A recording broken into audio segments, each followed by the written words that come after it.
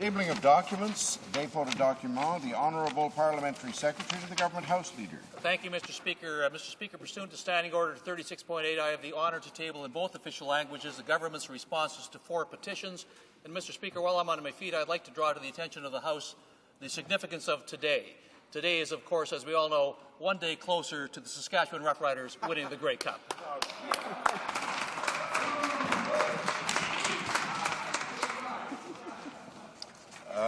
Dépôt de documents. Tabling of documents. The Honourable Member for Papineau. Mr. Speaker, pursuant to Standing Order 34.1, I have the honour of presenting to the House, in both official languages, the report of the Canadian delegation to the Francophonie Assembly regarding its participation in the APF held in Libreville, Gabon in July 2007.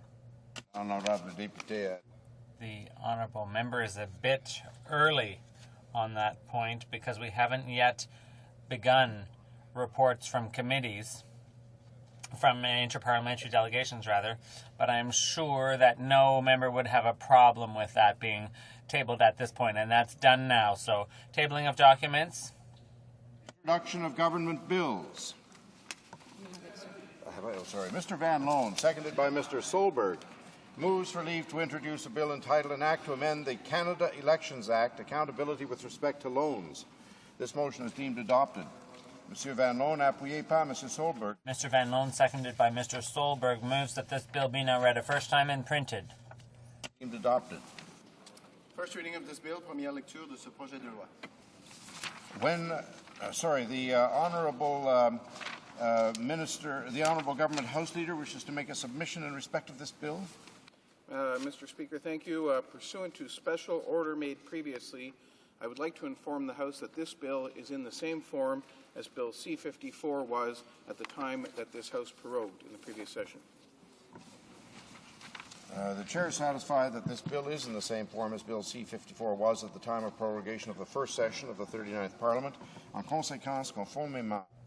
Accordingly, pursuant to special order, the bill is deemed read a second time, studied by the Standing Committee on Procedure and House Affairs, and reported back with amendments.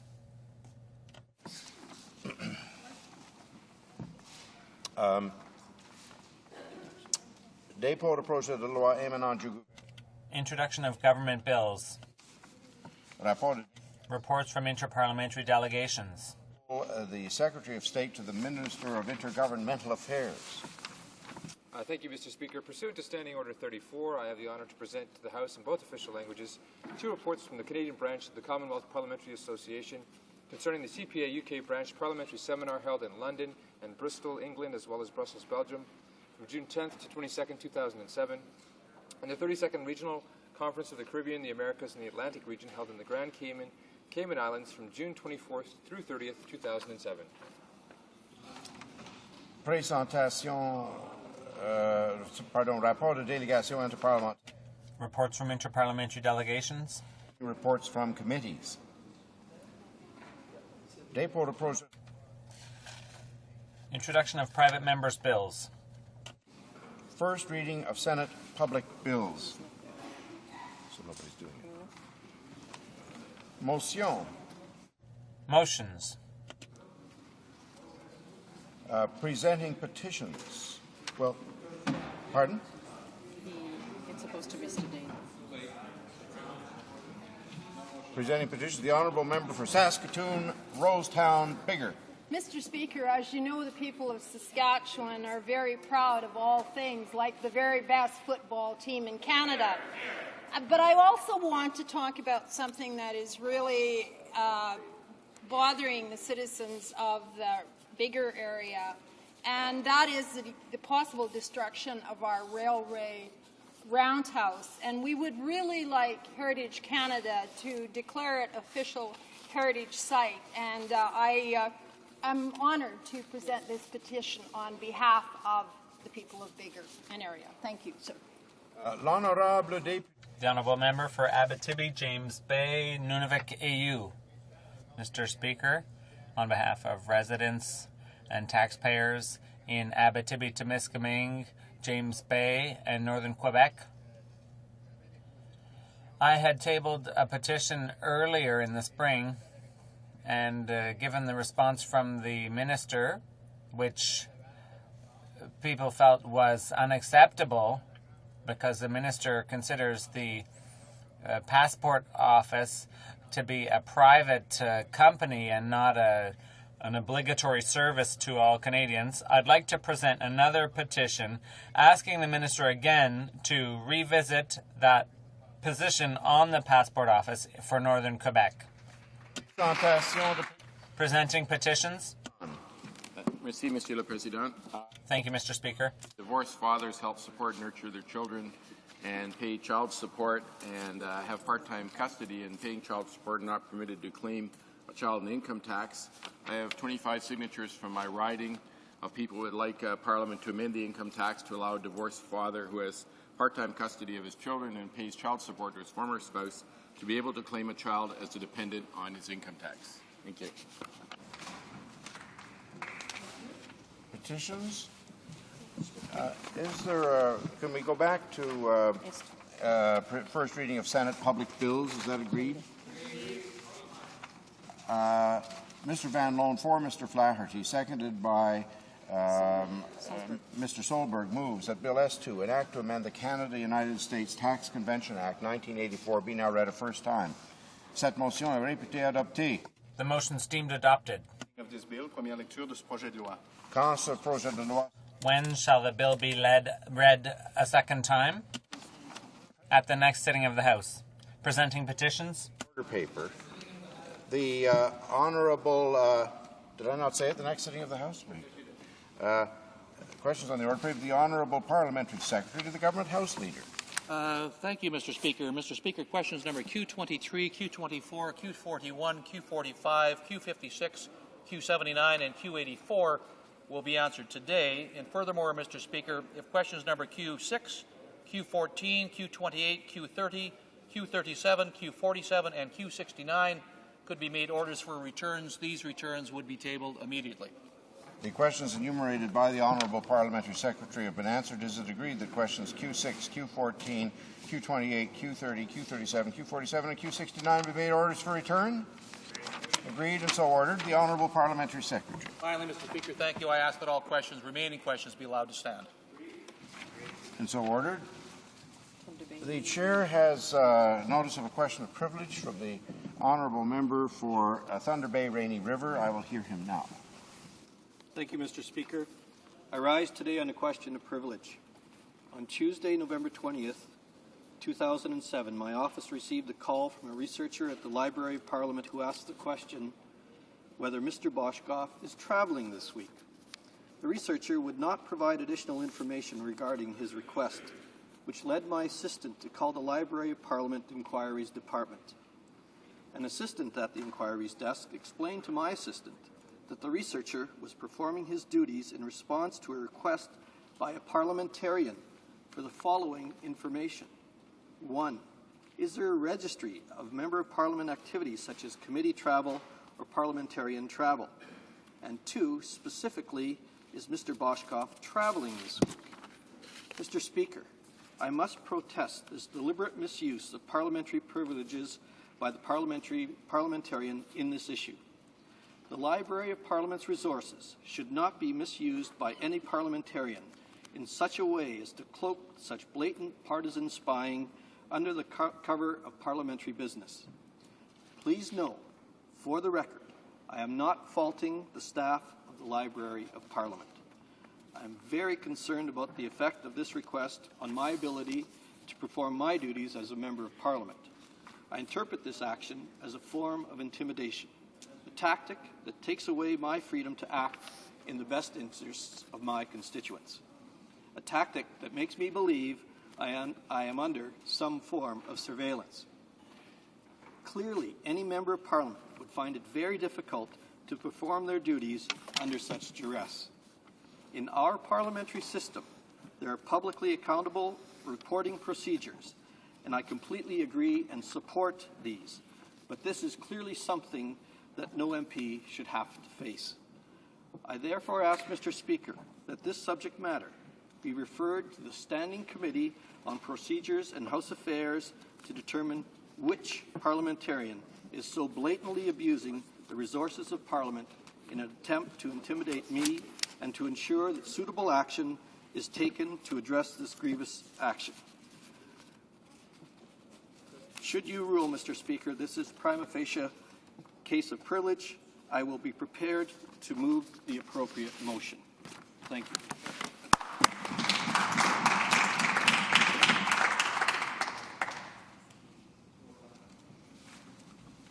Well, the Chair will examine the material submitted by the honourable member and get back to the House in due course.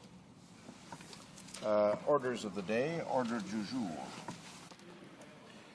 Orders of the day, government orders, government bills, commons. Please. Resuming debate at second reading of Bill C-25, an act to amend the Youth Criminal Justice Act.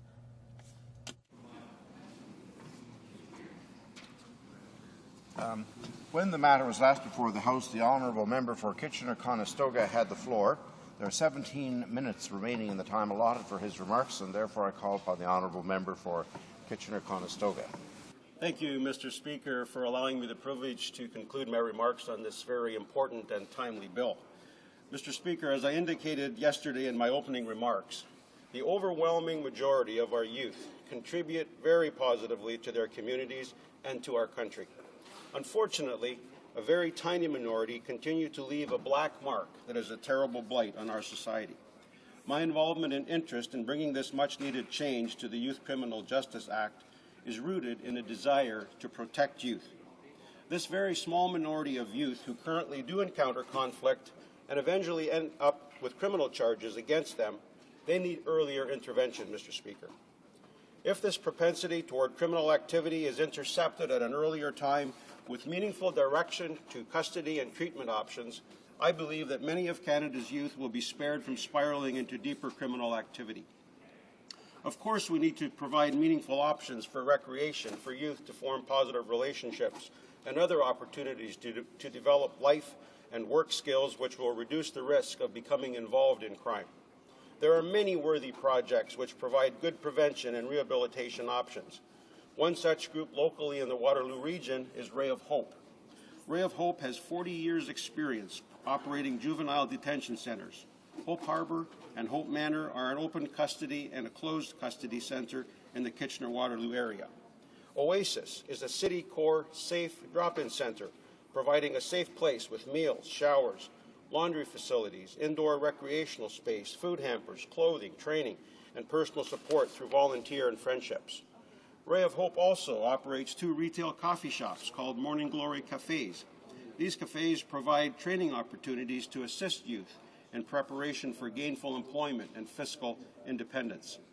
Ray of Hope goes on to state in its mission that it is reaching out to people of all ages and faiths who are marginalized in society, rendering guidance and assistance to people facing personal challenges as those caused by, but not limited to, such things as criminal behavior, addictive behavior, social ineptness, abuse, poverty, loneliness, and mental illness through establishing and maintaining safe places such as drop-in centres, incarceration facilities for youth in conflict with the law, treatment and training centres, vocational programs, and counselling support for reintegration with family and society. Mr. Speaker, the track record of Ray of Hope is a strong one, and it's programs like these that offer hope to youth who find themselves in conflict with the law or vulnerable to addictive behavior. Mr. Speaker, programs like this need our continued support and investment, and our government is delivering. Proactive prevention action will spare the unneeded waste of many valuable lives in criminal activity and, in fact, may also spare grief to families who have been victimized by crime. After being elected to represent the people of Kitchener-Conestoga, one of the early constituent calls I received was from a family member of a young man from Kitchener. He told me about 14-year-old Dustin, who was known among his friends and family as a comedian and an entertainer. He loved the outdoors and was gifted at drawing and athletics. Dustin possessed all the dreams, hopes, and ambitions of a boy his age. On March 13, 2006, those dreams, hopes, and ambitions ended suddenly, tragically, and irrevocably when he was murdered by a young offender.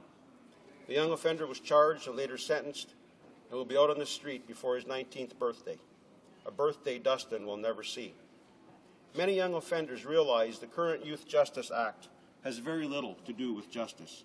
They continue their criminal activities, fully aware that they will also continue to enjoy their freedom. In fact, Mr. Speaker, I remember all too well the day that a young man sat in my office and told me that it was a well-accepted fact among his peers that older youth took advantage of the leniency of the Youth Criminal Justice Act and actually farmed out the dangerous drug deals and the like to youth who fall under the jurisdiction of the Youth Criminal Justice Act. Mr. Speaker, Canadians deserve better than this. Those of us in this chamber who have been elected to represent the citizens of Canada, we owe it to the countless victims of crime to ensure that young offenders who commit serious crimes are held accountable to their communities and to their victims. Meaningful consequences will hold young offenders accountable for serious crimes. We must work to instill in our youth a sense of responsibility for their delinquent actions and criminal behavior. Along with this, we need to give them better opportunity for rehabilitation so they do not reoffend. When Dustin's relative called me, he was not looking for revenge. He was not angry. He just desperately wanted to know how we could keep what happened to Dustin from happening to others. His hope and mine is that we can protect our citizens from becoming victims of youth crime and prevent other young people from perpetrating violent crimes. Mr. Speaker, just yesterday I received an email from Dustin's mother, and this family has already raised over $10,000 to help local programs in the Waterloo region. So clearly their hope is that other youth can be helped through early intervention. And this government has begun that process of intervention by providing over $20 million for communities to help prevent youth crime, with a focus on gangs, guns, drugs, and youth at risk. Mr. Speaker, not only has this commitment been made in our budget, but many communities in Canada have already benefited from specific investments to groups that are working on the ground in prevention and rehabilitation initiatives. Mr. Speaker, there is one key element that is missing from our current approach to youth crime, and that is the matter of deterrence. We need to denounce this behavior, and in order to deter these and other youth from entering a life of crime. When youth of today understand that there are no meaningful consequences to negative actions, they continue blindly down a path of self-destructive behavior until far too often it is too late. When one or two youth turn to violence, too often the youth around them are intimidated and have no alternative but to also turn to weapons for protection. Mr. Speaker, a firm message needs to be delivered indicating that society will not accept this violent behavior. If violence is denounced as quickly as it occurs and meaningful sentences are given, there will be a resultant deterrent effect. There are two key principles in this bill. One is to change the pretrial detention provision, and the other is to allow judges to impose sentences with the objective of deterring and denouncing serious offenses. Deterrence as a principle of sentencing involves a sanction with the objective of discouraging the offender and others from engaging in criminal conduct. Denunciation refers to society's condemnation of the offense, sending a firm message that this criminal behavior is unacceptable. There's a tremendous need to instill a sense of responsibility in young offenders for their behavior and to give young people better opportunities for rehabilitation. Dustin's family created an online petition on the subject of the current Youth Criminal Justice Act and the need for reform. That petition, Mr. Speaker, currently has almost 12,000 signatures on it. The message is clear. The current legislation needs to be fixed. I would like to quote from just a few of the comments from thousands received. Comments from youth workers, from law and criminal justice majors, and teens just like Dustin. Here's the first comment. I'm 14 myself, and I think that anyone my age is responsible for what they do. Murderers are murderers, whether they're 14 or 40. They know what they did. They knew it was wrong, and they chose to do it anyways. They need to be punished for what they did. Another comment. The law today teaches youth to live life without consequences. It is an absolute insult to victims and their families. A further comment. Enough is enough. We're not a simple society anymore, and these kids know right from wrong. Is there any deterrent where there is either no punishment or just a slap on the wrist? Please, lawmakers, it's time to give the law-abiding youths their rights and stop protecting criminals. And a parent wrote, "My son is currently a victim of a young offender, and it seems as though the offender has more rights than the victim. Something has to change." Another comment, "As a teen, I see too many violent offenses like this that are not taken seriously enough. Acts of violence are becoming too common. I want laws like this one to be changed so I can finally feel safe in my school and my community." And Mr. Speaker, the final comment from these that I would like to share this morning. I am a criminal justice major at Nipissing University in North Bay. I also graduated as a correctional worker at Canadore College. I have studied the YCGA at great lengths and heard both sides of why it's good to have things the way they are and why it's bad. As a parent of 4 kids, I understand the need to strengthen the accountability that young persons face after committing a violent criminal act. It's my opinion that in these cases of violent offense, and in this case a fatal offense, regardless of the age of the parties responsible, they need to be held accountable for what they did. Dustin's family and society need justice for this crime. We also need to give trained professionals the opportunity to intervene at this point in the offenders' lives. Currently, the punishment for the crimes doesn't match the act. It isn't acting as the deterrent it should, nor is it providing the justice to families of the victims or to society as a whole. My condolences to Dustin's family.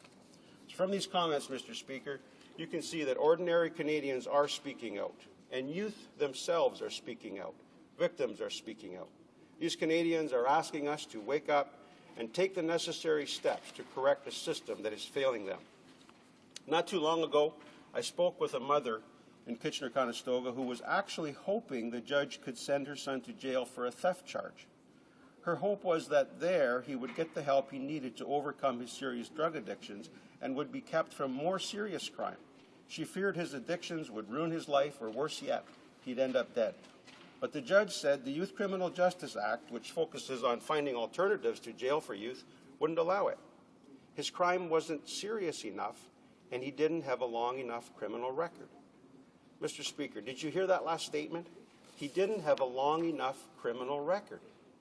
When he appeared again in court several months later, he was restrained in a straitjacket due to drug-induced psychosis. At this point, his record was finally long enough to merit addiction treatment.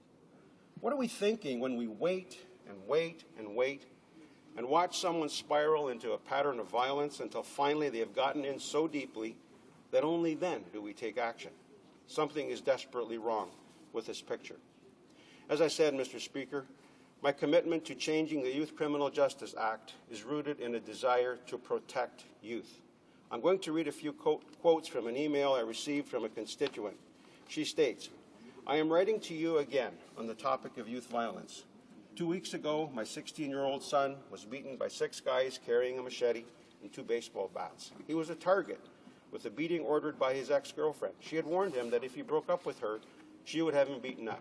He was walking with a friend and soon realized what was about to happen. He and his friend ran in different directions. My son was unarmed, had no one to help him there, and no one to call for help. They terrorized him with a machete, then proceeded to hit him with the bat, kick him, punch him several times. He ended up in the emergency ward with a fractured elbow, injured jaw, black eye, concussion, and several contusions and scrapes. I urged him to talk to the police, but he was told that if he contacted anyone, they would beat on his brother twice as bad. So he fears for his brother and remains silent. In addition to this, my other son encountered an attack just a week earlier. He was walking the path behind a local mall, heading to a friend's house while listening to his iPod. 4 guys from another school jumped on him to steal his iPod. They pounded on his head repeatedly and laughed at him. He fears more violence if police are involved. 2 years earlier, my other son was beaten up for his cell phone and endured a fractured jaw. My son is a good kid. He plays on the rugby team, football team, participates in track and field. He's clean-cut, respectful to his peers and teachers at school, has never smoked, done drugs, etc. He likes being a healthy athlete and is often ridiculed for his ethics. Regardless, he is a good kid and didn't deserve to experience this. It robbed him of something that can't be put back, and I'm not referring to the iPod. Mr. Speaker, this parent continues, something has to be done to urge these kids to speak out. More and more teens are turning to weapons as they can't help but feel the need to protect themselves. There are more weapons than the school cares to admit or realize. As a parent envisioning the beatings that took place, it causes me a great deal of pain, hurt, and anger. My kids are not gang members, yet my younger son feels a slight draw to join a gang. He stated that if he'd been in a gang, it would have all been taken care of. Violence leading to more violence. She continues, I share this with you because I know you have a voice. I know you can share these stories with others that have the power to make changes. Mr. Speaker, the members of this House all have the power to make changes, and it's our responsibility to do so. This power has been entrusted to us by the citizens we represent, and it is a responsibility that I take very seriously as the lives of our youth hang in the balance. I would encourage each of us to consider that trust and to do everything within the power that we have to protect Canada's youth. I would appeal to my colleagues on both sides of the House to support this important legislation for the youth at risk, for the families of the victims, and for Dustin. Thank you, Mr. Speaker. Questions and comments. The Honourable Member for Esquimalt-Juan-de-Fuca. Thank you very much, Mr. Speaker, and I listened with interest to the member's speech. There's no question that there is a knob of youth criminals who are a constant source of terror and certainly aggravation to the police forces, and they have to be dealt with in much sterner terms. However, Mr. Speaker, the bill and legislation that the government is putting forth are going to have wide-ranging implications and, in fact, are going to make our streets less safe. And I want to ask the member a couple of questions. By taking the low-level dealers in terms of drugs and putting them in prison, those low-level dealers are, in fact, users themselves, and their addiction is driving their dealing. The place where we should be putting a lot more emphasis on are the organized crime gangs that are parasitizing off people's addictions. Secondly, does the member know that 60% of the people in jail have fetal alcohol syndrome or fetal alcohol effects? The average IQ of somebody with FAS and FAE is 78. They have enormous difficulties in terms of learning. These kids fall through the cracks. Teachers are unable to handle them, and many of them go into a life of crime. Lastly, I want to ask the member, why has government killed the early learning program when the Head Start program reduces youth crime 60% and is the most effective preventative tool to reducing youth crime? The Honourable Member for Kitchener-Conestoga. Well, thank you, Mr. Speaker. I haven't been in this House that long, but in the time I've been here, I've heard this opposition member refer to this 60% reduction through early start programs. And I can only assume, Mr. Speaker, that he's referring to the Ypsilanti study that was done, which showed this dramatic drop in crime. But, Mr. Speaker, if we were to look at all of the facts surrounding that study, it becomes very clear that it would be totally impossible for us to replicate the conditions within that study. Now, as a former medical practitioner, I'm sure he's aware that many of the research studies that are done they have a certain control over the methodology within that study. And it's been shown that it would be impossible for us to replicate the kind of small class sizes that were indicated in that study. And also, they haven't followed those kids for the long term. So to quote the 60%, Mr. Speaker, I think is somewhat misleading.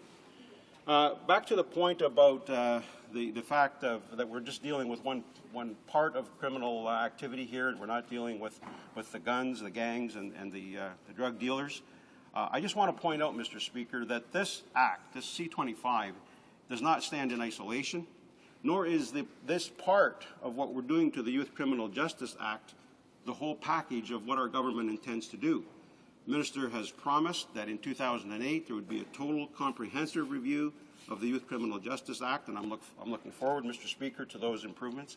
But in addition to that, all of us here in this House just recently have seen the committee pass the bill to tackle violent crime, and Canadians have been asking for this for some time. Certainly in my community, I've heard from hundreds, if not thousands, of constituents who are applauding these measures to get on with the protecting of our youth especially, but all of the Canadian citizens. And I just urge our opposition colleagues, let's get on with this and do what Canadians have been asking for a long time. Thank you, Mr. Questions and comments. The Honourable Member for Davenport. Thank you, Mr. Speaker, and I thank my colleague for his remark as well. The purpose of the legislation, as he was outlining, was basically to have young people accountable and a meaningful consequences for their actions. And the legislation adds the issues of deterrence and denunciation to the sentencing principle that the courts must consider when determining a sentence for someone under the Youth Criminal Justice Act. However, and I should also mention, Mr. Speaker, that certainly in my city of Toronto, there has been a lot of issues dealing with youth and youth violence. But at the same time, we know as a society that that this act is only one small part of the equation. There's many other issues at play. And certainly my other honourable colleagues in this House have talked about the issues of marginalized youth, of racism, of youth who have lost all hope in our society. Yet there's no programs, there's no assistance there for them as well. So I find it very, it is an incomplete package when we cannot, as a society, as legislators, deal with these very complex issues in a meaningful way, because just acting tough on crime will not reduce crime, as we have seen it in many ways in the United States, for example. Member for Kitchener-Conestoga. Well, thank you, Mr. Speaker. I want to thank my colleague for his question there. But he referred to the fact that this is not a complete package. And maybe he slipped into the speech while I was partway through it, but I was very clear in the early part of my comments, Mr. Speaker, that restorative justice, rehabilitation programs, prevention programs are a big part of the equation. But even people who work in those parts of treatment facilities and so on, they will admit to us that these restorative programs, rehabilitation programs, are not universally successful. And so I'm not suggesting, and nor is our government suggesting, that all we do is these two measures. These are part of what we're already doing, and I mentioned the number of announcements we've made, the $22 million that we invested in prevention and rehabilitation programs. So, Mr. Speaker, I think it's important, it's very important, that we do not polarize this issue and suggest that all we're doing is being tough on crime. We are not suggesting locking people up and throwing away the key. We are saying let's get these people intercepted at an earlier point where their indicators are all there that these people are going to enter further levels of crime. If we can intercept them and avoid that further step into crime, Mr. Speaker, I think that's I hope that in this House, every single member is committed to protecting the youth of Canada. Comments, the Honourable Parliamentary Secretary to the Minister of Defence. Thank you very much, Mr. Speaker, and I don't think there's probably a member in the House whose constituents haven't raised concern about this. I know justice is the area of most concern to my constituents, and within that, youth criminal justice is the most important part of that. Before I get to my colleague from Kitchener-Conestoga, I want to point out to the colleague from Esquimalt 1 to Fuca that every low-level drug dealer, of course, dreams of becoming a high-level drug dealer. But I'd just like to highlight two cases in my own riding. On Sunday, I'm going to be officiating at a soccer game in memory of a young man named Evan who was cut down on his birthday by youth criminals.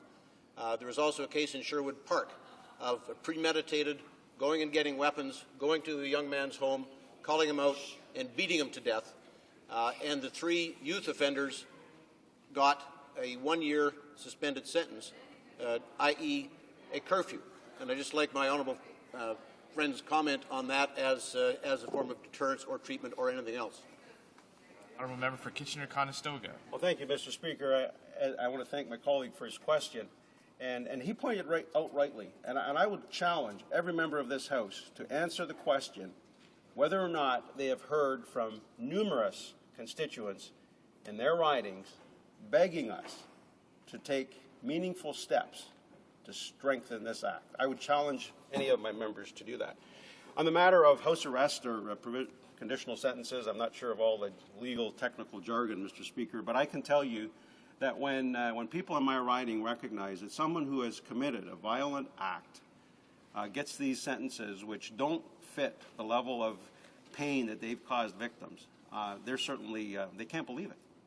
And Mr. Speaker, I want to point out again, we are not talking about revenge.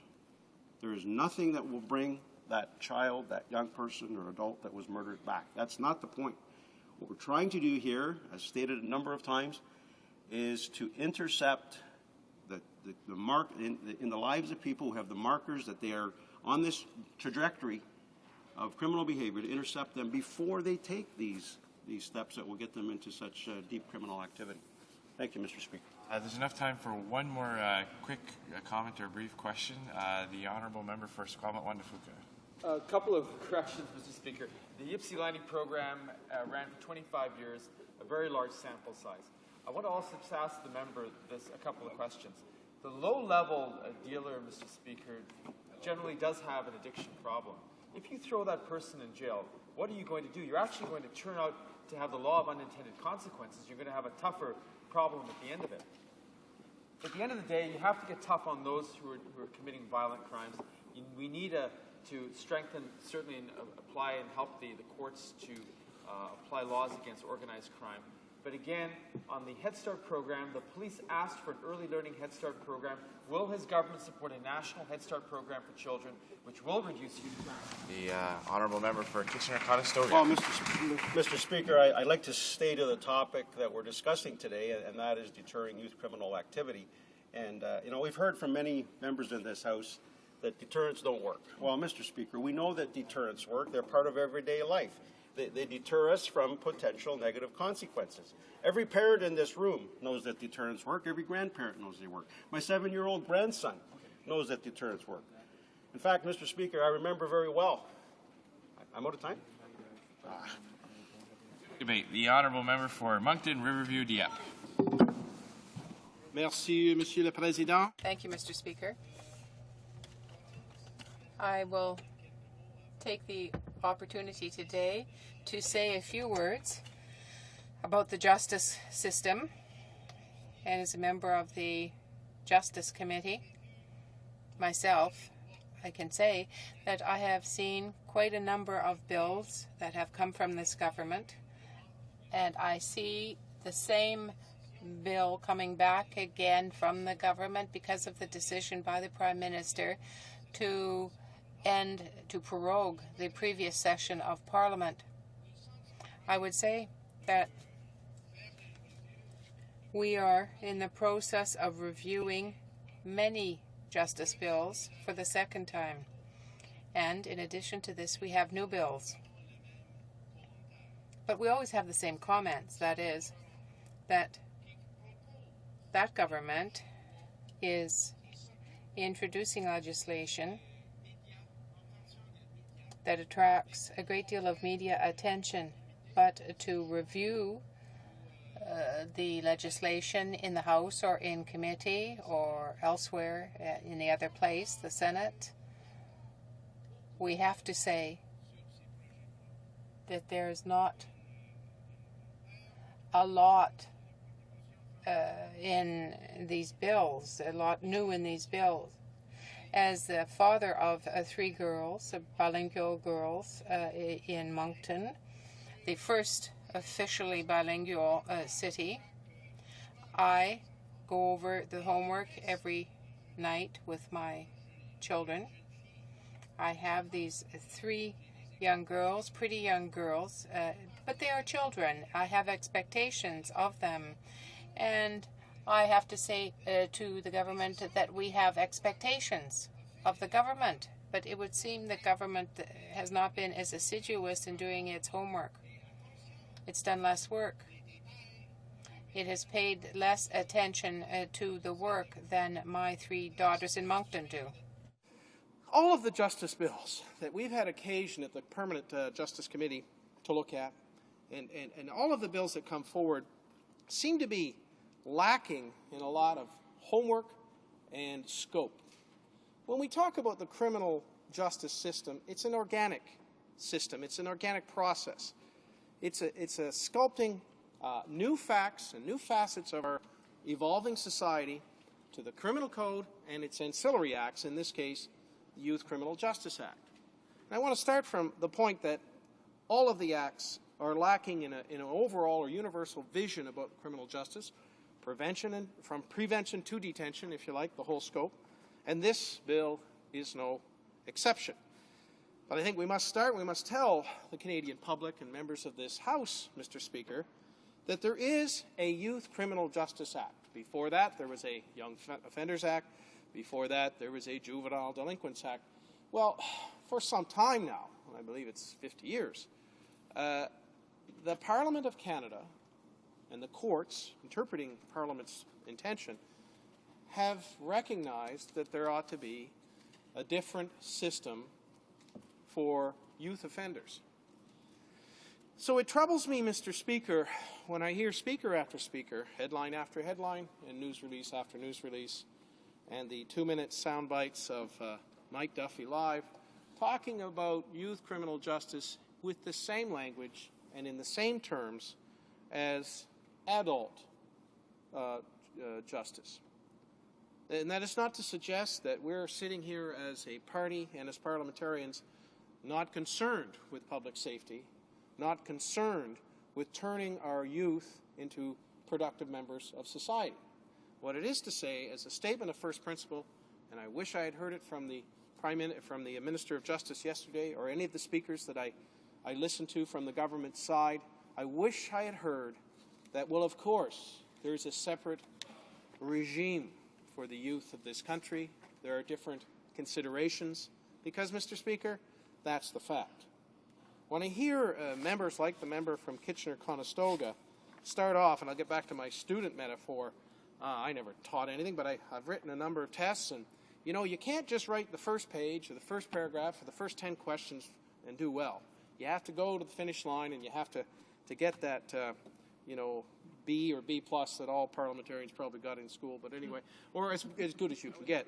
It seems, however, that this government and its speakers strive for the peaks of mediocrity and try to get that C or C minus.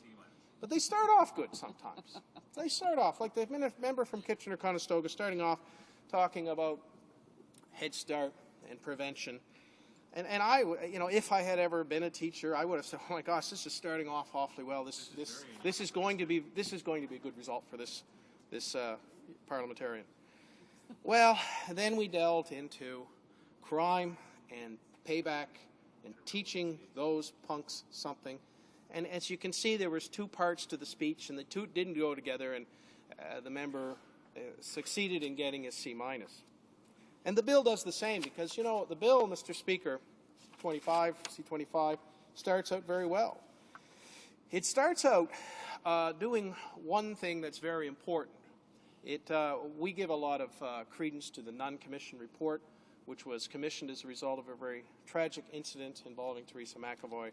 Not that far from where I live, Mr. Speaker, but, it's not a maritime thing. It was a national thing, and the recommendations from the Nunn Commission, an eminent jurist, Merlin Nunn, should be the starting point, I think, for our thought about what we're going to do with this separate regime for youth criminals in the Justice Act, that is. We have to start, however, with a recognition, and it should be the first principle, that there is a different regime, and importing holus bolus, the whole adult regime, to the youth regime means that we might as well get rid of the Youth Criminal Justice Act. And I'll get to that when we talk about the second part of the bill. But I commend the Minister of Justice, and I commend the speakers who spoke in favor of the first part of this C-25, that is Section 2 in particular, and Section 3. And I won't belabor it. If we're in agreement, why? Well, perhaps we should have a happy moment and say that almost parties are in agreement with this bill. We have a happy moment where one of the many recommendations of the Nunn report was followed by this government. It's a complaint of prosecutors across this country. It's a complaint from parents across this community. It's a complaint from victims across this community. And we stand on all fours in accepting that the revolving door that is in effect for young offenders who offend while on an order to return to the court for a trial or sentencing is unacceptable. It's one of the major flaws in the Youth Criminal Justice Act as promulgated. And this is progress.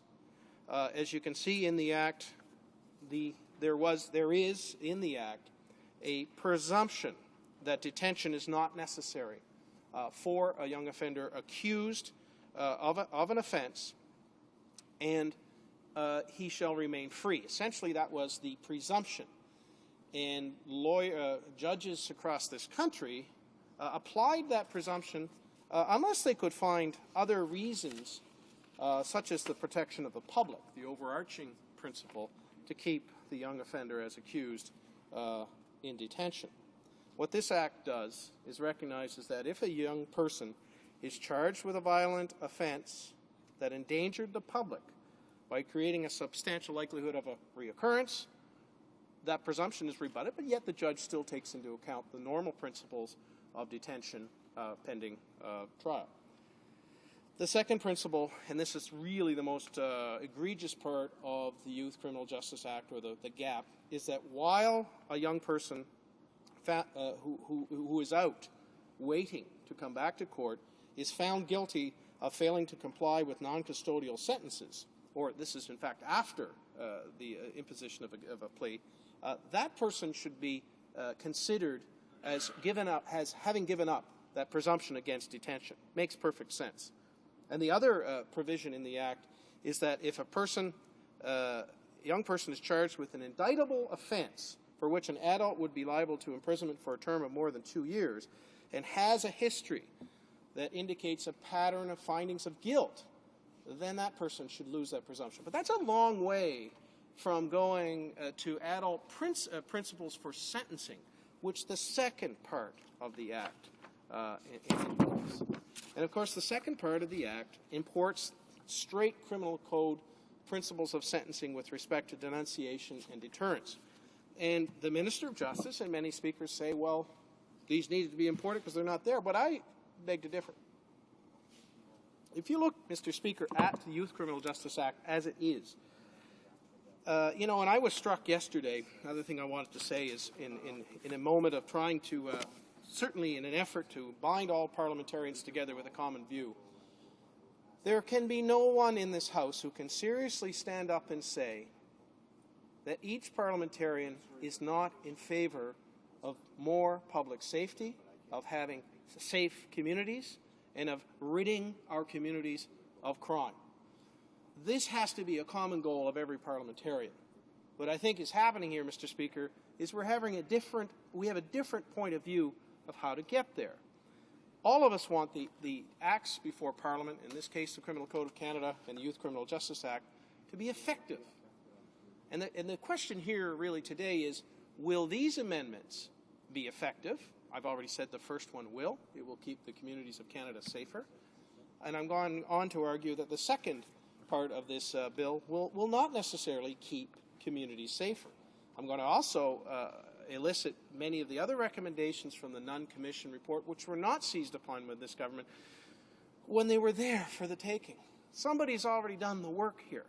Somebody's already reacted to an outlandish, shocking of the public example of how small changes to the Youth Criminal Justice Act could be efficacious to make society safer, and that was the Nunn Commission. He made many recommendations, yet only one of those recommendations was seized upon by this government. Now, it's not like they didn't have enough ink or enough paper. I mean, this is a very short act. It's designed, I submit, to have newscasts and media stories that say that we're tough on crime and we're importing concepts of unlawful conduct and deterrence and we're going to get tough. But really, the first part of this act will do so much more to make communities safer than the second part at all. And there are so many other recommendations in the Nunn Commission report that would have made our communities immediately safer and would not have had any opposition from this side, yet the government chose not to seize upon them. It's remarkable. It's either a hurried attempt to get another headline, or it's a deliberate attempt to draw out in a piecemeal fashion their law and order agenda with multiple bills, each bill a new headline, each bill one little step forward in their view towards making our community safer. But I might admit that, or I might suggest that it's almost willful conduct preventing the distribution of the tools that the justice enforcement people need, prosecutors in particular, or it might just be sheer negligence and not knowing what they were doing. But, I have to comment on some of the remarks that I consider that were made by a person who I consider a dean of the issue of public safety. And I virtually never agree with this dean of the House with respect to how to get there, but I have no doubt that that dean, the member from Wild Rose, wants to get there and has made a parliamentary career out of wanting to get there. He talks incessantly against lawyers, and we all have thick skins, and we can take that, as the small legal community in the House of Commons knows every day. It's not popular to be a lawyer. But I want to tell everybody in this House, it's not always popular to be a politician too, so there you go. Being both makes me sort of a victim in a way. Seriously, the member from Wild Rose talks about lawyers, they talk legalese. Well, unfortunately, we're making laws here. If we were making pizzas, I'd talk about dough. Unfortunately, we're making laws, so I've got to talk about legalese. It's kind of the way it goes, with all due respect to the member from Wild Rose. The second point that he brings up is that there's no mention of victims. And I hear that a lot from the other side. We hear it at committee. And of course, victims are what we as parliamentarians, frankly, are all about. Under this 25th year anniversary of the Charter of Rights and Freedoms, we respect individual rights and liberties. We respect the legal rights against false detention and the right to have counsel, all those legal rights for people accused. Those are foundation elements. But the overall, people should realize this, is that the overall arching concern of the Charter of Rights in Section 1 is to protect the public. And the funny thing is, if you look at every act of Parliament, you'll find that the public safety aspect is primordial. And that's no exception in the Youth Criminal Justice Act. It says, whereas communities, families, parents, and others concerned with the development of young persons should, through multidisciplinary approaches, take reasonable steps to prevent youth crime by addressing underlying causes, to respond to the needs of young persons and to provide guidance, this act should be enacted. It says also that whereas Canadian society should have a youth criminal justice system that commands respect, takes into account the interests of victims, and fosters responsibility and more accountability in our youth. These sentiments are already in the Youth Criminal Justice Act. And judges read these acts, and they take from the preamble and the Declaration of Principles in Section 3 what the act in fact means. And in fact, in Section 3, sub C, within the limits of fair and proportionate accountability, the measures taken, that is the sentences or the detention aspects or the immediate alternate measures meted out by a court, should take into account measures taken against young persons who commit offenses should reinforce respect for societal values, encourage the repair of harm done, and be meaningful to the individual. It seems to me, Mr. Speaker, then, and later on in sub D, it says victims should be treated with courtesy, compassion, and respect for their dignity and privacy. In sub 4, victims should be provided with information about the proceedings and given an opportunity to participate and be heard. It strikes me, Mr. Speaker, that without putting the exact words of denunciation and deterrence in this act, we have as guiding principles for justices the protection of the public and at least a code for victims' rights when it comes to aspects of youth criminal justice. I want to suggest, Mr. Speaker, that the Nunn Commission report puts out a few very easy recommendations that this government could have adopted without opposition from this side. And principally, it's very important because we hear this about public safety and the protection of the public and consideration for victims. Justice Nunn, in his considerations, felt it was a bit short-sighted for the Act to talk about the long-term protection of the public set out in these principles in Section 3. By inference, a judge would say that does not involve the short-term protection of the public. Some of these rebuttable presumptions on detention, which will be tempered by the first part of this Act, speak to that. But more specifically, and to be clear, so that there's no misread between Section 3's principles and the first part of this Act as amended, the government should have picked up, and I will be curious to see if it would be within the scope of the bill on amendment at committee, if whether a new phrase in Section 3, the principles, could be added, which would go something like this. have the declaration in principle in Section 3, this is from the Nunn Report, of the Youth Criminal Justice Act, to add a clause indicating that protection of the public is one of the primary goals of the Act. And it certainly should just say protection of the public. Perhaps for greater certainty, it should say long-term and short-term. But if you say protection of the public, I suggest, presume that this means all the time.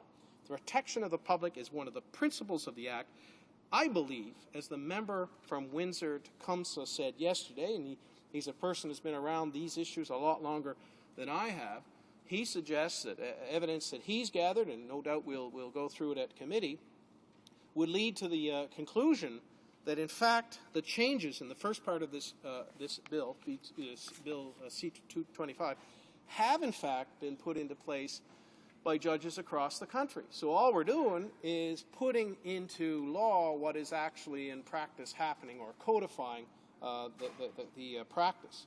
And that may be a good thing, but it does make you wonder, Mr. Speaker, why the government maybe they didn't read all of the Nunn Commission. Maybe in a cooperative effort, when we take this matter to committee, if the scope of this bill is to make society safer, maybe the government will be open to amendments, including that recommendation and many others from the Nunn Commission, to make this a better law.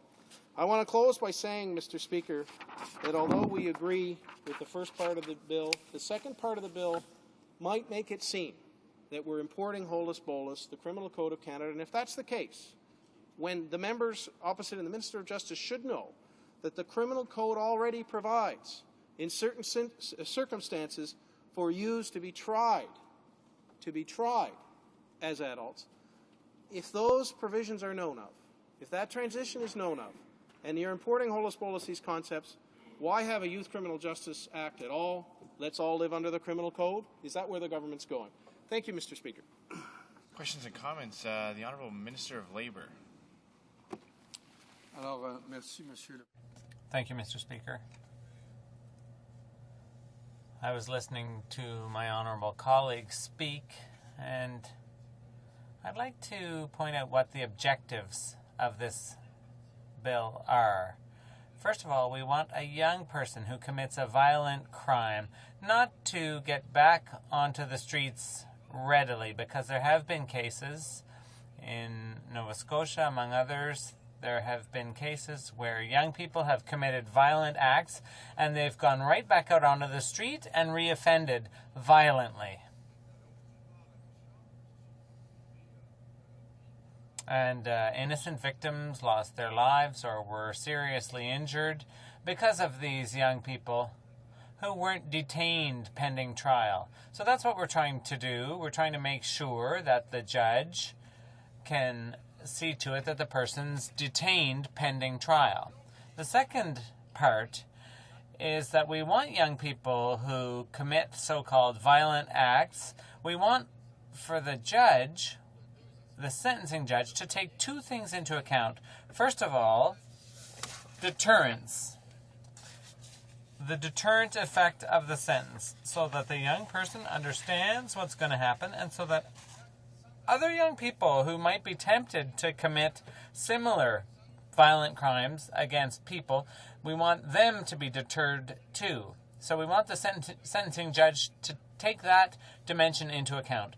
The second part is for the sentence to have a denunciation effect. We want to show that society disapproves of what the young person has done. So in future sentencing decisions, we want the judge to take those two elements into account to protect our seniors and to protect society in general. Mr. Speaker, I'd point out that you must have seen, we see this in the news, young people who do things on buses, violent things to people that are completely unrelated to them. So that's the objective of our bill. Merci, Monsieur le Président. Thank you, Mr. Speaker.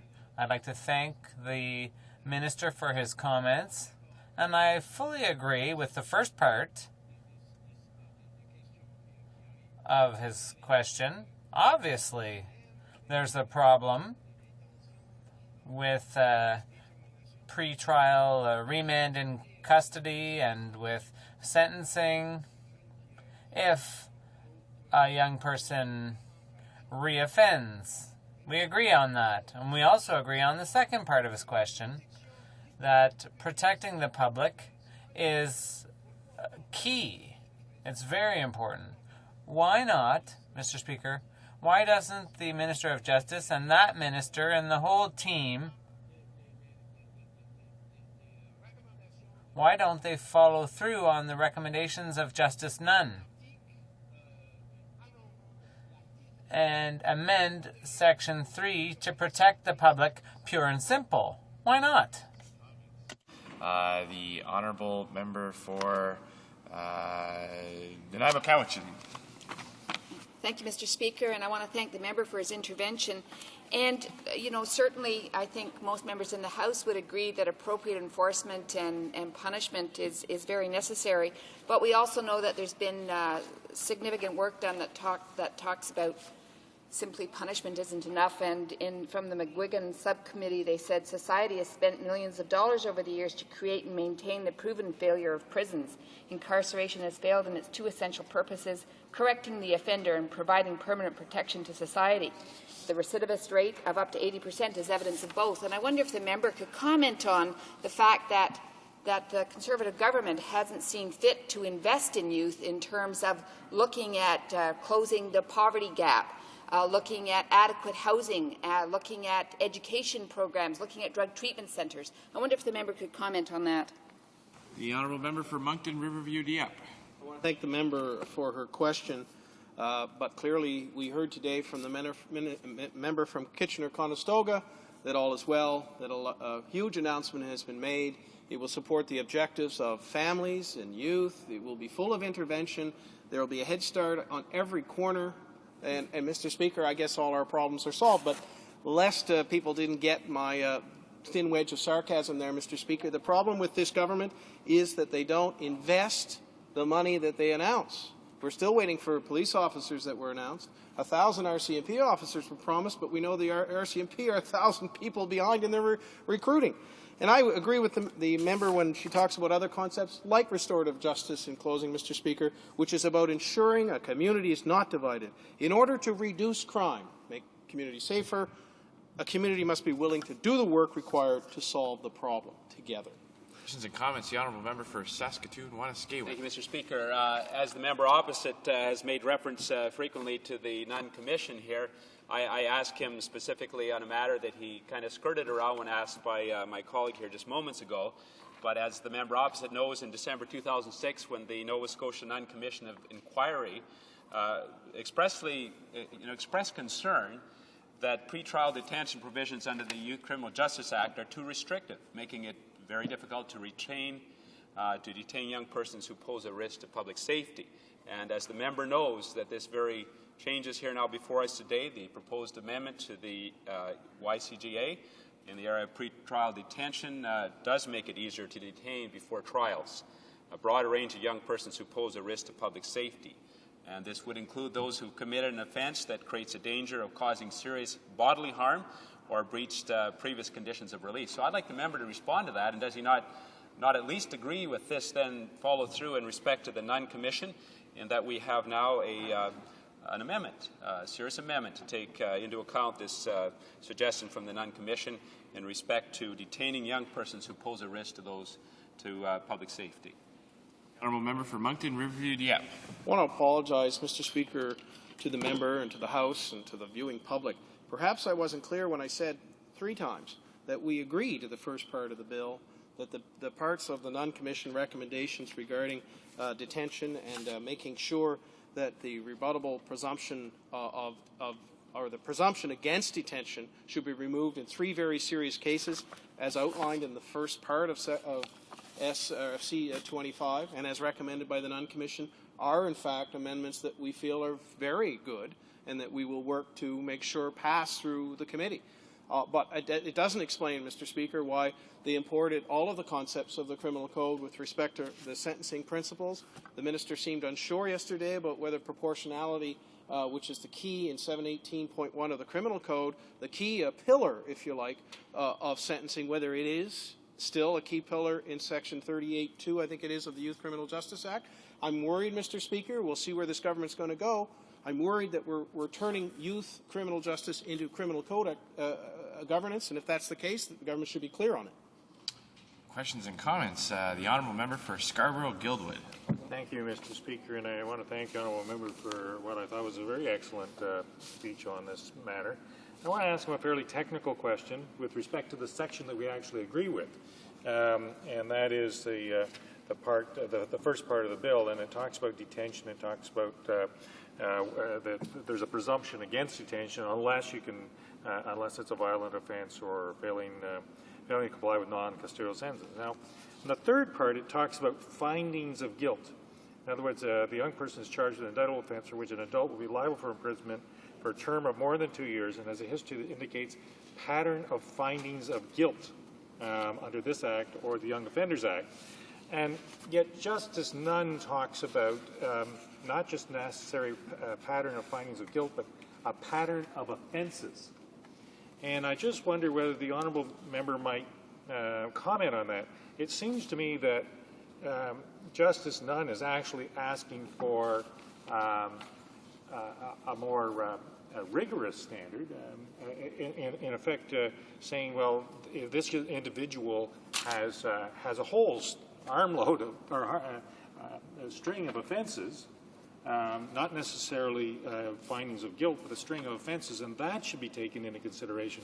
So I'd be interested in the Honourable Member's comments on whether that is whether there's some significant difference between those two concepts, and if so, whether that should be subject to potential amendment. There's about 35 seconds left for the Honourable Member for Moncton Riverview. Yeah. That's good, Mr. Speaker, because that was the hardest question. You don't often expect the most difficult question from your own side, but it was an excellent question nonetheless. And Justice Nunn made it very clear that patterns of finding of guilt might catch people, young offenders, on a rapid crime spree, and better wording might be, in fact, a pattern, or it's here, a pattern of offences, or similar wording, which might be better. But I do think that that's something that can be fixed at committee. It's wholly within the scope of the bill, and I thank the member for his comments. Certainly will take his comments to committee and work on them there. Thank you, Mr. Speaker. Debate. Reprise du débat. Resuming debate. For Edmonton, Millwoods, Beaumont. Well, thank you, Mr. Speaker. To start, I'd like to, if I could, recognize some families from the Edmonton area who have banded together on this important area of youth justice. The families of Dylan McGillis, Shane Ralston, Nina Cordopat, and Josh Hunt, all of whom lost their lives as a result of the actions of other youth in the last couple of years. These families, they're part of a club that none of us would ever want to be a part of. Yet because of the way that they've chosen to respond, it's the most important club that they could ever be a part of. You can't listen to these parents' stories without feeling compelled to act. Because of the tireless efforts that they've made and the efforts of other parents across the country, Canadians are paying much more attention to this issue of youth justice. You can't also listen to these parents without feeling compelled to make sure you say an extra "I love you" to your own kids before they go to bed at night. To these families, and on behalf of all Canadian parents, I want to say thank you for not hiding your pain. Thank you for stepping out of your comfort zones and for using your grief not as a weapon, but as a motivation to ensure that other parents don't have to go through what you're going through. Mr. Speaker, for almost 100 years, Canada has provided separate laws and procedures applicable to youth who commit crimes. The crimes themselves range from ill-conceived pranks to acts of incomprehensible violence. The alleged offender can be the child next door or a nearly adult gun-carrying gang member with a significant criminal record. The law must provide a wide range of responses to be able to adequately hold them all appropriately accountable for the offenses they commit. The sentences must be consistent with their degree of responsibility and, more importantly, in a manner that protects the public. Since the Youth Criminal Justice Act came into force almost 5 years ago, there's been a steady decline in the number of young people charged with offenses and winding up in custody. Some argue that the de-incarceration of youth has gone too far. Some believe that youth who pose a threat to the public are not ending up behind bars when they should, and therefore more must be done to ensure that violent young offenders receive custodial sentences. This government is committed to protecting communities and tackling crime committed by adolescents. In the October 16, 2007 speech from the throne, strong leadership of Better Canada, our government vowed to strengthen the Youth Criminal Justice Act to ensure that young offenders committing serious crimes are held accountable. Bill C-25, before us today, begins the promised strengthening of our youth justice laws. This bill focuses on deterrence, denunciation, and detention. Those of you familiar with sentencing principles for adults know that denunciation and deterrence are sentencing principles contained in the criminal code. It's important that society's degree of abhorrence for an offense be reflected in the severity of the penalty so that the offender's conduct is denounced. Moreover, we want the penalty to send a message of deterrence to the offender and to others. The quantum of the sentence should signal to the offender that he ought not commit further offenses. This is known as specific deterrence. The penalty should also signal to others that they ought not to commit such offenses. This is known as general deterrence. The Youth Criminal Justice Act, in its present form, does not include deterrence or denunciation among its sentencing principles. The Supreme Court of Canada recently confirmed that those principles should not be read into the Act, and this was an express choice made by parliamentarians. Our government is now asking Parliament to reconsider and to make these important sentencing principles apply to youth as well as adults. The Minister of Justice has just confirmed today in this House that Attorneys General from across this country support these amendments. I believe that these sentencing provisions will encourage the public to have greater confidence in the youth justice system by allowing judges to apply fair and proportionate sentences that reflect these principles. This has been a part of this government's agenda for some time, and we're pleased to be supporting these proposed reforms to the sentencing principles. Another area of the Youth Criminal Justice Act requiring immediate amendment are provisions relating to pre-trial detention of those youth who pose a danger to the public. The Nunn Commission and others have raised concerns about the adequacy of the existing provisions to deal with potentially dangerous youth who may not have a serious record but are quote-unquote spinning out of control and may well cause harm to someone prior to their trials.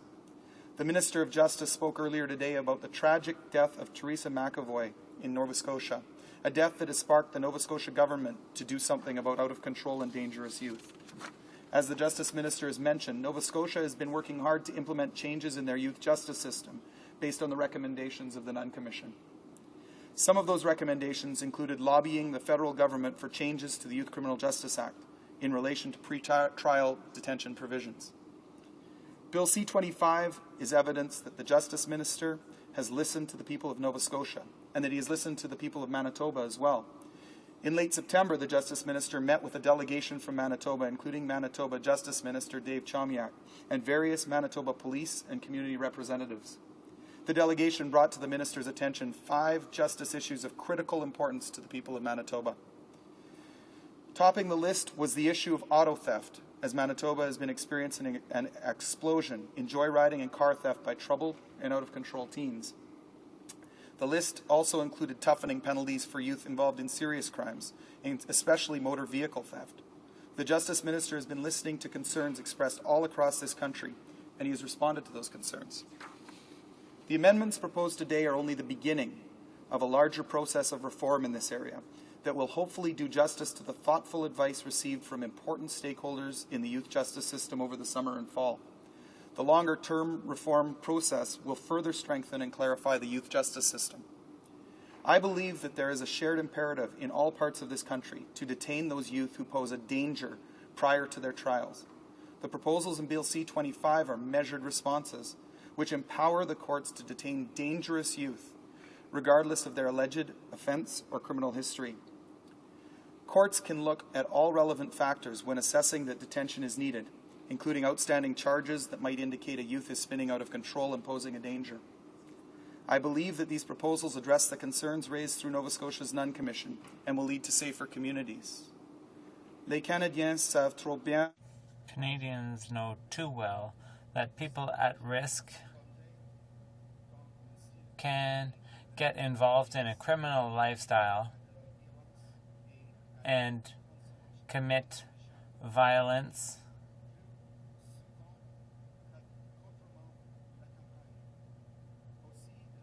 they also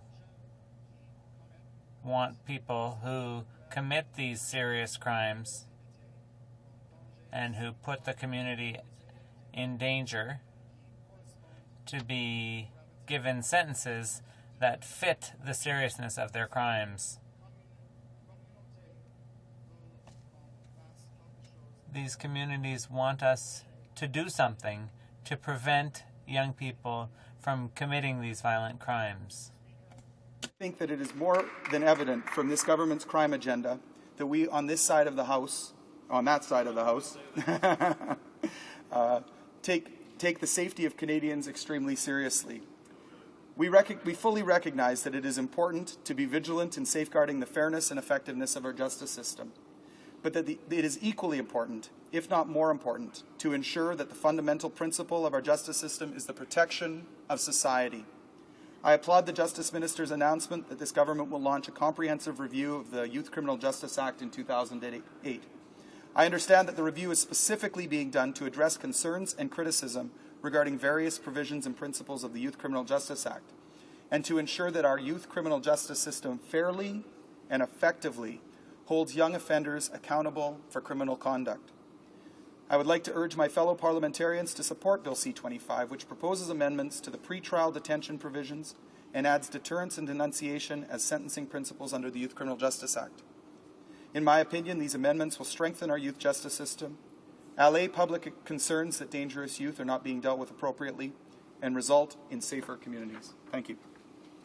Questions and comments, Kisses and commentary. The Honourable Member for Scarborough-Guildwood. Thank you. I appreciate that the Honourable Member was quoting favorably from the Nunn Commission, but he seems to want to pick and choose. And this is a fairly innocuous bill, the first section of which is generally agreed on by pretty well everyone, and the second one of which will have a little more controversy. But what I want to know from the Honourable Member is why his government, which prides itself on getting it done, doesn't actually take the comprehensive approach by Justice Nunn and actually incorporate these things into a bill. So recommendation 20 says, amend the declaration and principle in Section 3 of the Youth Criminal Justice Act to indicate that the protection of the public is one of the primary goals of the Act. So why doesn't this bill have that in it?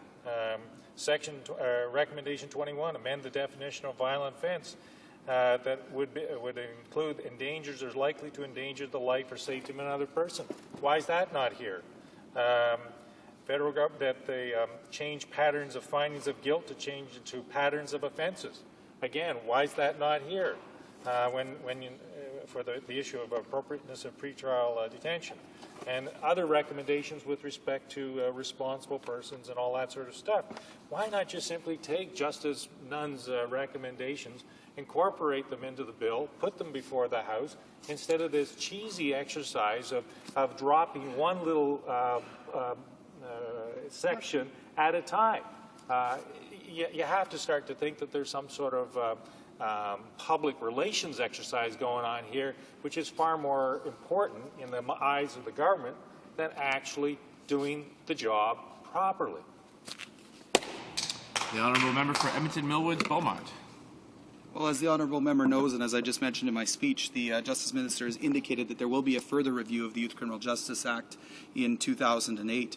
And in response to the comments and the comments of the Speaker previously, who talked about the fact that they like the stuff at the beginning of the bill, but they don't like the second part of the bill, I would speak to the fact that this bill is referring to young offenders who have committed serious and violent crimes, who are dangers to society. And I find it unacceptable. He talks about cheesy. I'd say what's cheesy is the Liberal attempt so far since the election in 2006 to consistently delay and obstruct virtually every piece of crime legislation that comes before the House. Questions and comments. The Honourable Member for Portage-Lynchburg. Thank you very much, Mr. Speaker, and I wanted to congratulate the member from Millwoods Beaumont for his speech and for his efforts in the French language as well. It deserves encouragement. I have to take exception, while I have the chance, to the reference by the member for Scarborough in using the phrase, doing the job properly. The previous government had 13 years to do the job properly here and stood quietly by while circumstances got worse and worse in respect of juvenile violent crime. And And lest the members of this House assume this is an urban problem exclusively, I represent chiefly a rural riding. My largest community is about 13,000 people. And I just concluded a couple of weeks ago a 50-town tour of my riding where we gathered and listened to the concerns of constituents across the length and breadth of the riding. And the reality is that the number one issue that concerned the people of that rural part of the country was crime. And it's almost unbelievable the degree to which it's changed the fabric of rural communities, not just in my riding, but from talking to other members of representing rural ridings, their ridings as well. People who really felt that the number one attribute of their riding was safety, and who rarely lock their doors, do now. They're buying security systems, and a lot of them are telling me they're living in fear. And we had events this past summer, including a couple of murders, one gang-related, one not. We had the case of a high-speed a driver, a 13-year-old female driver with a couple of friends who, in a stolen vehicle, riding into the center of Portage-la Prairie, losing control of the vehicle on a Sunday morning, crashing into a family going to church, and 4 people seriously injured in, of course, the non-offending vehicle.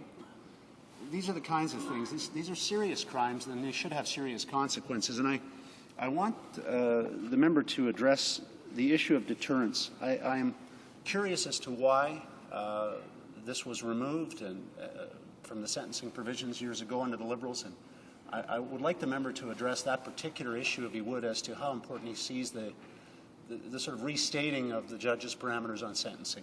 The honourable member for Edmonton, Millwoods, Beaumont. I'd like to concur with the honourable member who has talked about talking to the people in his riding and how crime is the number one issue. In my riding, it's the same thing. When we door knock, crime is the number one thing that gets brought up. In our correspondence, the number one issue brought forward are justice issues of many different kinds. But youth crime is specifically singled out on a regular basis. And in terms of the conversation about deterrence, I want to talk about that for a second. One of the things that I do want to point out in the conversation here is that the vast majority of our youth are fantastic kids who are not committing crimes. We're talking about a small proportion of the youth that are causing problems. And I would point out that the majority of the victims of these youth are kids themselves. They're our own kids, our own families. And in terms of deterrence, in terms of consequences, I'd say it's vitally important that we start to take the term consequences seriously. And the connotation is not necessarily need to be a negative one. Kids quickly learn as they're growing up. Without consequences, they have no boundaries. Boundaries mean nothing. Without the boundaries, they don't have order. And it leads to, quite honestly, chaos in the lives of some of these kids. I think one of the most important, and we've talked a little bit about preventative measures, some questions have come up. I think one of the most important preventative measures that we can undertake is to establish a culture of responsibility among our youth. That violent crime is absolutely unacceptable, violent crime of any kind. And solid criminal justice policy in this area is crucial in fostering that culture. Questions and comments? Questions et commentaires? Questions and comments? Resuming debate, the honourable member for Martorell-Fortin. Thank you, Mr. Speaker. Since I'm from Quebec, and since I have been responsible for youth justice, and since I have been, or was quite interested in youth justice as a minister, and when I practiced law, even though I'm not an expert and I don't pretend to be one, not at all, I would still like to deal with what has been done in Quebec and why we have an attitude that is so different from the rest of Canada. And those who have been involved with youth justice don't understand why the rest of Canada has never acknowledged the success that we've had or used our experience in drafting new youth justice legislation, but have turned towards the American model, whereas our model was inspired by European practice. And this involves psychology as well. In 1998, I went to the Justice Ministers' meeting. I was campaigning at the time, and I said that if I broke away from campaigning to come to take part in this meeting, it's because I have something important to talk about. And at the time we were discussing Ms. McClellan's bill, and Canada at the time had a juvenile crime rate that was 50% higher than that of Quebec. And this isn't happenstance. It's because, notwithstanding the political parties that have governed Quebec over the past 30 years, they took seriously the fact that the main concern should be rehabilitating young offenders. And a profession was created. It was called psychoeducation, and instead of spending money putting up buildings, we took this money and put it into training and treatment for young offenders. And we also trained the judges. And I remember when the Chief Justice for the Youth Court in Quebec spoke, he could summarize in one sentence the attitude of Quebec courts, and that was that they had to find the right measure and apply it at the right time. And of course, this is very subjective, but it can be justified objectively, because when you deal with adolescents and when you treat them, these are young people who will someday become adults. And you don't want them to react for fear of being punished, because this fear will not be maintained forever. They themselves have to accept rules for living within society, acknowledge these rules, and conduct themselves responsibly. We can all remember being teenagers, and I'm sure we can all remember some of our friends when we were teenagers, and we know that adolescence is a very painful time in one's life. And it's a time when you stop being a child and you start trying to test the limits, and not everyone does this in the same way. And I remember how many young people that I knew when I was young myself, young people who had done some very stupid things when they were teenagers, but now they're extremely respectable citizens. They respect the law. They're very responsible. And I'm convinced that everyone here, perhaps not everyone here knows someone like that, but it's generally acknowledged that there are responsible adults today whose teenage years were very stressful. And it's important that when you take care of young people, you have to do your utmost to ensure that these young people will become responsible adults, and they won't constantly live in fear. I don't think it's very effective as a deterrent. I don't think young people are motivated by fear, or should be motivated by fear. And something that we've done recently in Quebec, something that's important, is that, and something that we feel is so extremely important, we emphasize rehabilitation. And I spoke about 1998, but I have statistics here, recent statistics, that state that most provinces, with the exception of Quebec, have seen increases in the rate of youth crime. It was much lower in Quebec. And something else that we did, something that is now seeing beneficial effects, is what we call centres de petite enfance. We don't call them daycare centers in Quebec. We call them child care centers or early childhood centers. There are no daycare centers for all intents and purposes in Quebec. We have the best early child care centers system where working parents can go and leave their children from a very early age. And we have professionals working in these centers. They are not babysitters. They are professionals who have been trained in early childhood education. And you know very often, and I might say, that there's never absolute truth in these areas, but I think it's possible to determine whether or not a child is liable to become a delinquent or an offender from a very young age. We have professionals who know how to detect this and who now know how to intervene very early. And they don't put them in jail. They might give them a timeout from time to time, or they might pay special attention to the child. All this in order to ensure that there won't be problems later on. This is what Quebec has devised. This is what Quebec has done. And you have to be aware of the results that we've had. And now you're going to move us into another system. We weren't terribly happy with the bill that was brought in by Ms. McClellan and the legislation that it became,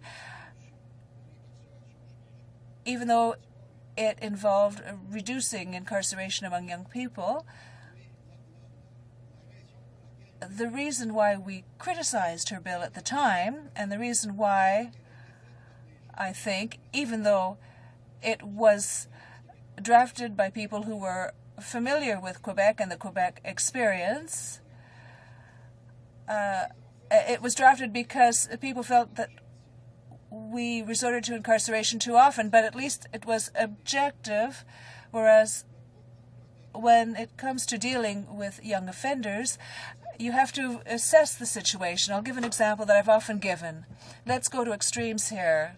You have a young person who's arrested because he has just shoplifted a CD and he's apprehended. So he's taken to the police station. He doesn't want the police to phone his parents, but the parents do come and get him. He's ashamed. Now, at that point, I'm being distracted here. I'm addressing the speaker. I prefer to address the speaker. I need human contact, particularly when I'm speaking about these things. So you might think that you don't need to drag this child into court, but take another teenager who has stolen jewelry or tools or something that he's going to fence or sell. Even if he's done it for the first time, you have to know that it's a time to intervene. So if you have some type of stratified system where you talk about a first offense or a second offense, that's not the right system. When a young person commits an offense, it's a sign. It's a sign that one has to know how to interpret. In the first case, if he shoplifts a CD, then you let him go. In the second case, if he's stealing something more valuable, then you have to intervene. Now let's go to the other extreme. Murder. Murder is much more serious. And if you have a young person who goes with 2 or 3 others and steals from seniors and beats them, and they are so injured that they die, well, you have to intervene. But if you have a young person whose father was a drunkard, who beat his mother, who beat his children, and this young man ends up killing his father, well, that's very serious. And of course, you have to pay very serious attention to this person, but the reaction will be totally different. Same type of crime, different solution, because you will take into consideration the perpetrator, the young person who will one day become an adult, and when he becomes an adult, he must be able to function in society. At the time, I think we had 35 young people who had committed murder in Quebec. Not one of them had reoffended, and only one had committed another offense later on. So it's through the skills of the judges, through the training of the judges, that we managed to achieve these wonderful results. And what the minister is doing is of great concern to me, and it will be even worse in the future. I don't hear the word prevention in his speech. There's no type of reference, no reference at all to psychology or criminology. And I know why there are no references to the principles of psychology or criminology. It's because they think that if they use criminology, they want to release all of them. That's not it. It means intervening in the right way at the right time.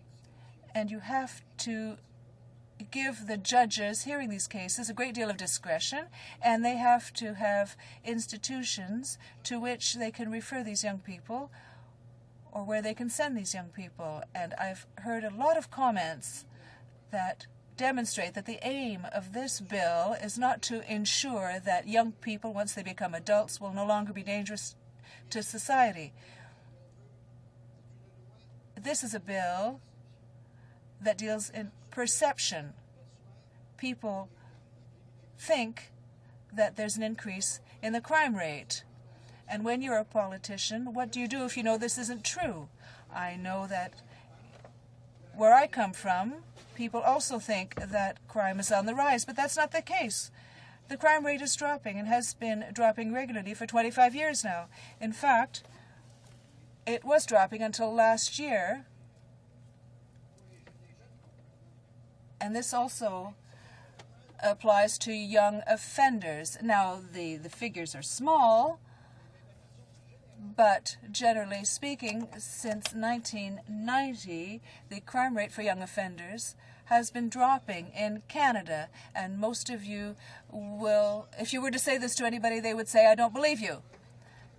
Because if you stick this beside the obits once a year, as soon as there is one crime that's committed by a young person, it makes the headlines. And public perception is based on the headlines that are read every day. And so people tend to believe that crime is on the rise, even when the crime rate is dropping. But I just want to say a few words about the speaker who said, I challenge. It's the representative of Kitchener who said he was being harassed by his constituents asking for tougher, more stringent youth laws. I don't agree. That is not my experience. Maybe it's the case in Quebec, but I have to say that the worst of the United States rubs off on Quebec. Sometimes people say, oh, this is just terrible. What a sentence. This is just horrible. But I tell them, I explain what I've just said to the House earlier, and I say that we are getting good results with this approach. The example, we are certainly not following the American example.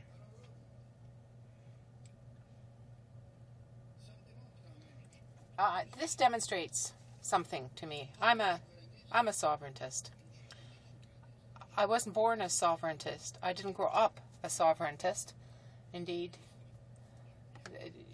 there weren't many sovereigntists around when I was a young person. But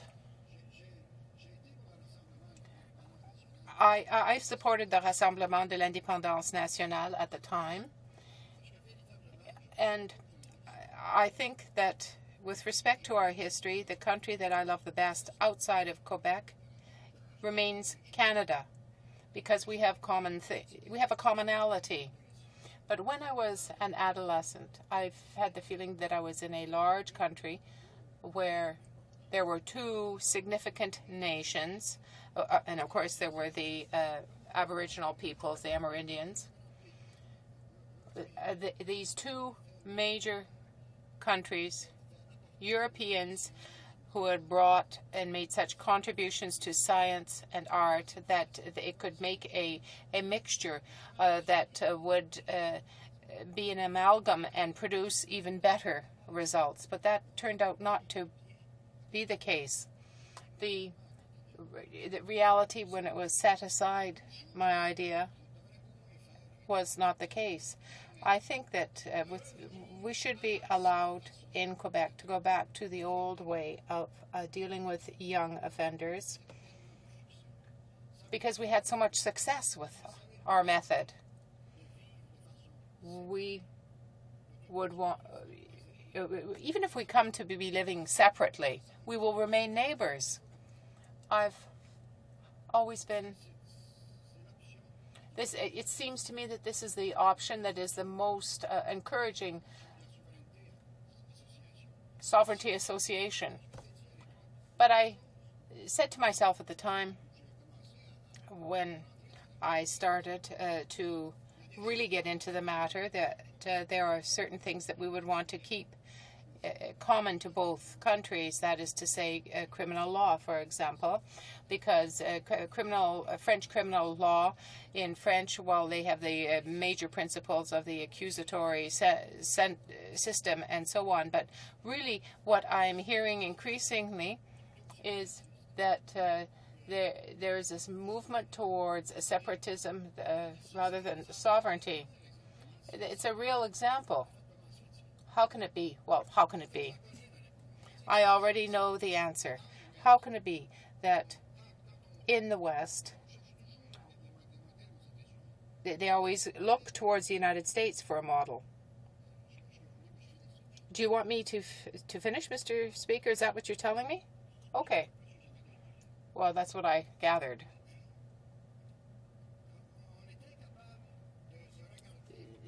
They're unable to look right beside themselves and see what is there. Because when I look at the statistics on other crimes, I see that it's really quite shocking. If I look at murders, the crime rate for murders, the crime rate in general, I see in Quebec, the 5,909 per 100,000. In the 11,678, 16,000 some in Saskatchewan, and more in Alberta, some 11,000 in British Columbia. This is per 100,000 rather, population. So you can see that there are problems. But rather than looking towards the east of the country to see if there aren't better solutions, the homicide rate in Quebec is much lower than the standard rate in Canada, the rate elsewhere in Canada. There's another thing that I don't understand. We have representatives of Quebec that are part of the government. Are they not aware of the fact that the way of dealing with young offenders that they are proposing will not be a success? I mean, look, there are always going to be young offenders, but can it compare in any way with what is being done elsewhere? If you take the model of the United States and the model in Canada, is there going to be greater success? It seems to me that the limits, the parameters for action of a Quebecer in the federal government, the limits that the founder of our party measured himself, led him to propose, like I have done and many others have done, that we must have a full sovereignty, but we will remain associated as good friends. Questions and comments? The député. The honourable member for Argenteuil.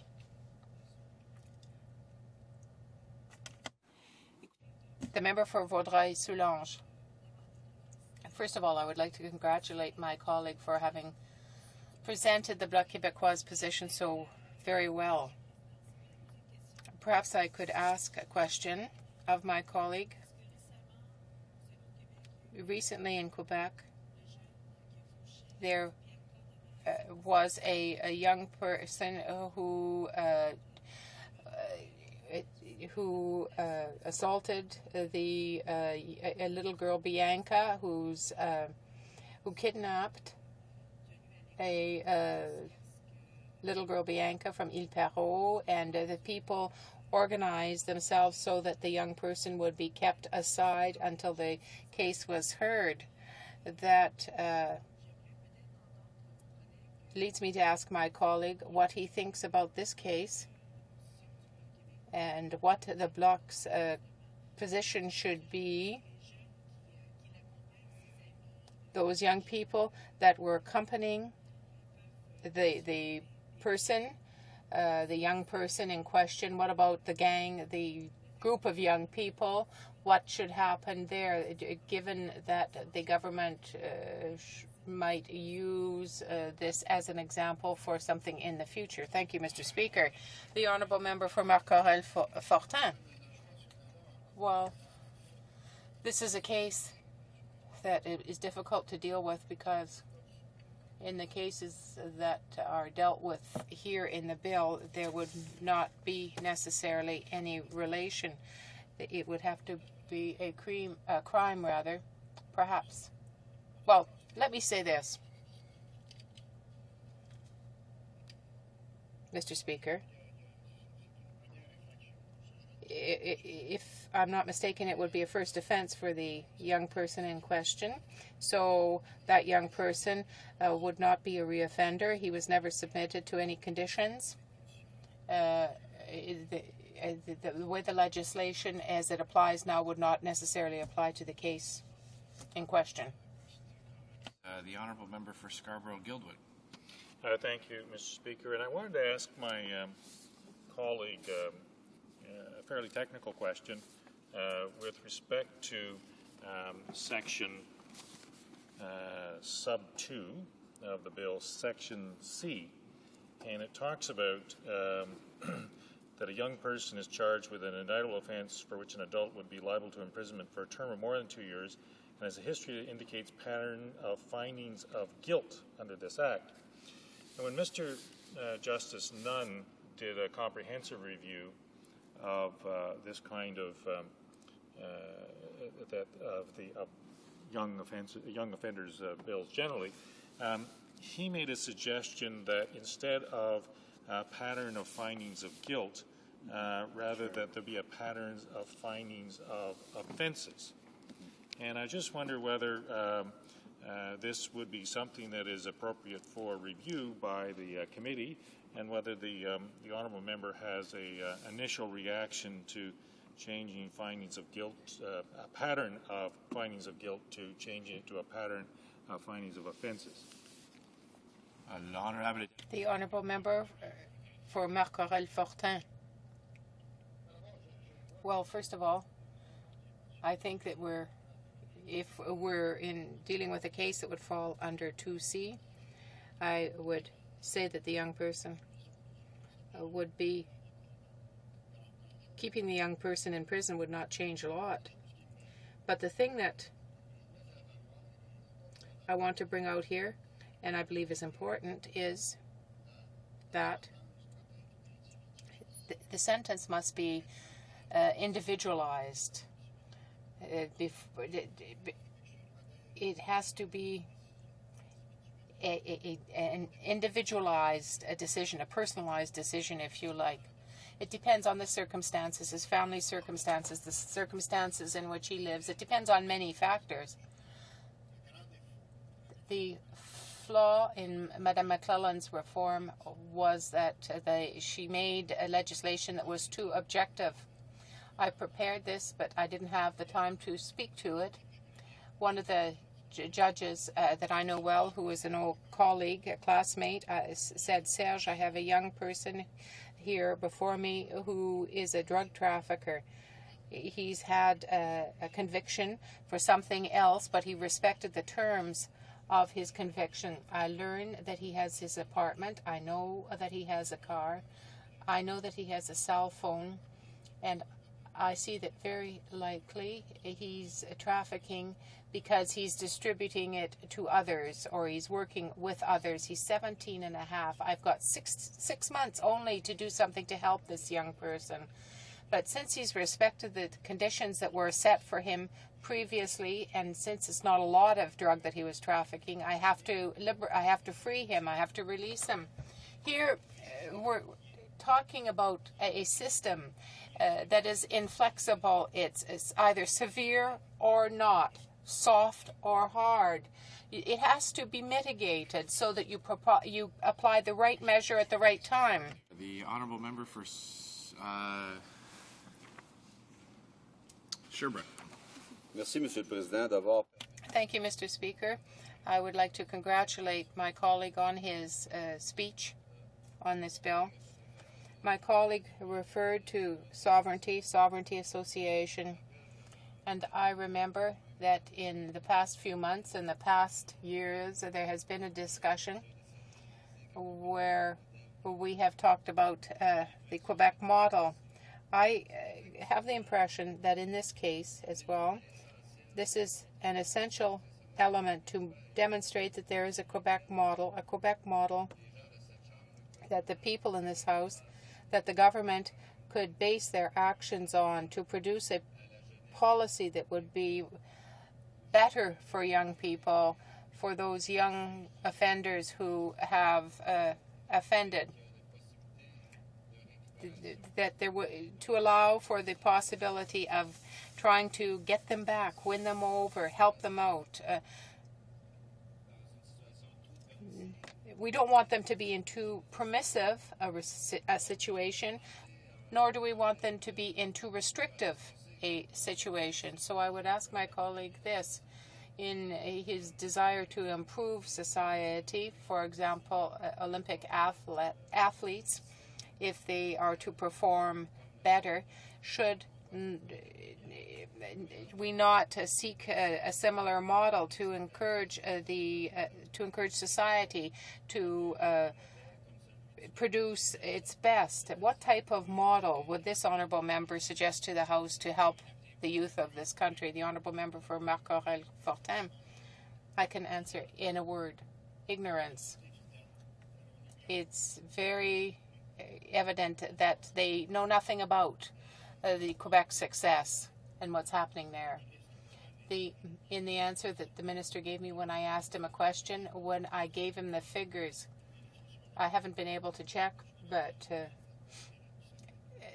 it's law 21 that's applying then.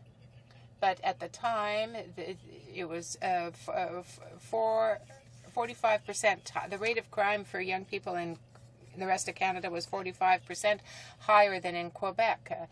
I asked the minister a question about this, and he contradicted me. He wasn't aware of the institutions that we have in Quebec. He doesn't know the training that is given to the people who work in that area. It's ignorance. And this is what leads me to say, my goodness, since we've come to this point as such a distinct society, let's live our own lives in a separate way.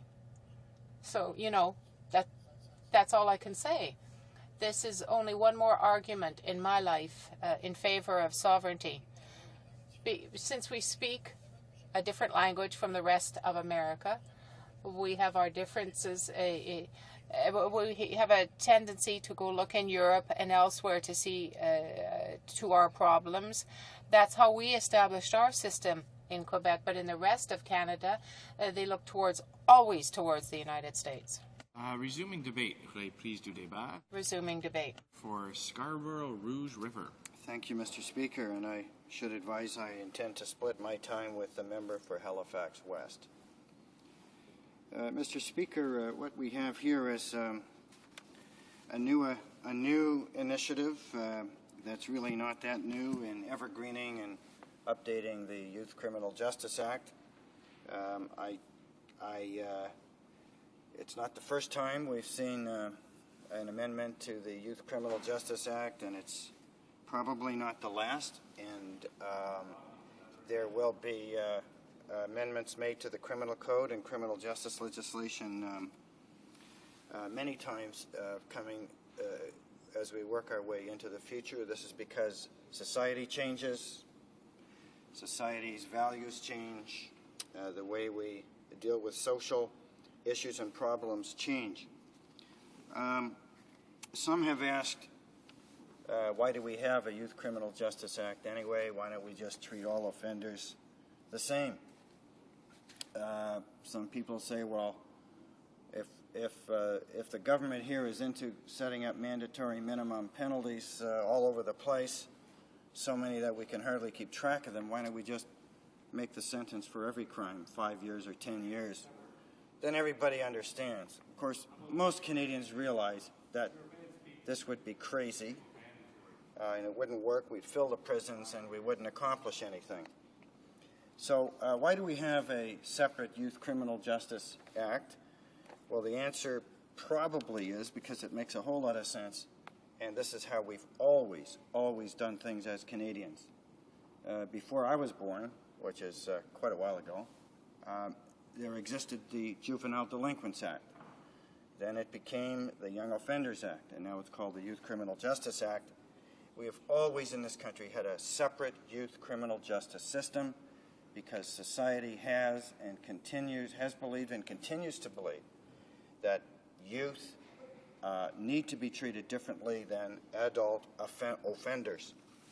And the current statute does that, and it does it quite well. And in case Canadians think there's something radically wrong with the statute, we could refer them to the recent report of Mr. Justice Nunn in the province of Nova Scotia that did quite a thorough reworking and studying of the Act. And he found in his report, which is publicly available, that the Act actually overall works quite well. And he did mention one or two small areas that could be modified, and one of those areas is contained in this bill. The bill does two things. I know it's been mentioned on the record here earlier, but this bill will broaden the scope of circumstances in which pretrial detention of a youth may be considered, including instances where violent offense has occurred. And that is the part that reflects the report of Justice Nunn in Nova Scotia following his commission of inquiry. The other thing this statute does is add into the principles of sentencing in the Youth Criminal Justice Act the principles or objectives of deterrence and denunciation. And there may be a place for that. That's what we're considering here. I for one, recognize that these principles were not put into the original Youth Criminal Justice Act because there didn't seem to be a need. In other words, the objectives of dealing with youth under the YCJA didn't require advertence or reference to principles of deterrence or denunciation because there was a whole constellation of principles that seemed to fill the need. And I would say that those who want to fix this, if they think there's something broken, and of course there is an adjustment needed here in the statute, those who think that we can fix things by shouting louder or complaining longer or praying harder, and we just keep changing the laws by increasing sentencing. This doesn't work. It never has, it never will. What we have to do is be rational in how we're doing this.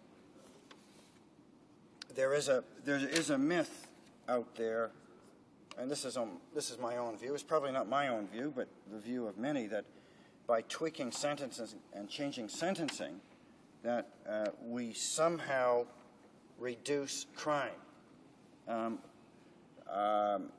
We've heard the phrase around here so often, it's getting borrowing, getting tough on crime, harder on crime.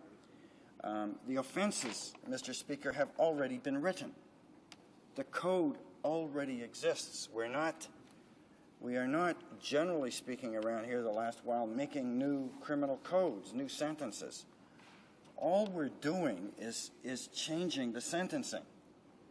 And I am pretty sure if I went out to the street now, out here on Wellington Street, or went out to Shepherd Avenue in my riding of Scarborough Rouge River, I couldn't find anyone who would actually know how we've adjusted the sentences, up or down.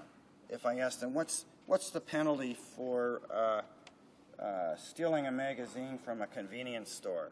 they wouldn't have any idea whether if there was a mandatory sentence, not a mandatory sentence, a jail sentence, a fine, nothing.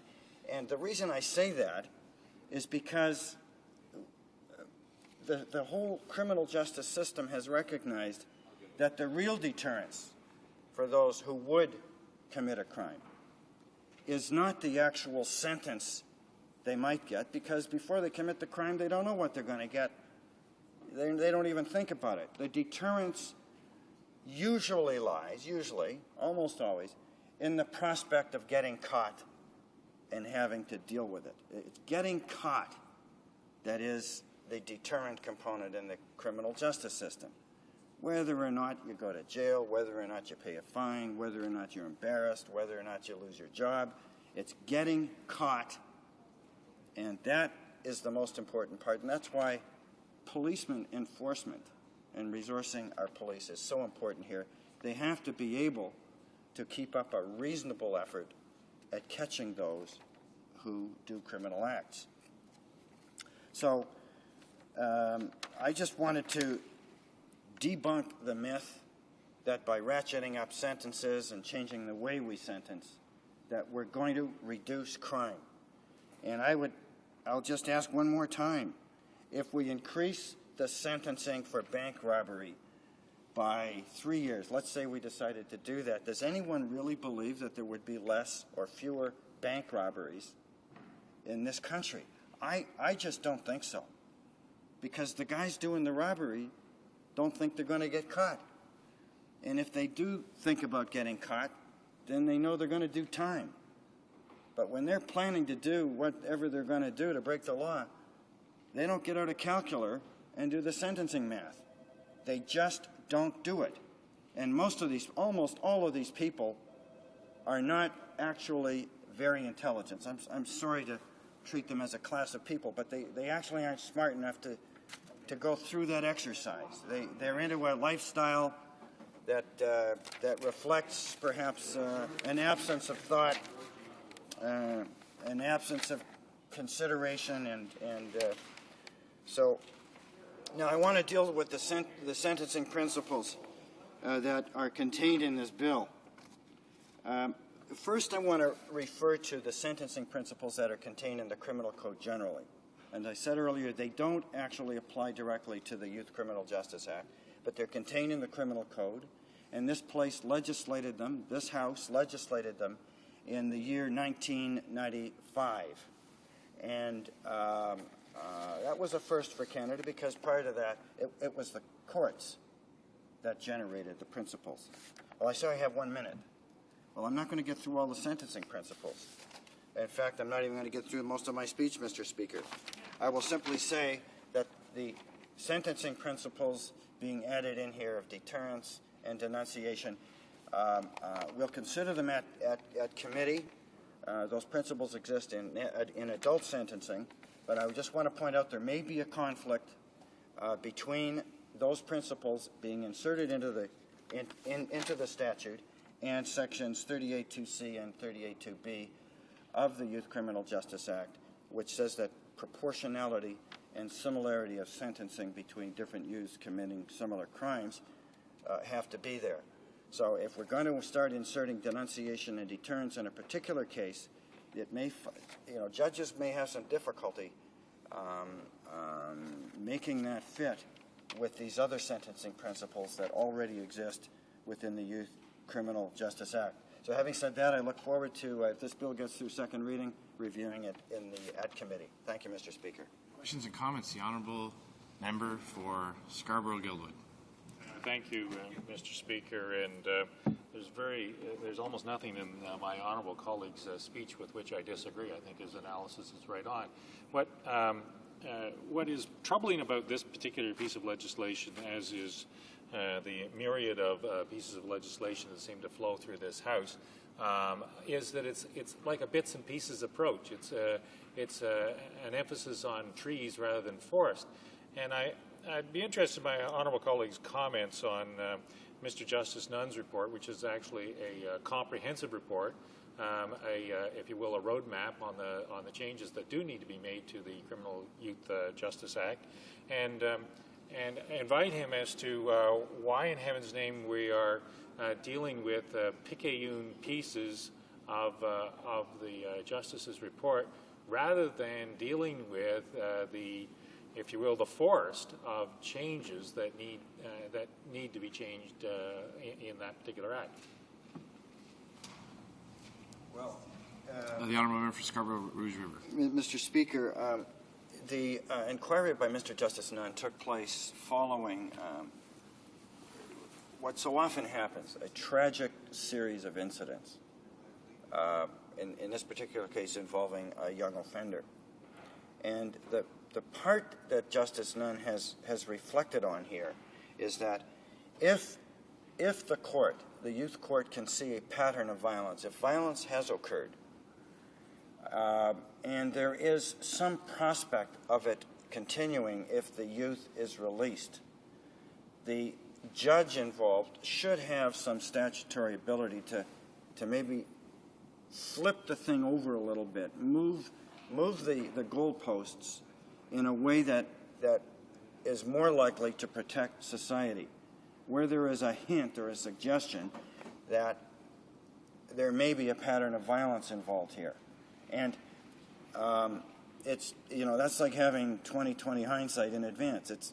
The judge doesn't have it, nobody has it. But in cases where the judge will have a pattern of violent behavior and a sense that it might continue if the youth isn't restrained in custody, then he or she, the judge, will have an ability to do that. Now that was, according to Justice Nunn, a conspicuous piece of the YCJA that was missing. All the stuff that is in the procedure in the Act intended to help deal with youth was working quite well, except for that one small piece. So it is a one-off. It is a one-off. I think Mr. Justice Nunn appreciated that it was a kind of a one-off, filling in a little gap in the current statute, and it was given in that spirit. Questions and comments? The Honourable Member for Yukon. Mr. President. I'd just like to ask the member is a very knowledgeable member of both the Justice Committee and the Legislative Committee, so he has a lot of experience in the Justice program, this member of the House. And I would just like to ask him if he could comment on the program in general, starting with the basis of this bill and the fact that, well, of course, crime is going down. Everyone knows that, but there are quotes of some serious offenses, which no one disagrees occurs. But the problem is that we've had legislation that doesn't address that, and programs that don't address that in general. I've been going down the road. They've been bringing forward the reason there's been so much trouble, and it's been such a mess, and so much changes had to be made or bills stopped, is because they weren't bringing the answer that would reduce crime. In fact, as many experts said before committee, would actually lead to more crime and less safe society. So if the member could go below the surface a bit, below the gut reactions, and get to the science and the evidence of the people and the victims that are really on the ground, and say what would really help and whether this bill is part of that solution. Well, Member for Scarborough Rouge River. Well, fortunately, Mr. Speaker, we know as a society what the causes of crime are. We know what they are. We've itemized them. We've studied them. There's a parliamentary report, committee report, full report, published, republished, that itemizes the causes of crime. This particular piece of legislation, and some of the others before this House, actually doesn't address any of those causes. They are only attempts to deal with sentencing. I mentioned the myth that tweaking the sentencing is going to reduce the causes of crime. It just won't. And this pattern of activity, this increasing of sentences, is actually, it doesn't help solve crime, but what it does, it is a massive employment program for prison constructors and prison or correctional officials. There's a myth of public protection attached to it, and it's actually a massive federal provincial download, because most of these mandatory minimum sentences we're talking about now are going to have to be dealt with by the provincial reformatories, not the federal prisons. And so we're mandatorily sending all these people into provincial corrections institutions, and the provinces have to pick up the tab on it. So that's a federal provincial downloading exercise, one of the biggest ones I've seen. And all of this, or I should say none of this, all of this debating and tweaking of sentencing just isn't going to reduce crime because it doesn't address it. It doesn't address the real causes. Resuming debate, the honourable member for Halifax West. Thank you very much, Mr. Speaker, and I want to thank my honourable colleague who just finished speaking for his comments, and they were very thoughtful. I know he's very knowledgeable on issues related to justice, including youth justice, and I certainly enjoyed listening to his views and comments and those of the members who asked questions and added their thoughts to his. Mr. Speaker, this is certainly an issue of youth justice and of youth Criminal Justice Act is one that is of concern in Nova Scotia, particularly after the death, the very sad and tragic death of Teresa McAvoy, a teacher who was killed by a young offender out joyriding. And as you may know, there was, as honourable colleagues referred to, the Nunn Commission, which followed that event, and Justice Merlin Nunn of Nova Scotia was asked by the provincial government to look at the whole situation, to look at the administration of youth justice, at the Act itself, at the services provided for youth in a variety of manners, particularly youth at risk or youth who may be involved with the justice system, and recommend a series of changes to that. And so Justice Nunn, in fact, as we've heard, made a lot of recommendations relating to the programs that should be available for rehabilitation, to dealing with the issues of poverty and other matters of that sort. He also said, in fact, that the Youth Criminal Justice Act works very well, and he praised the Act and said that in the vast majority of cases, in relation to the vast majority of young people who come in contact with the law, the Act works extremely well. But in terms of cases where there are repeat offenders, particularly with serious crimes, there is some need for changes. And unfortunately, Mr. Speaker, while the government addresses a little bit of that, it doesn't address most of the recommendations that Justice Nunn brought, not just in relation to the whole range of issues, but in relation to amendments to this bill, amendments to the Act. So he had quite a series of recommendations, and I'll get to those in a few minutes, that for changes to the Act, recommendations which the government has completely ignored.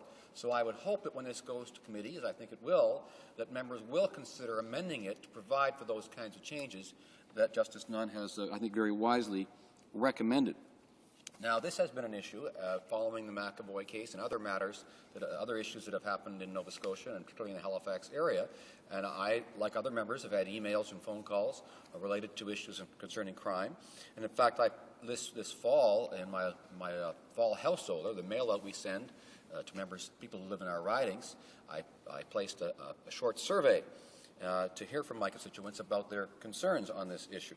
And what we found was that there was really a significant response from the community.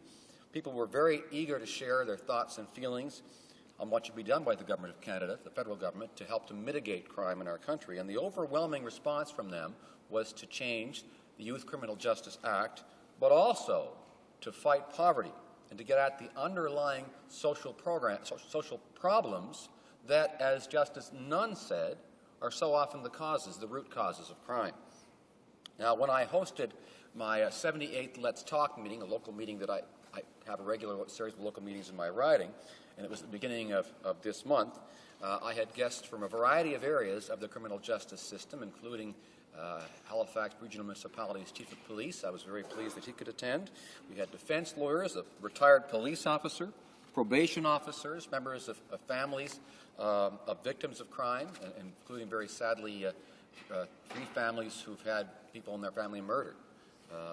It was very powerful to hear their words and their concerns, and it was interesting to note that they weren't just saying lock them up and throw away the key. They're certainly concerned that the system function well, that there be good investigation of crimes and good prosecution and good systems of punishment, deterrence, and rehabilitation. But these same people were also concerned that we address the causes of crime, poverty, and other kinds of social problems in our country, whether it be things like fetal alcohol syndrome, for example, that are other causes of crime. And so the feeling was also, in fact, one of the arguments we had, I remember the Reeder family, the parents of John Reeder, who very tragically was found murdered on the corner of Lacewood Drive and Willett Street, I believe it was. Lacewood and Dunbrack, excuse me, in my riding. They were there, and they were arguing that one of the first things we have to do is to be good neighbors, to be aware of what's going on in our neighborhood, to keep an eye on things, to know who our neighbors are and be in touch with them, and just be more aware of what's going on so that we can, we have more of this, the texture, the fabric of a society that will be strong and prevent these kinds of things from arising, prevent people from going in the wrong direction as much as possible. And we also heard at this meeting that the role of the federal government, in their view, was to integrate the expertise and research that's been done on so many of these areas, and to get different levels of government working together in a much better way. People are certainly impressed with the knowledge and research that's been done in relation to crime and youth crime, but they're clearly frustrated, I saw, with the weak cooperation they find between the different levels of government, between the administration of justice, the police, Crown prosecutors, and people who make the laws, for instance, the Department of Justice, the drafting of laws in Ottawa that don't always respond to the reality on the ground, on the street, so to speak. So that was clearly a concern. And also the need to support the kinds of community groups that provide programming for youth that is so important in getting kids off the streets and keeping them active and worthwhile and meaningful activities where they are growing and learning and developing in a positive way. Now, there's no question that I also heard that youth need to be held accountable for their actions and through meaningful consequences and through rehabilitative change, through rehabilitative programs. And I don't disagree at all that there need to be changes to the Youth Criminal Justice Act as Justice Nunn has recommended, particularly to deal with those youth who are repeat violent offenders, the more serious offenders. One of the problems I see with this bill, Mr. Speaker, it does not address an absolutely key recommendation of Justice Nunn's commission, his report, which said that you have to amend the definition of violent offender. At the moment, the Act treats violent offenders differently than other offenders, with good reason, because the majority of youth aren't involved in serious violent crimes and should not be treated as if they are. But where they are, it's a different matter and should be treated seriously. And the problem in the case of Teresa McAvoy was that the young joyrider was, in fact, had stolen a car and was driving the car. Now, that wasn't treated as a violent offense, but clearly, with what happened to her, it was violent and reckless, and it should be treated in a very serious matter. And I think the Justice has a very good point in relation to how that should be changed. We don't see any sign of that in this bill, and that's very disappointing, Mr. Speaker. So, also, enhancing measures for pretrial detention. It's important those be paired with enormous increases in the resources available to the courts to deal with these young people. Currently, they can wait for up to a year for trial or longer for sentencing. So if they're on remand, if they're being held waiting for a trial, they haven't been found guilty yet, that's a problem. And that's why judges want to have them left with a responsible person, like their parent, for example. But what the government, again, has failed to do is to deal with the recommendations that Justice Nunn made in terms of what happens, for example, when a responsible person, when a parent says, look, I agreed back at the court a few weeks ago to be responsible for this person. I made an undertaking to look after this and make sure he doesn't get into trouble or she doesn't get into trouble. But now I've got a problem. I can't control him, and I want to give up. I want to be released from my undertaking. There's not a good system now for when that happens. The judge recommended you put that system in the Act. The government's failed to do so. Again, another failure of this government to respond to those recommendations by Justice Nunn. I don't see why they couldn't understand what was being recommended and to see that those were good recommendations, reasonable, sensible changes to this Act, which would have made a real difference, which would have helped to prevent another death like Teresa McAvoy's. One of the things we heard from a retired police officer at the meeting I had was that, and he said, quote, young people involved in crime are victims of their lives. It's the nature of their lives. We heard about poverty I mentioned earlier. In fact, one of his main concerns. Here's a retired police officer who's worked with people in crime all his life, and one of his main concerns was the underlying issue of poverty remains unresolved. Unresolved, Mr. Speaker. And although there was a good understanding that people involved in poverty are not the only people involved in crime, they are a big proportion of the people who are involved, and so that's why I'm so pleased, for example, that our leader, the Liberal leader, has come out with a whole series of recommendations, a platform proposal in relation to dealing with poverty. I'm sure, Mr. Speaker, many members in this House will agree that we have to address this problem in our country, and we can do better in this regard. And I think the plan that our leader has put forward is a good measure in that regard. But I also think that we need to make changes to this bill to improve it along the lines of what Justice Nunn has recommended. Do that, combine it with real efforts to fight poverty, and we can make real progress. Thank you, Mr. Speaker. Questions and comments? The honourable member for Hamilton Mountain. Thank you, Mr. Speaker. I listened with great interest to the comments just made by my colleague, and I certainly would agree that one of the biggest predictors and the best predictors of success for children is linked to poverty rates. And we all know that, a solid foundation, whether it comes from education programs, skills development programs, through recreation, but also through providing supports for parents, because we know that children aren't poor, it's their parents who are poor. So by examining things like living wage programs, programs for affordable housing, and making sure that jobs are available to those parents, we can really make a difference in the lives of children. And yet, I note with interest also that the member from that party sat down when we had the debate on the budget and the vote on the budget, more importantly, where we gave away $190 billion of fiscal capacity to address the very issues that the member spoke about with respect to the need of addressing poverty. And I wonder whether the member could explain for us why his party chose to sit that out, to allow those corporate giveaways to go to the oil and gas industry instead of going where they should have gone, which is to help children in our communities. The honourable member for Halifax West. Thank you, Mr. Speaker, and I thank my honourable colleague for the question. I appreciate the earlier parts of her question, which were, I thought, important to hear, and I appreciate those comments that she had. But when people watch the House of Commons, one of the things that frustrates them so much, I think, is that they look to us to be deliberative in the nature of our discussions. And unfortunately, we are all guilty from time to time of being political when we should be deliberative. Now, we all know that question period is the time when the government's to be held to account, and we also know that the only way to get them held to account effectively is to put pressure on them. And by being effective and strong in your questions and getting media coverage, the public will be concerned and put pressure on the government as well.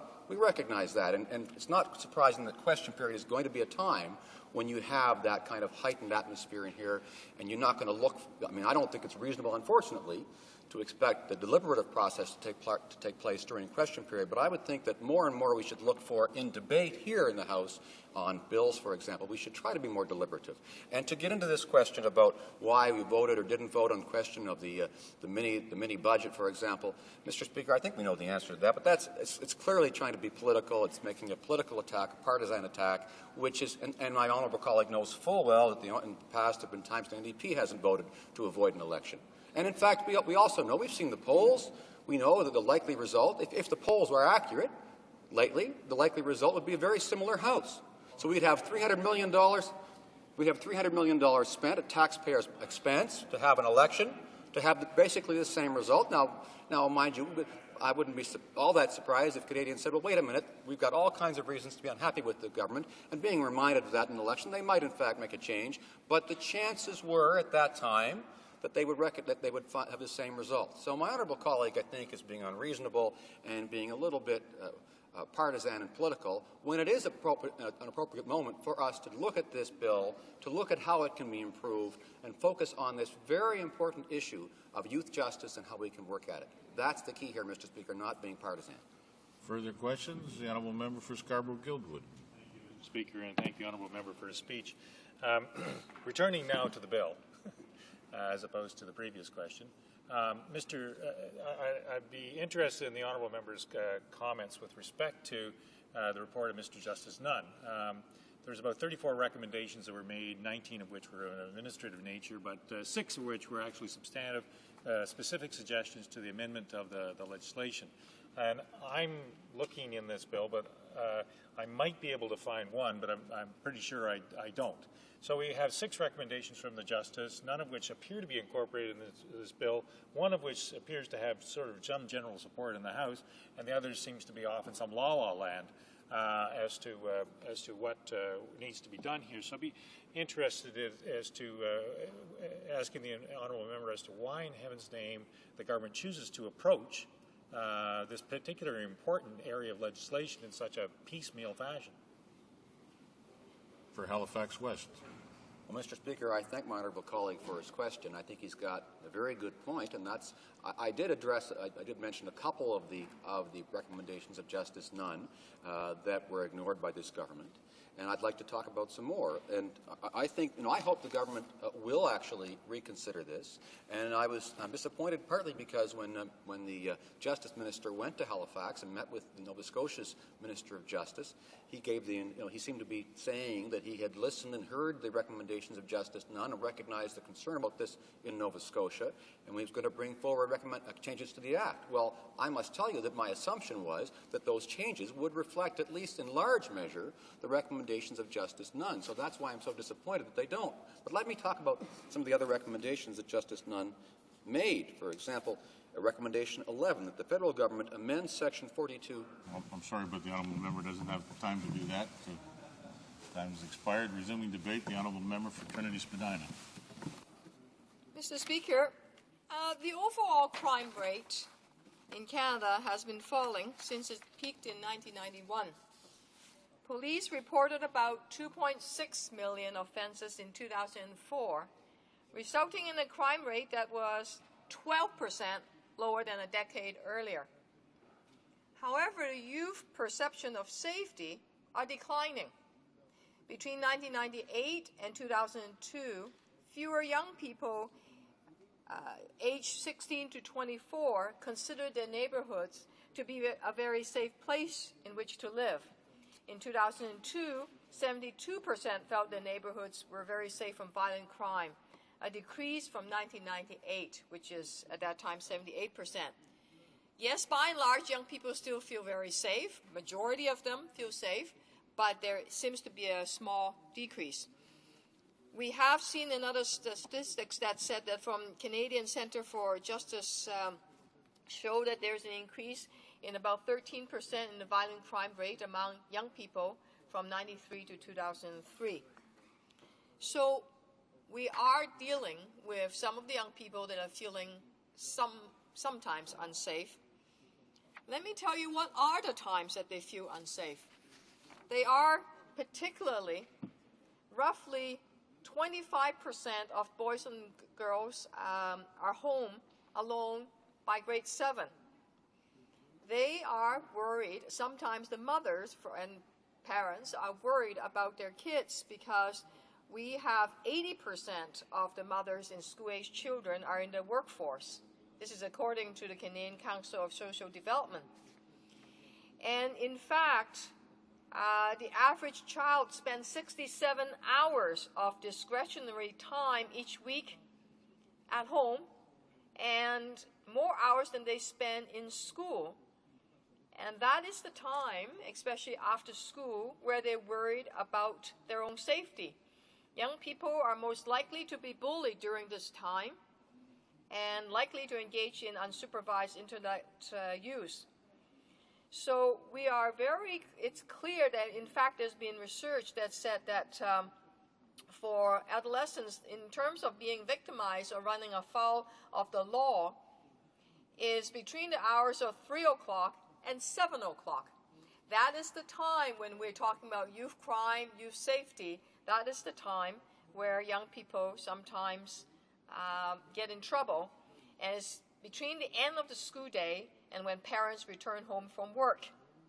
And research have showed this unsupervised time is the risk factor for substance abuse, gang behavior, and other problematic behavior. So we know what is the time that we need to deal with, and yet this bill that is in front of us does almost nothing, does not talk about how we deal with prevention. We have seen that there are solutions, that if we can deal with anger management and bullying, a lot of the best programs that can be put in place is in fact after-school activities, after-school programs. And again, that if we have young people that can attend really good after-school activities, not only would they be safe, they will enhance their self-esteem, they improve their educational success, they improve their positive mental and physical health. Those are all the things that we want for our young people. So we have organizations like Boys and Girls Club that would transform their after-school hours from unsupervised time where they feel unsafe to very productive time where they can learn and where there's structure, unstructured activities. Mr. Speaker, that is why the New Democrats have, in this summer, when we are talking about youth crime and youth safety, introduced a program where we are calling on an extension of the Canada Youth Employment Program that is right now only in the summer. We want to extend it to a year-round permanent program because we know it would have impact on reducing the youth crime rate. We have seen it over and over again. We have, for example, in the City of Toronto, an after-school recreation and care program. And this initiative hire young people in their own neighborhood. They become models and role models and mentors, and they go to schools, elementary schools, high schools, to teach young people. Sometimes it's an arts program, basketball, or physical programs, others homework. And some of these young people could even have been in trouble with the law, but they have decided to turn their lives around. And we have seen these kind of programs having dramatic effect on the programs, on the safety in a community.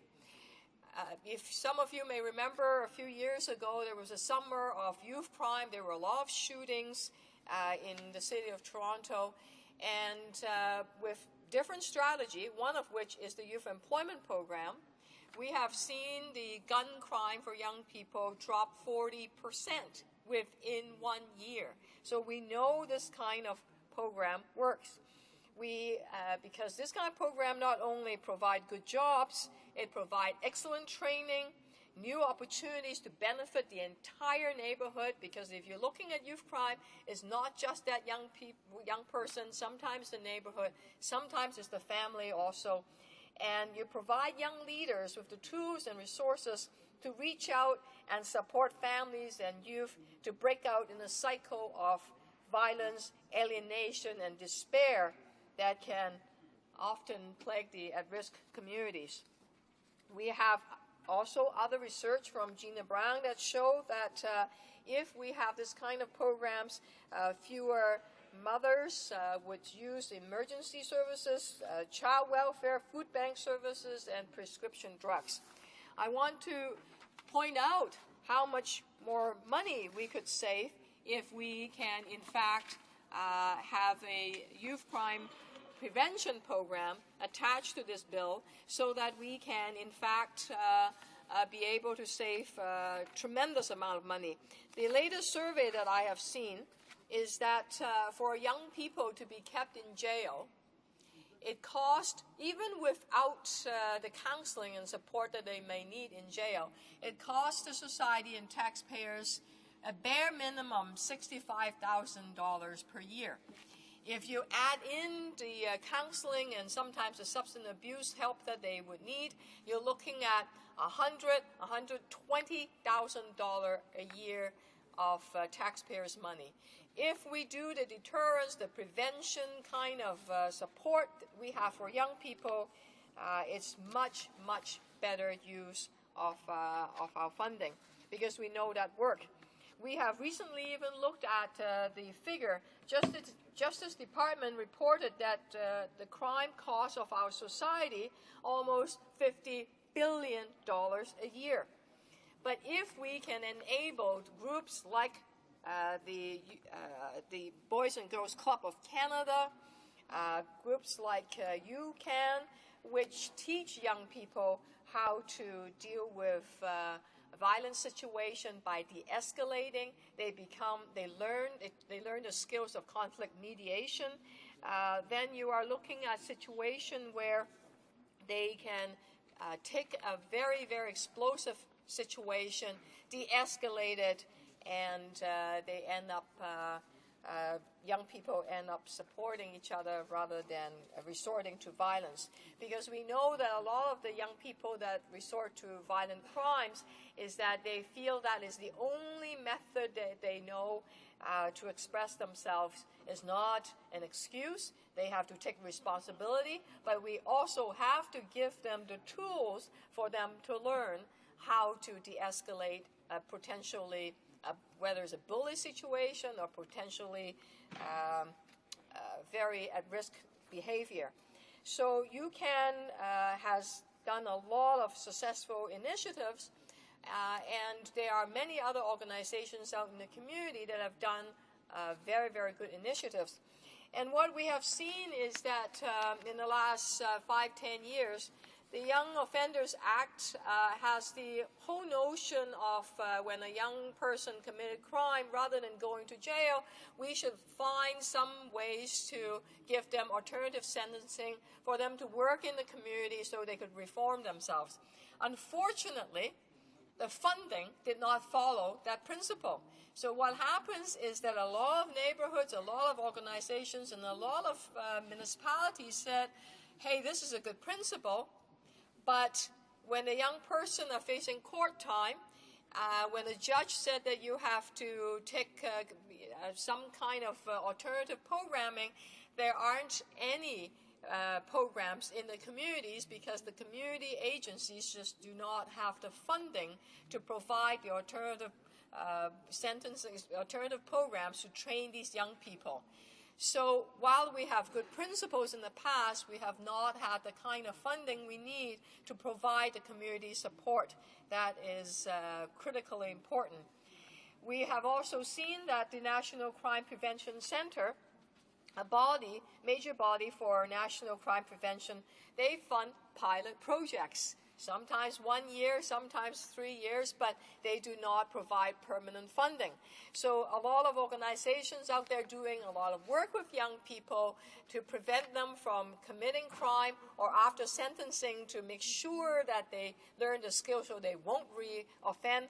They are saying that we need permanent funding. We know what works, but you just keep putting in application after application. You've seen the program work, and yet after 2 years, after 3 years, the funding dries up, and a lot of young people or the communities itself ends up being in trouble. The other areas that I think would really help to reduce youth crime is supporting local initiatives. We have to assist municipalities to build, expand, and support drop-in centers, and whether it's social infrastructure like basketball courts or community centers or libraries. What we are seeing is, and the Federation of Canadian Municipalities have just told us, that there is an infrastructure, social infrastructure deficit. And I know in the city of Toronto, for example, we are looking at closing swimming pools. So because there's just not enough funding to support them. So again, more and more young people after schools or even during school hours will not be able to learn their skills. And some of these young people, unfortunately, end up getting into the wrong crowd. They end up joining a gang. They end up getting in trouble, and that is just really unfortunate. We know that young people sometimes are in trouble. Why? Because we see that the rate of depression and anxiety among young people in Canada is growing. The rate of suicide is 15% among 15 to 20 years old, which is the third worst record among OECD countries. When you're looking at young people, whether they're in jail, not in jail, or in their community, whether they are young offenders or not, we see a clear link of, because we do not invest in our communities, these young people are feeling more and more depressed, and we are seeing obesity and depressed and even suicide. Canada being a rich country, how could we possibly have the third worst record of young people committing suicide? They must be feeling dramatically hopeless for them to be doing that to themselves. So this bill does not deal with these kind. I know it talks about deterrence, but it does not go into the whole notion of how do you do youth crime prevention, because at the end of the day, that is what would work. There's one other aspect that this bill does not deal with, and the key one is witness protection. Some of the young people would like to tell authorities what is happening in their circle. They would like to say that maybe they know, some do know, that who is doing what in the community in terms of crime. However, some of them feel tremendously unprotected, and that if there isn't a beefed up witness protection program, a lot of the young people feel that they will be targeted, they would be at risk, and therefore they often do not speak out. So having a strong witness protection program is something that is very, very much needed. The Canadian Association of Chief of Police recently told a standing committee on public safety that while witness protection program is extremely important tool for law enforcement, it is often too expensive for them, for the local police force. So they find it unaffordable for the local departments. So we need a comprehensive youth crime prevention plan that would include both the youth employment side, the after-school activities, investing in local communities, investing in witness protection program. Then we can really talk about deterrence, we can talk about prevention. If not, the bill that is in front of us really set out these sentencing principles, but it's fine to have a principle but no community infrastructure and capacity to support these kind of principles, such as deterrence.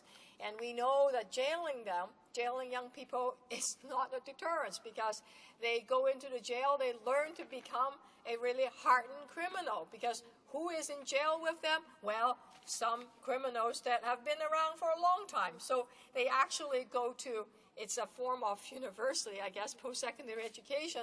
They go to jail and become, and learn, become hardened criminals. So having them just saying that just putting them in jail alone does not work, because it is not only is it expensive, it sometimes is counterproductive.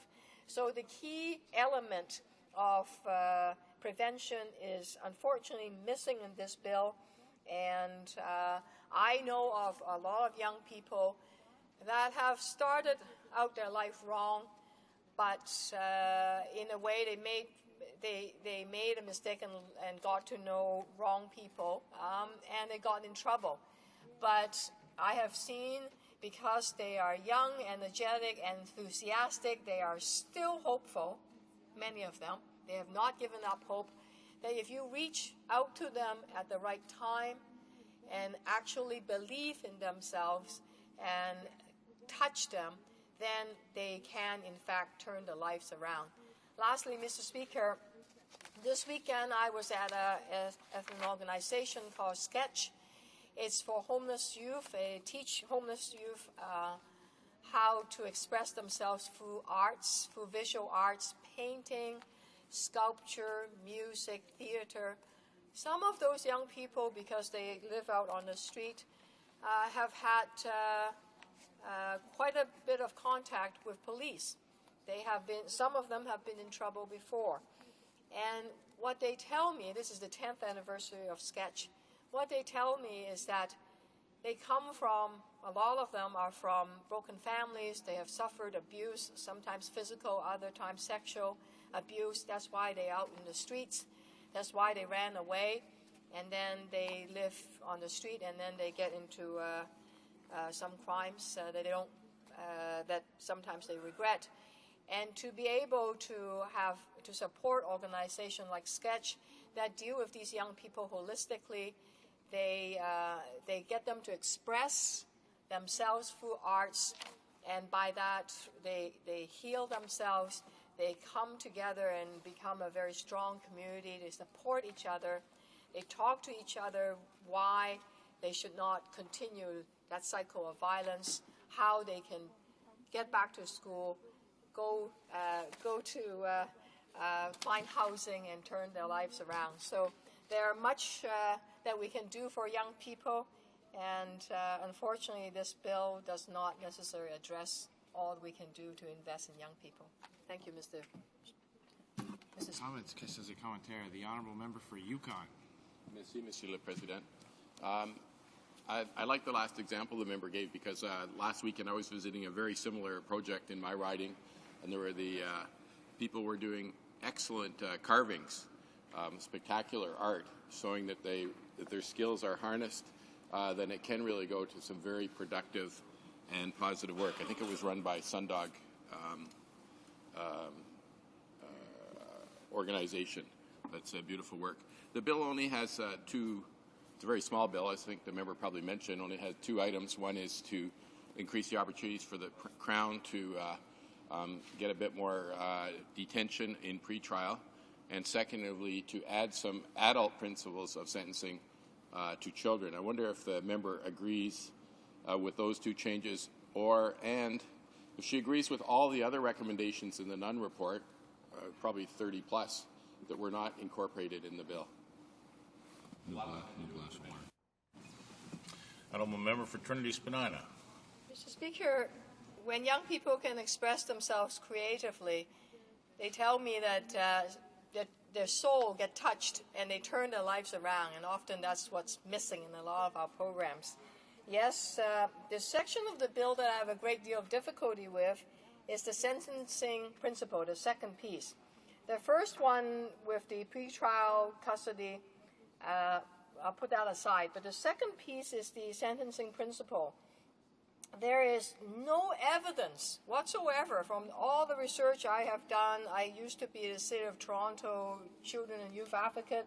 I've certainly looked at a lot of research. There's absolutely no evidence to suggest that adult principles of deterrence and denunciation will have any positive outcome for public safety for young people. So if we're talking about passing a law, you would think that we look at some basic evidence, scientific evidence. I have not seen any. And furthermore, the difference between adults and youth sometimes is the courts and the society don't necessarily sanction that, because this concept of protection of society, if the society needs protection, what's the best protection? Is to invest in programs. My honourable colleagues are talking about whether it's the Sundog organization or the Sketch or Boys and Girls Club of Canada or UCAN or Leave Out Violence organizations, YMCA. That's the best protection we can possibly have for our young people. I have seen communities transform itself when we invest in the communities. The key element is that the best allies to fight youth crime are the young people themselves. If we can get the young people to turn around their lives, go back into their community and say, hey, that's not a good thing to do. Look at me. I've done it. It's terrible. Go the right path. They are the best allies, and that's the component that is missing here. That's the best deterrence. So having deterrence and denunciation in here, that second principle, the second part of the bill, I don't think it works. Questions and comments? The Honourable Deputy de... The Honourable Member for Montmagny, Liège-Cayman, Rascor, Rivière-du-Loup. Thank you, Mr. Speaker. I listened to my colleague with interest and with some satisfaction, because when you look at C25, which is in direct line with conservative ideology, they feel that they will be able to settle the issue in the way that it is outlined in C25. It's a type of generalization that would be applied throughout Canada. But in Quebec, we have made our bed long ago on this issue. We try to encourage, we give a chance to the young offender. We try to encourage rehabilitation. In this bill, there is a will to change the YCJA to add denunciation and deterrence to the principles of sentencing. That doesn't correspond to our reality.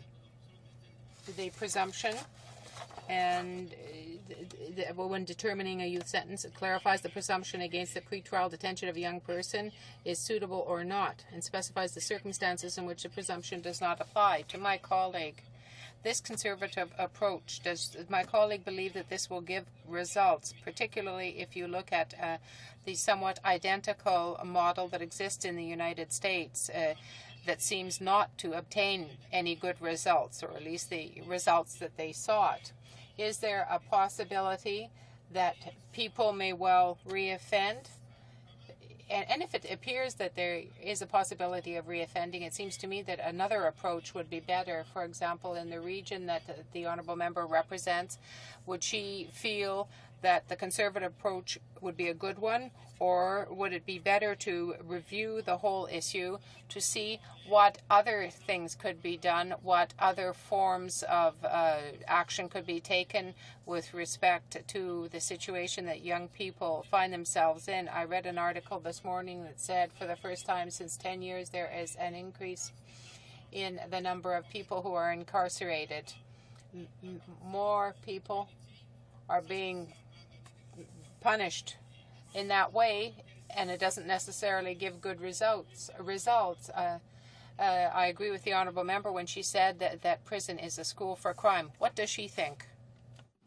Mr. Speaker, we know there are millions of people in U.S. that have been in jail.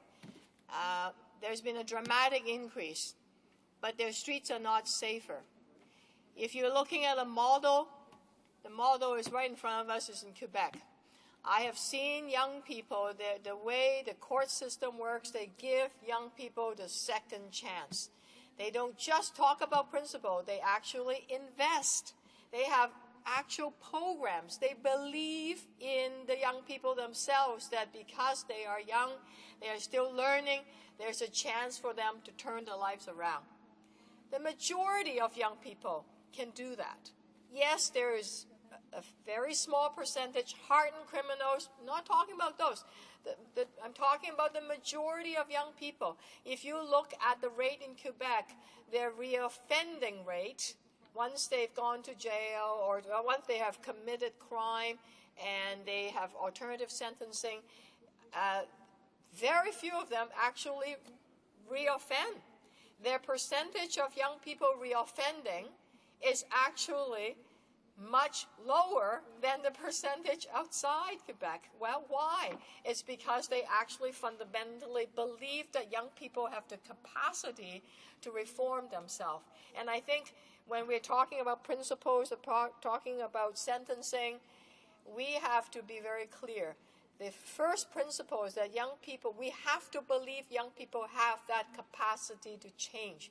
If not, then we throw the key away. But these are young people. How many years are we going to put them in jail? It's not going to work. We have to find the best solutions, and I have seen in Quebec quite a lot of programs work very well, and of course there are other models outside Quebec. So the principle of just locking them up, putting more and more people in jail, we have a direct example in the U.S., and it has not worked. Further questions and comments? The Honourable Member for Hamilton Mountain. Thank you very much, Mr. Speaker. You know, I know that we've certainly read a lot in the media lately, particularly with respect to gun-related crimes and with respect to gang-related incidents. And so I understand why we're seized with this matter today. And I also understand why the governing party would like to be perceived as the law and order party. But I have to say, for those parents in my community who are concerned about crime, those people are also parents and they have children of their own. And above all, they are concerned about prevention. They don't want to see those crimes happening in the first place. And so one of the things that concerns me is that while we've debated crime bill after crime bill after crime bill in this House, we haven't had any debate really about the much more fundamental pieces that need to be in place for today's youth to succeed. I had the privilege of working for the National Office of Big Brothers Big Sisters of Canada, and as part of that organization, worked with many of the organizations that my colleague talked about, like UCAN, like the Boys and Girls Club, who are doing some really progressive work with children and youth to ensure that they don't ever end up in that life of crime. So I'm wondering, because my colleague is also the children's advocate, perhaps just because this House hasn't been seized with these matters, perhaps her committee has, or perhaps she's been on other bodies that are part of this Parliament but not necessarily in the television limelight. Maybe she could tell us whether there are other opportunities where we are doing the important work that will ensure that children are safe in our communities. Thank you, Speaker. Order. I think the House is going to have to take that as a comment rather than a question, because the time for questions and comments is long expired.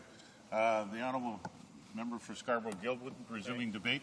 Thank you, Mr. Speaker, and I'll be splitting my time with the member from Richmond. Mr. Speaker, there's a pattern here, and I don't know if you've noticed it. I know you've been sitting in the chair for quite a while now for this entire Parliament, but there is a pattern that's here. The first step one of the pattern is to fan the flames of fear, and to usually on the basis of some egregious event that happened in the public that's caught the public's attention. And then the step two is to great fanfare step up to the microphones and announce once again that you're very tough on crime. And then step three is to great fanfare and media interviews and television appearances, et cetera, announce that you have the solution. And then step four is to table a bill. And then step five is to repeat steps 1, 2, and 3 for as long as the media pays any attention, for as long as the public is paying attention, or as long as you need to keep the channel on the channel that's currently there. Now, Mr. Speaker, I know that you are an experienced parliamentarian, but you probably, you might be or may not be surprised to learn that this pattern was used 16 times in the first session of this Parliament. 16 out of the 64 bills that were presented to this Parliament were crime-related legislation. And that's about 25% of the legislation that's on the floor of this House is crime-related legislation. Now, that's a lot of criminal legislation, but it is a great pattern. And it probably it appears to generate how should we say, more publicity than actually deals with the issues. But because it's dealt with in such a piecemeal, hodgepodge fashion with this repetition of this pattern, it gives Canadians watching the debate a very small glimpse of the very large picture, whether it's a large picture of criminality or a large picture with respect to amendments to the criminal code or the youth justice legislation. So, by dealing with it this way, you get, in effect, 16 photo ops, and you get 16 press conferences, and you get 16 TV appearances, all to great effect for the propaganda machine of the Conservative Party, but not much actually gets accomplished. Then you go to prorogation, which kills all of the activity you had in the first session. And then you get to redo it all over again. So under this session, there's now 6 out of the 29 bills that are on the floor of the House are crime and crime-related bills. So again, we've got the pattern repeated again to the great effect. We've got 6 more photo ops, and we've got 6 more press conferences, and at least, hopefully, 6 TV appearances. And it gives the appearance of actually doing something about crime when, in fact, really nothing is getting done about crime. So instead of a comprehensive approach such as what Mr. Justice Nunn suggested with respect to the youth in this country, we have all of these little series of one-offs. But I thought that it would be particularly informative for those who are listening to know that Mr. Justice Nunn had 34 recommendations. And of those 34 recommendations, about 19 were of an administrative nature and are not the prerogative of this chamber. the youth justice system is administered. It's administered by the province. But 6 were suggestions, specific suggestions on amendments to the legislation, and none of which, or if they are, they're in a very tangential way, are incorporated in C25. So here you have an individual who's well respected in the field and is issuing a report that has 34 recommendations, 6 of which are of a legislative nature, none of which appear in C25. That seems to be an awfully strange way to go about being apparently tough on crime. Now, Mr. Justice Nunn suggested that the province should advocate that the federal government amend the Declaration of Principle in Section 3 of the Youth Criminal Justice Act to add a clause indicating that the protection of the public is one of the primary goals of the Act. Now, I don't know whether that's a good recommendation or not a good recommendation, Mr. Speaker, but it does on the face of it make a lot of sense to me. Now, why wouldn't C25 contain a declaration of principle that, in fact, protection of the public is one of the primary goals of the Act? That does seem a bit sensible to me. That also seems to be something that would be easily incorporated into a piece of legislation.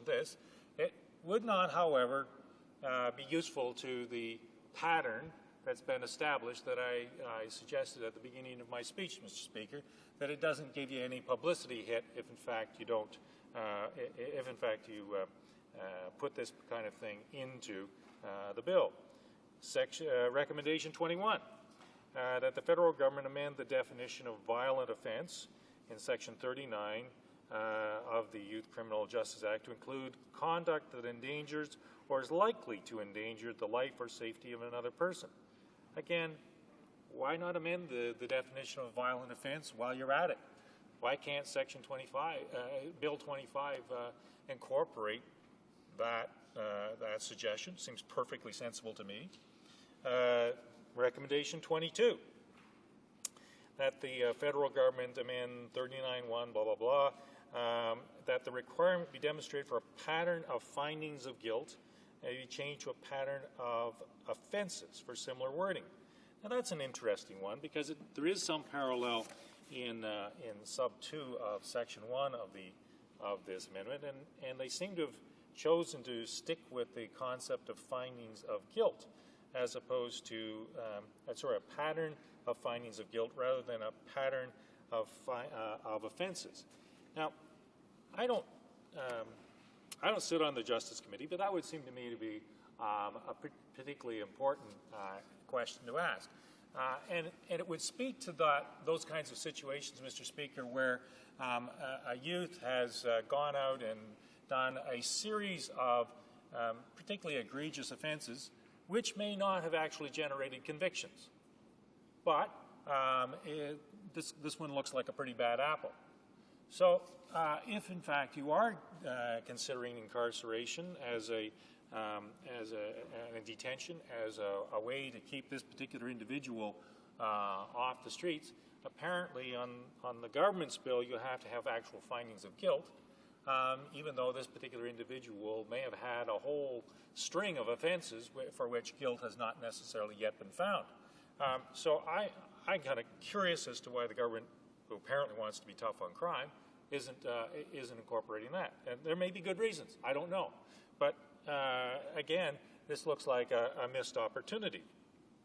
Another recommendation deals with concepts of the responsible person and how that responsible person should be continue their responsibility if the person is outside of detention, and other recommendations with respect to bail. None of these appear in C25, and it's difficult to know why, Mr. Speaker, that these kinds of sensible recommendations by a respected justice on an area of law which we all agree always needs some amendments, some continuous review, don't get incorporated.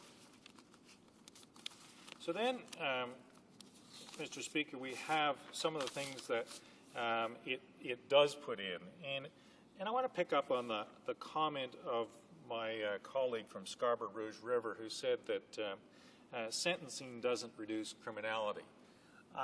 In another life, I used to be a lawyer, Mr. Speaker. Actually, I still am a lawyer, but I don't practice. I did a very, very little bit of criminal law, and occasionally one would go into the prisons to interview one's client. And I did make a couple of observations on the very few clients that I did actually represent. And one was that they're not the sharpest knives in the drawer, Mr. Speaker. People who are in the criminal business are not, generally speaking, that sharp. Two, they frequently had some pretty horrific backgrounds, possibly due to drugs, either drugs that they were taking or drugs that they're, from fetal alcohol syndrome or fetal alcohol effect or things of that nature, which diminish their capacity to interact in society. Frequently, they were had educational achievements which were not very high, and frequently they had dependencies of some kind, whether it's drugs or alcohol or something of that nature, and so you get a kind of a population which is not, how should we say, the most outstanding. What was a consistent pattern was that in each and every case, they never thought that they were going to get caught in the first place. So amending legislation, whether it was for the criminal code or for this particular legislation, so that you can denounce them and deter them, is utterly meaningless to the population that you're trying to affect. None of them would have any idea that they were going to get caught. They all thought they were going to get away with what it was they were doing. And then if they did caught, they had absolutely no idea what the sentence might be for conviction on the particular offense with which they're charged. And this was consistent both with adults and with juveniles. So I just want to point out that sentencing doesn't seem to make the minimum mandatories and all the rest of the stuff that seems to go on here to great effect. Doesn't seem to make a great deal of difference with respect to the actual criminal population that it's supposed to affect. But for some of us, it really makes us feel a lot better. So you saw that, and I picked up on a comment by Martha McKinnon of Justice for Youth and Children, and she says that the Conservatives are addressing a perception that's been exacerbated by politicians in the media. She also criticized the government's move to bring back general deterrence for youth, saying there's no evidence that deterrence works for young people. Well, I agree with Ms. McKinnon. I don't know who she is, but she's Order. Sorry to interrupt the honourable member, but I've been trying to get his attention to let him know his time is, but he's absorbed in. Yeah, but so if you just want to maybe take a sentence or two to wind up. And I apologize for not recognizing your signals, but this is, in summary, this is a bill that could have done a lot, appears to have done very little, and frankly misses the mark, but does feed the Conservative propaganda machine. Thank you. Questions and comments? The honourable member for Edmonton Centre. Well, thank you very much, Mr. Speaker, and I listened with interest to my colleague's remarks. I'll just point out one thing here. He talks about penalties not being a deterrent. Well, when there are no penalties, clearly there's no deterrent, and that's what youth are approaching the justice system with right now, is they don't care because they know they're not going to be punished. He talks about the Nunn report and saying that we're not including the principle of protection of the public. Well, the whole thing is about protection of the public, and he said it has to be found guilty, not just charged. Well, I don't think he's read it. It says a young person, unless a young person is charged with a violent offense or an offense that otherwise endangered the public, clearly it's about public safety. Or further on, if the young person is charged with an indictable offense, not necessarily convicted. Further, it says, including any pending charges against the young person, that the young person will, if released from custody, commit a violent offense or an offense that otherwise endangers the public by creating substantial likelihood of serious bodily harm to another person. It's all about protection of the public, and it's not about just when a young person is found guilty. It's about when he's charged, when he's got a record, and so on. It's clear in here, and I'm not sure why the member says that it's not. Honourable member for Scarborough-Guildwood. Well, first of all, with respect to there are no penalties, there are penalties. Of course there's penalties. You may not be happy with the application of the penalties, but there are penalties. You may not be happy with the timeliness of the application of penalties, but there are penalties. And with respect to his concerns about protection of the public, well, you know, why not just simply adopt Justice Nunn's report, which says that the federal government amend the Declaration of Principle in Section 3 to add a clause saying the protection of the public is one of the primary goals. These are the kinds of things that judges refer to continuously when considering sentences. And so, so you may think that that is just simply superfluous words, but these are significant words that Justice Nunn, on studying patterns of criminality and studying how judges deal with these things, says is important to incorporate. So why not? Why isn't it there? It's not. Order. Further questions and comments? Honourable Deputy de Marc-Aurèle-Fortin. The Honourable Member for Marc-Aurèle-Fortin. Yes, Mr. Speaker. I find the previous speaker's speech more logical than those opposite him, except perhaps for this morning, the member for Kitchener-Conestoga. But I'd like to ask the same question I asked the minister. So this is a bit of an honor that I'm asking him the same question that I asked the minister. Is he aware of the difference in crime rates between Quebec and the rest of Canada? And did he know that before today? Did he understand why there's such a difference? Gilwood. Yes, in terms of comparing offenses, criminal code offenses, if you will, under the youth justice system, Quebec to the others, there is a significant difference, and they are significantly lower in Quebec.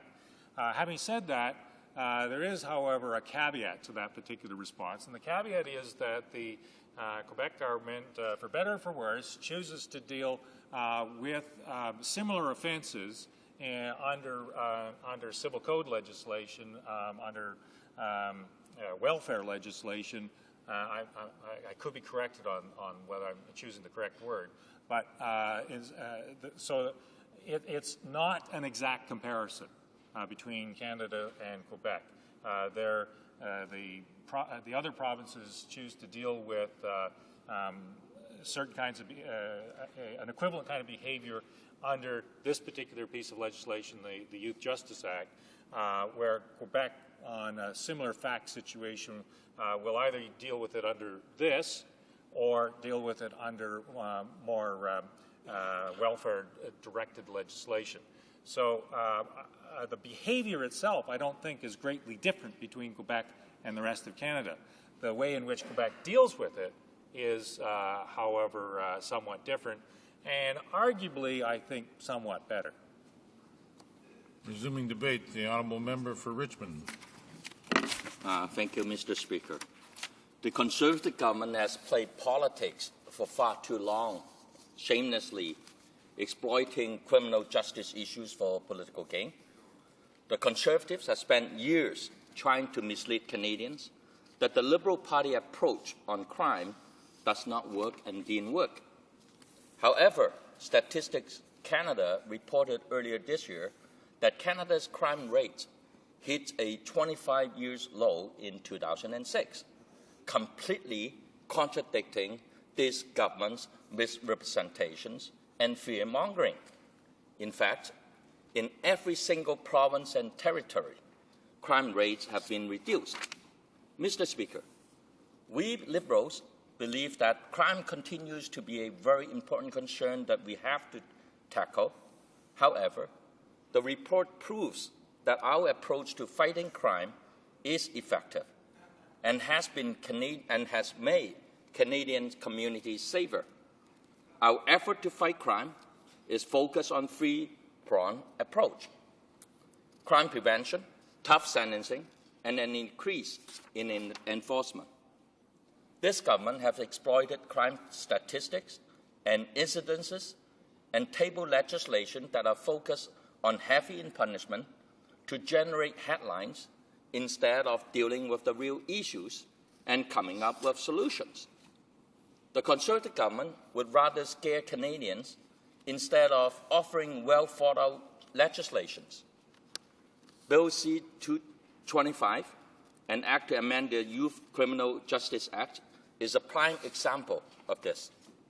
Instead of working with opposition parties to create meaningful changes to the Youth Criminal Justice Act, the Conservative government is once again trying to force through legislation so it can slap a headline sticker on it and call it done. Well, in fact, Mr. Speaker, the fact is that this bill is flawed. It is flawed because it only partially addresses the recommendations made by the Honourable D. Merlin Nunn, retired Justice of Nova Scotia Supreme Court, and the Commissioner of the Nunn Commission of Inquiry.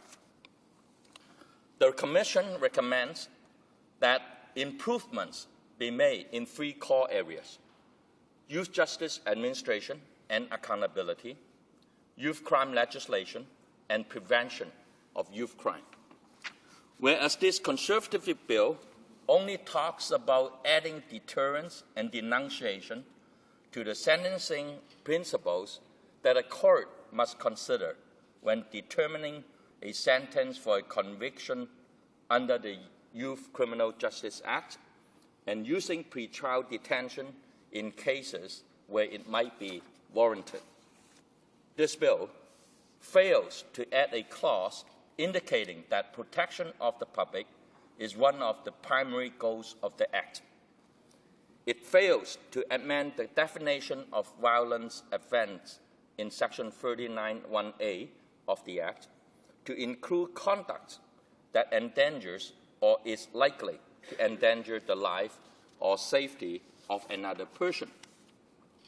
Fails to amend Section 31(5)(a) of the Act so that if the designated responsible person is relieved of his or her obligations under a responsible person undertaking, the young person's undertaking may, under Section 31(3)(b), nevertheless remains in full force and effect, particularly any requirement to keep the peace and be of good behavior and other conditions imposed by youth court judge.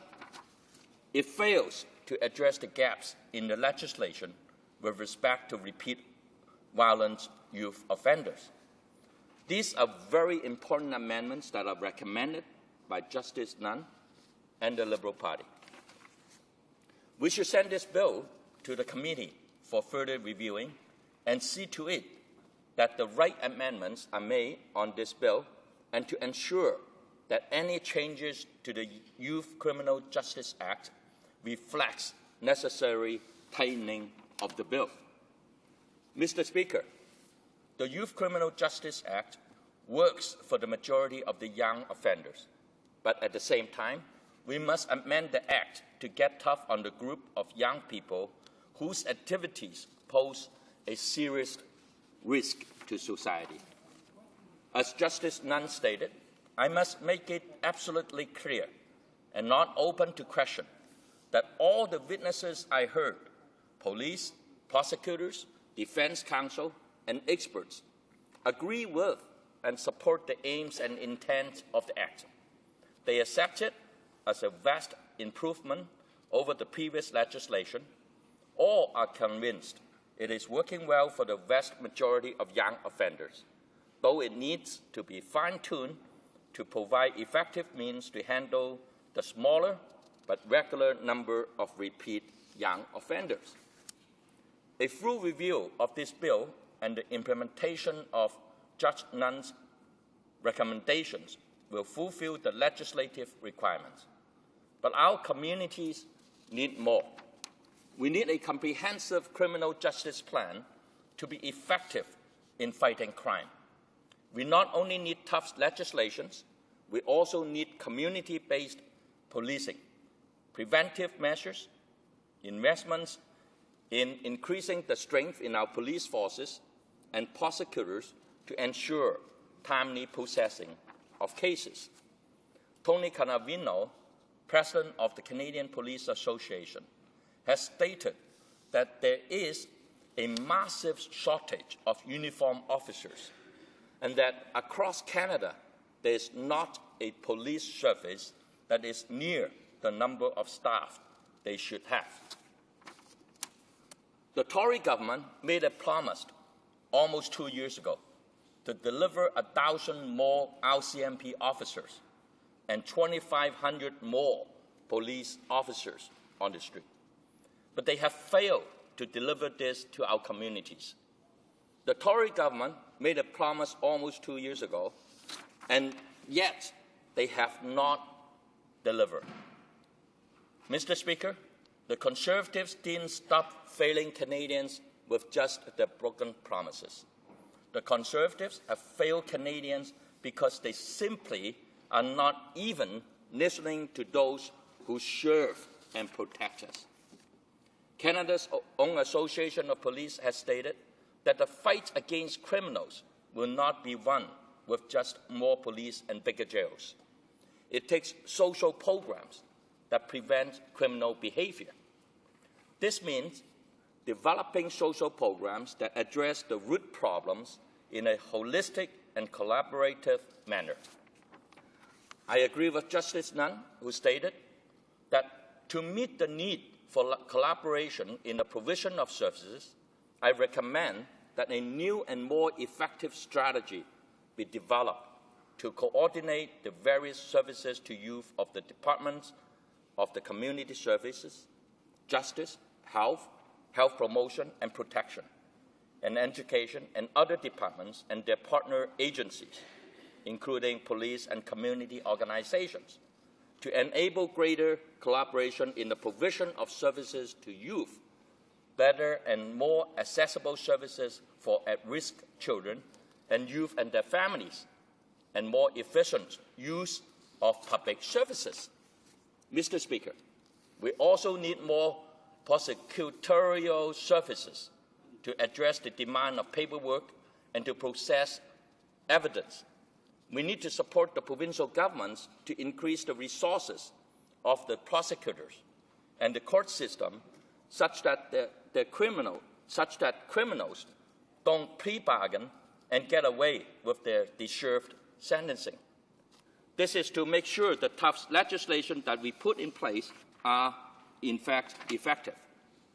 The Conservatives, however, are more interested in sloganeering and fear-mongering rather than fulfilling their duty to Canadians.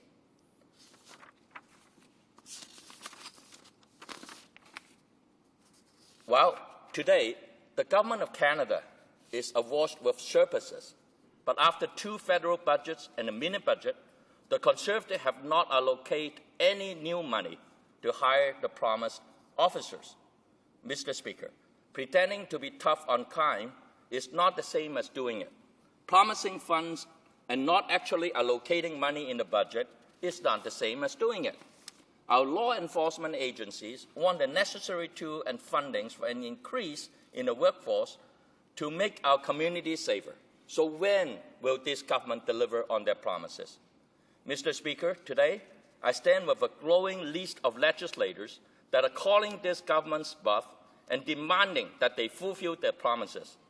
In BC, the Attorney General and Vancouver City Mayor have both publicly criticized the Conservative government's failure to deliver on promises of federal money to hire more officers. Order. Sorry about the honourable members. Time expired a little while ago. Questions and comments? The honourable member for Edmonton Centre. Well, thank you very much, Mr. Speaker. And again, I listened with interest, and I agree with a lot of things that the honourable member said about things that need to be done, and that's why we're in fact doing many of those things. I want to challenge him on a couple of things, though, and then a question. He talked about Stats Canada saying the crime rate in Canada is down. The reported crime rate is down. At the same time, violent crime is up and youth crime is up, and that's why we're talking today about C-25, the Youth Criminal Justice Act, to address that situation. I do want to challenge him or ask him a question. We talked about adding 1,000 RCMP officers and 2,500 other officers and so on, and that's great, and we are doing that. We're recruiting very hard. We're training very hard in the RCMP. Does the honourable member think that there is an RCMP officer store where we can just go and buy 1,000 RCMP officers off the shelf?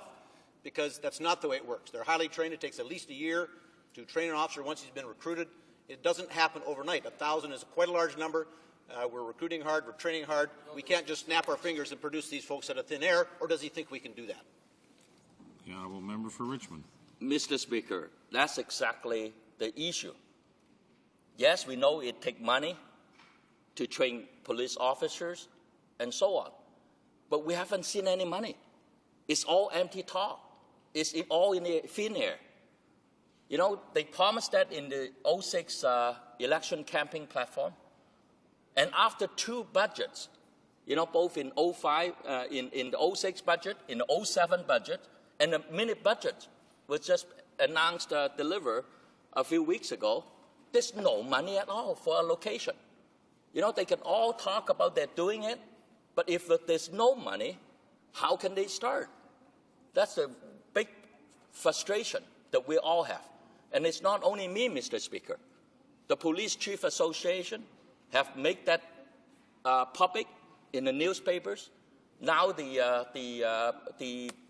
Attorney General of BC, the Honourable Mr. Oppo, as well as the Mayor of Vancouver, Mr. Sullivan, have went public to ask, to demand the government to fulfill their promise.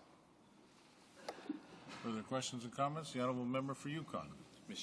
Merci, Monsieur le Président. Thank you, Mr. Speaker. The member didn't finish the things he wanted to say, so I'd like to give him an opportunity to finish stuff he didn't get within his time limit, and just ask him, principle of the bill is deterrence, but increasing sentences has been proved by all the experts who have come to committee that it just doesn't, that is not a deterrent. But the thought of getting caught, the likelihood of getting caught is a big deterrent. And of course that requires more police and investment in that area. And I'd like the member to say what he didn't get to say and then comment on that. Order. I must say that the purpose of the question and comment time isn't for people to give speakers the opportunity to finish what they have to say, but normally I know that this can happen in a less transparent way, but the member for Yukon might want to try, in this case, to not be quite so transparent the next time he tries that. The honourable member for Richmond. Well, thank you very much, Mr. Speaker. I appreciate my colleague to give me this opportunity, Mr. Speaker. Actually, what I try to say to wrap my presentation up is that the government has pretended for far too long that fighting crime is a priority, when in fact the only priority for this government is to make hollow headlines. And they have missed the opportunity by failing to adequately address the gaps in the Young Offenders Act, by failing to listen to the call by legislators. And Mr. Speaker, you know, that finally this government has failed to address Canada's justice issues because they haven't allocated a penny of new money, even though the government is awash with surpluses over the past three consecutive budget. They have not allocated any new money to crime prevention or hiring of new police officers or helping the provincial government to hire to add more resources to the court system or hire more prosecutors. Thank you.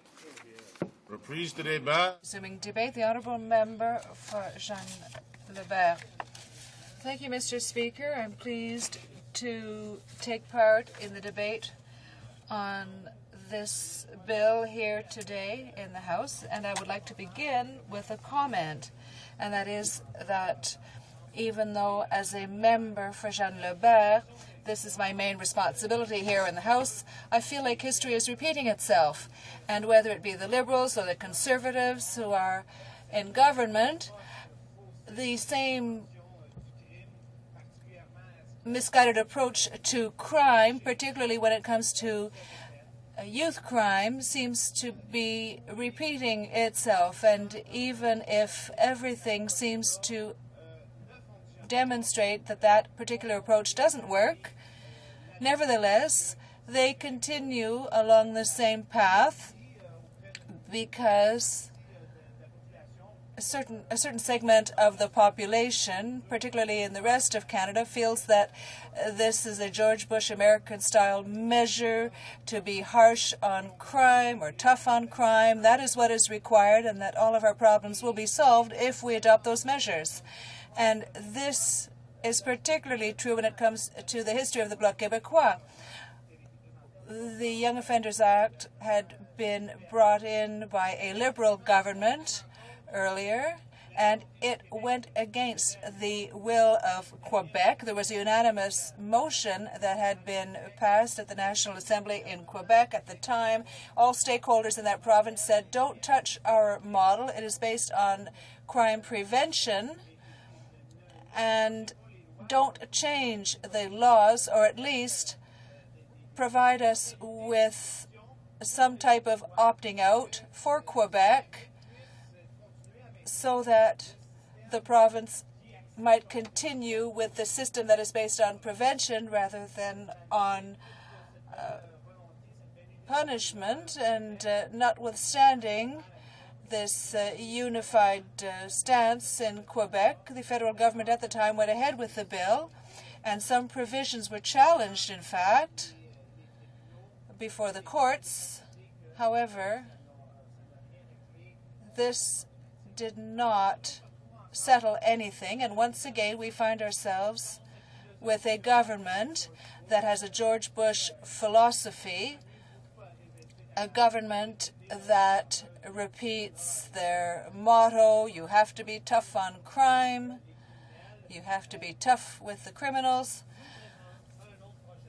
And they've brought in another bill that will cause more harm than good. And in my speech, I would like to explain why this is a bad bill. It's because it is based on theories that are false. The Conservatives, in their reasoning, talk about common sense as an argument. They say, well, it's obvious. If we have minimum sentences, there will be less crime. Well, it seems to me that you have to go beyond that very easy argument when you rely on common sense, because for millennia, humans thought that the earth was flat. It was common sense at the time to think that the earth was flat, because if you look out into the distance, you see that it's flat. But it was only later that they realized that the earth was round. And even if, at first blush, it would be comforting to say, well, all you need to do is increase the time and bring down the crime rate, if you scratch a little further, you realize that it isn't the case at all. And when you compare the approaches that are used in various countries throughout the world, or even within Quebec, you see that it isn't necessarily what happens, because countries where the legislation is based on prevention will have lower crime rates, whereas countries that want to repress or punish will have higher crime rates. So I would say that we have to look at what crime really means.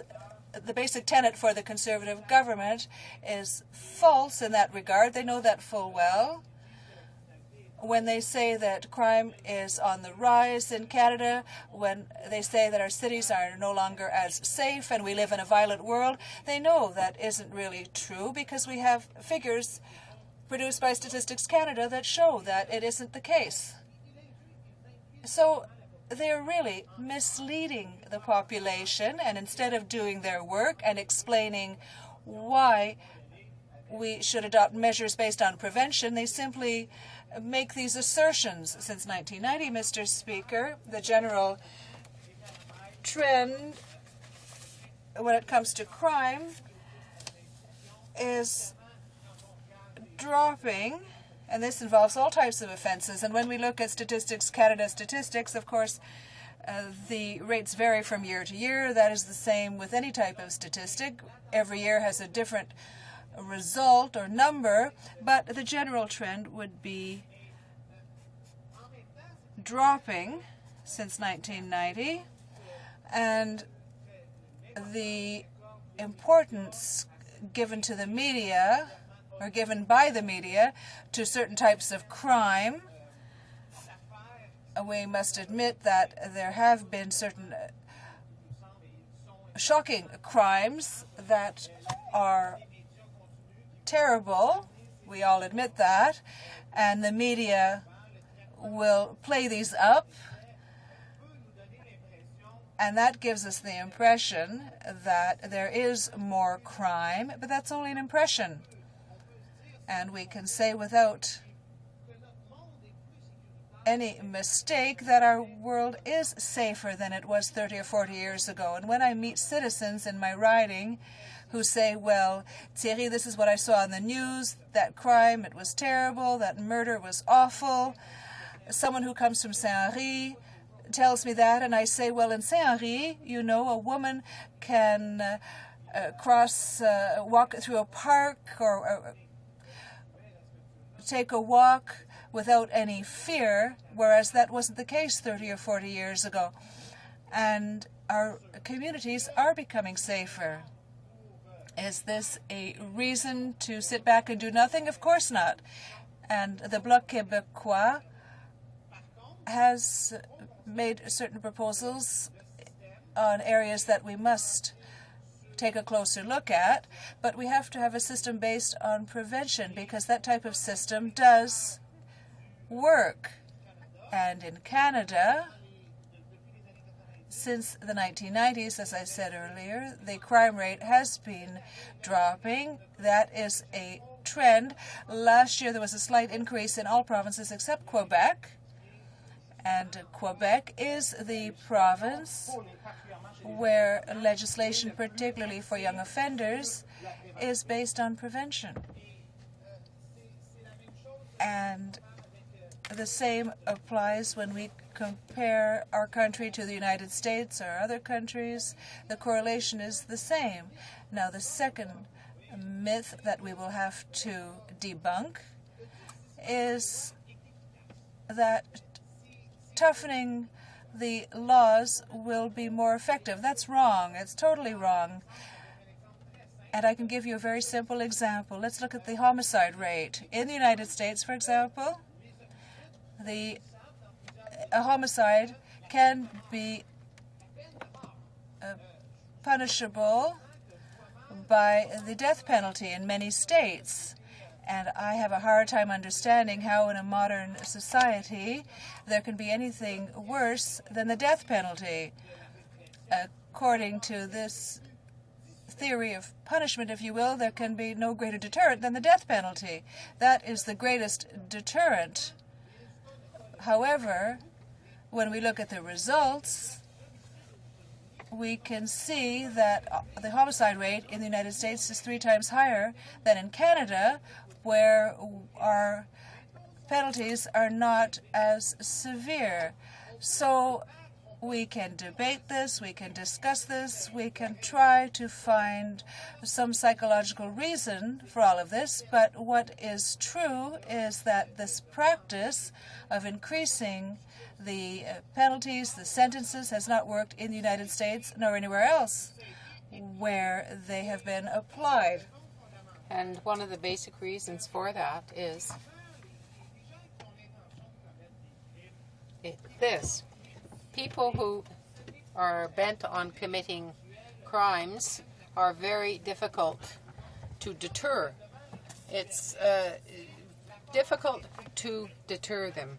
They have to be caught.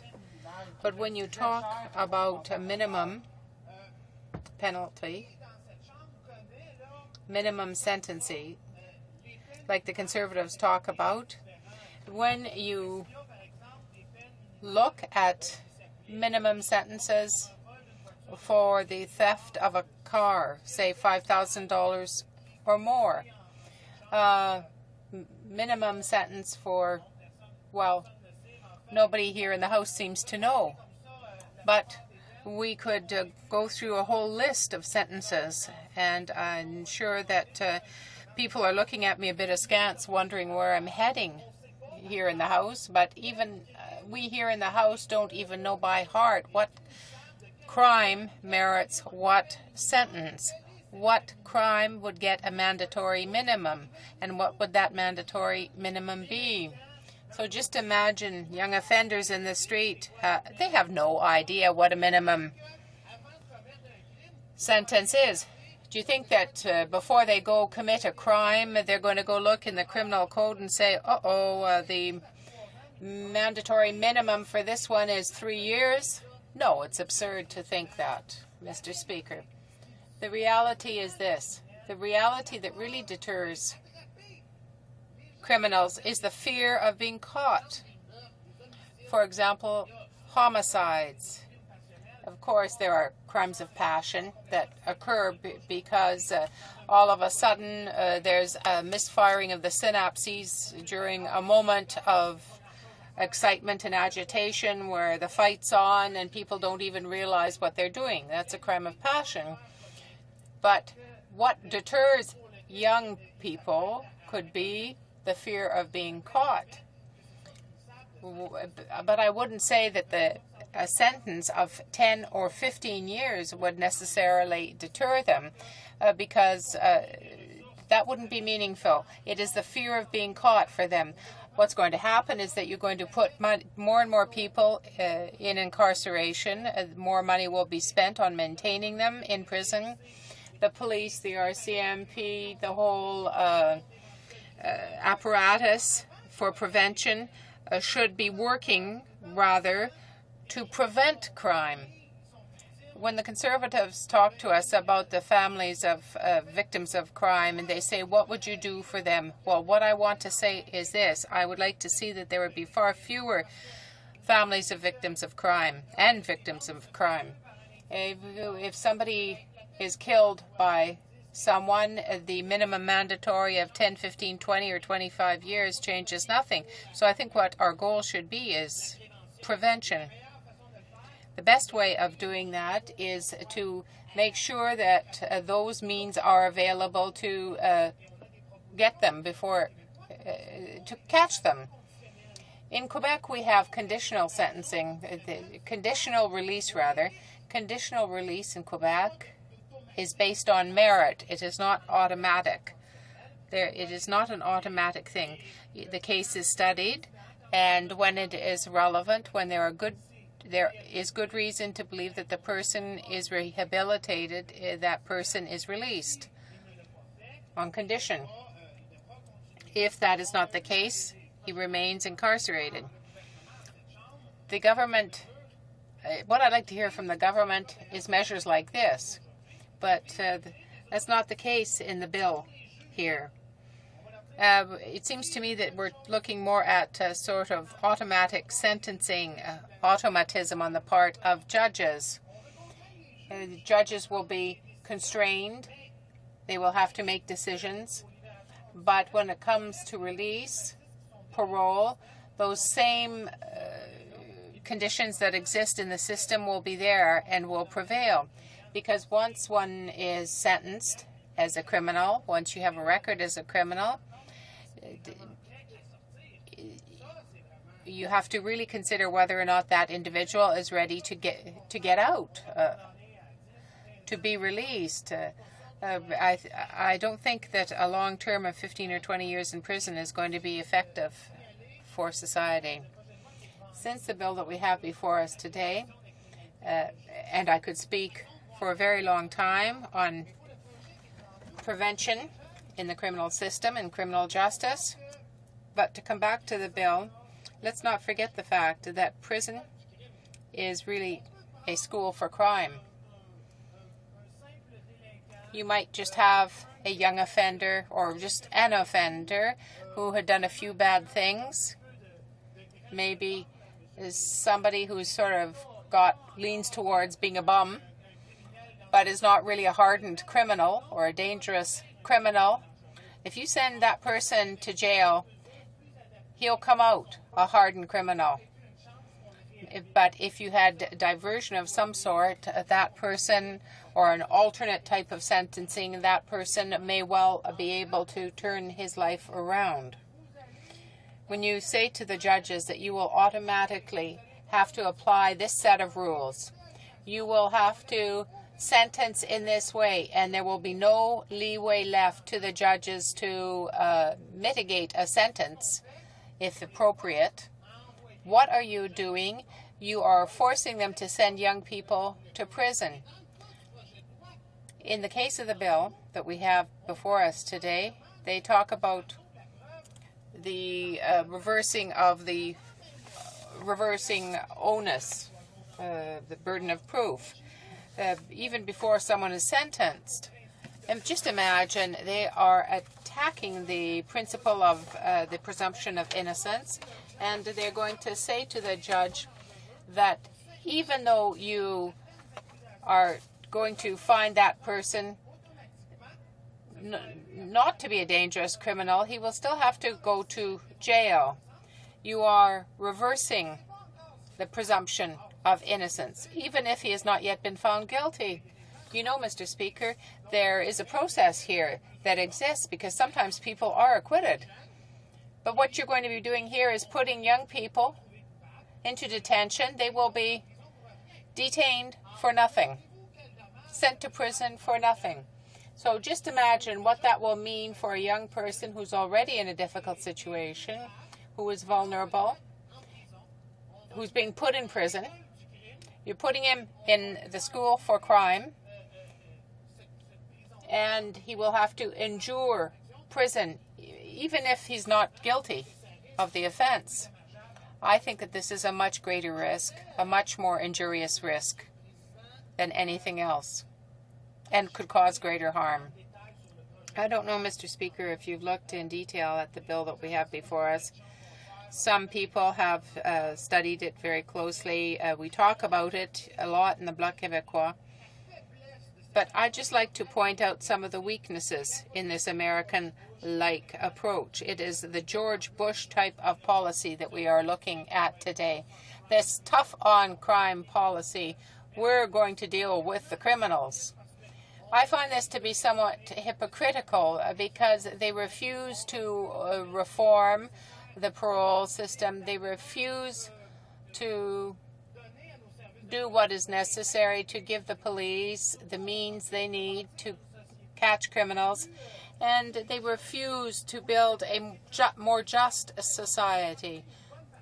There is a great portion of crime that is caused by poverty, by great abject poverty, and if you were able to correct poverty and the circumstances, the miserable circumstances in which some people live, you would be able to change the crime rate. But now you've got the Conservatives saying we want to be tough on crime. We want to simplify the lives of people who want to get a gun and use a gun by dismantling the firearms registry, even though everybody tells them that that's the wrong thing to do. The police tell them that's the wrong thing to do. The lawyers tell them that's the wrong thing to do. The social workers tell them that's the wrong thing to do. But their policy generally is this: we'll simplify the life for those that want to acquire weapons. But we're going to say, at the same time, if you use them for a crime, there'll be mandatory minimums. I don't think that this is the way to go. The prevention of crime is not something that is considered properly by this government. They lean towards punishment for crime, but that is not the way to go. That is not the path to be chosen for Canada nor for Quebec. Questions and comments? For Edmonton Centre. Thank you very much, Mr. Speaker, and I listened again very carefully, and I'd have to challenge my colleague on a couple of things. He talked about the Stats Canada statistics for crime, saying that crime was down, and that's true if you talk about all crime, including petty crime. Well, the fact is petty crime isn't reported anymore because nothing's done about it. The fact is violent crime and youth crime are up, and we are talking about C-25, the Youth Criminal Justice Act. He talks about deterrence and prevention, and I agree. Somebody who's been sentenced, that's probably not going to deter him because it's too late. But you know what? It might deter somebody else who looks at somebody actually being caught and actually being held to account for what they've done. And if we want to talk statistically, a habitual offender will, if he's in jail, is not going to commit the 15 crimes the next year that he would have committed had he been on the street. So we are talking about deterrence, not necessarily of that person, somebody else. We are talking about prevention of crimes while whoever it is in jail, whether that's a youth or whether it's a an adult offender can be immaterial. So I'd just like to ask my honourable colleague, why he ignores some statistics and selectively picks others. The Honourable Member for Jean-Lebert.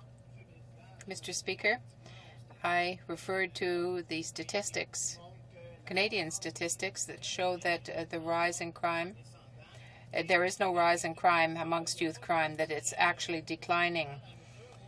Mr. Speaker, though that petty crime, if you let nothing be done about it, you will have one day hardened criminals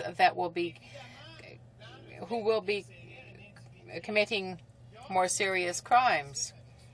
Well, I can agree with part of what was said, but the judges are the best placed on a case-by-case basis to decide what sentence is most appropriate for the young person. Just basing this on statistics, it's very dangerous. You're going to put someone in jail for a longer period of time to protect others, but it's not up to us as legislators to say, no matter what the circumstances, this is the sentence that should be handed down. We've heard the Conservatives often reproach judges for being political activists, for getting involved in politics. The Conservatives now want to do the contrary. They and as legislators want to get involved in criminal justice. I think that we have to look at crime and have some sort of guide for judges, yes, but we cannot tell a judge what is the most appropriate sentence in circumstances. What is concerning in this is that today the government speaks about sentencing as a form of preventing crime, but it wants to amend the YCJA to use sentencing as a deterrent. Is that the way? Is that a way to deter people from committing crimes? I think it's incoherent. Honourable Member for Peterborough. Thank you, Mr. Speaker. I appreciate having the opportunity to question the honourable member. I listened to what he had to say, and part of what I don't think the member understands is that our government doesn't disagree with a fundamental point that he's making, that there needs to be a focus on prevention. We agree with that. In fact, Mr. Speaker, we worked very hard to support families. We've worked hard to support communities. We believe that these are fundamental in assisting stronger families mean safer communities, in my opinion. But what I don't understand and what I can never comprehend when I hear these arguments from the opposition is that they don't believe that there should be an adequate punishment for crime. In my riding, people are very often outraged with what they see as lenient or sentences that, quite frankly, don't fit the crime at all.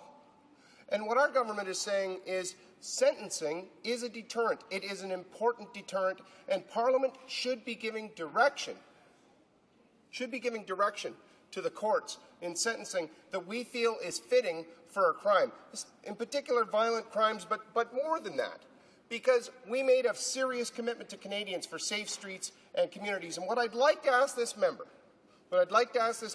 is whether or not he believes that in order to have a justice system that you must have just sentences, or does he believe that sentences should be completely immaterial to the crime and that we should just focus on prevention, keep the blinders on, pretend that crime isn't out there even though our communities tell us otherwise? Is that the approach he'd like to take?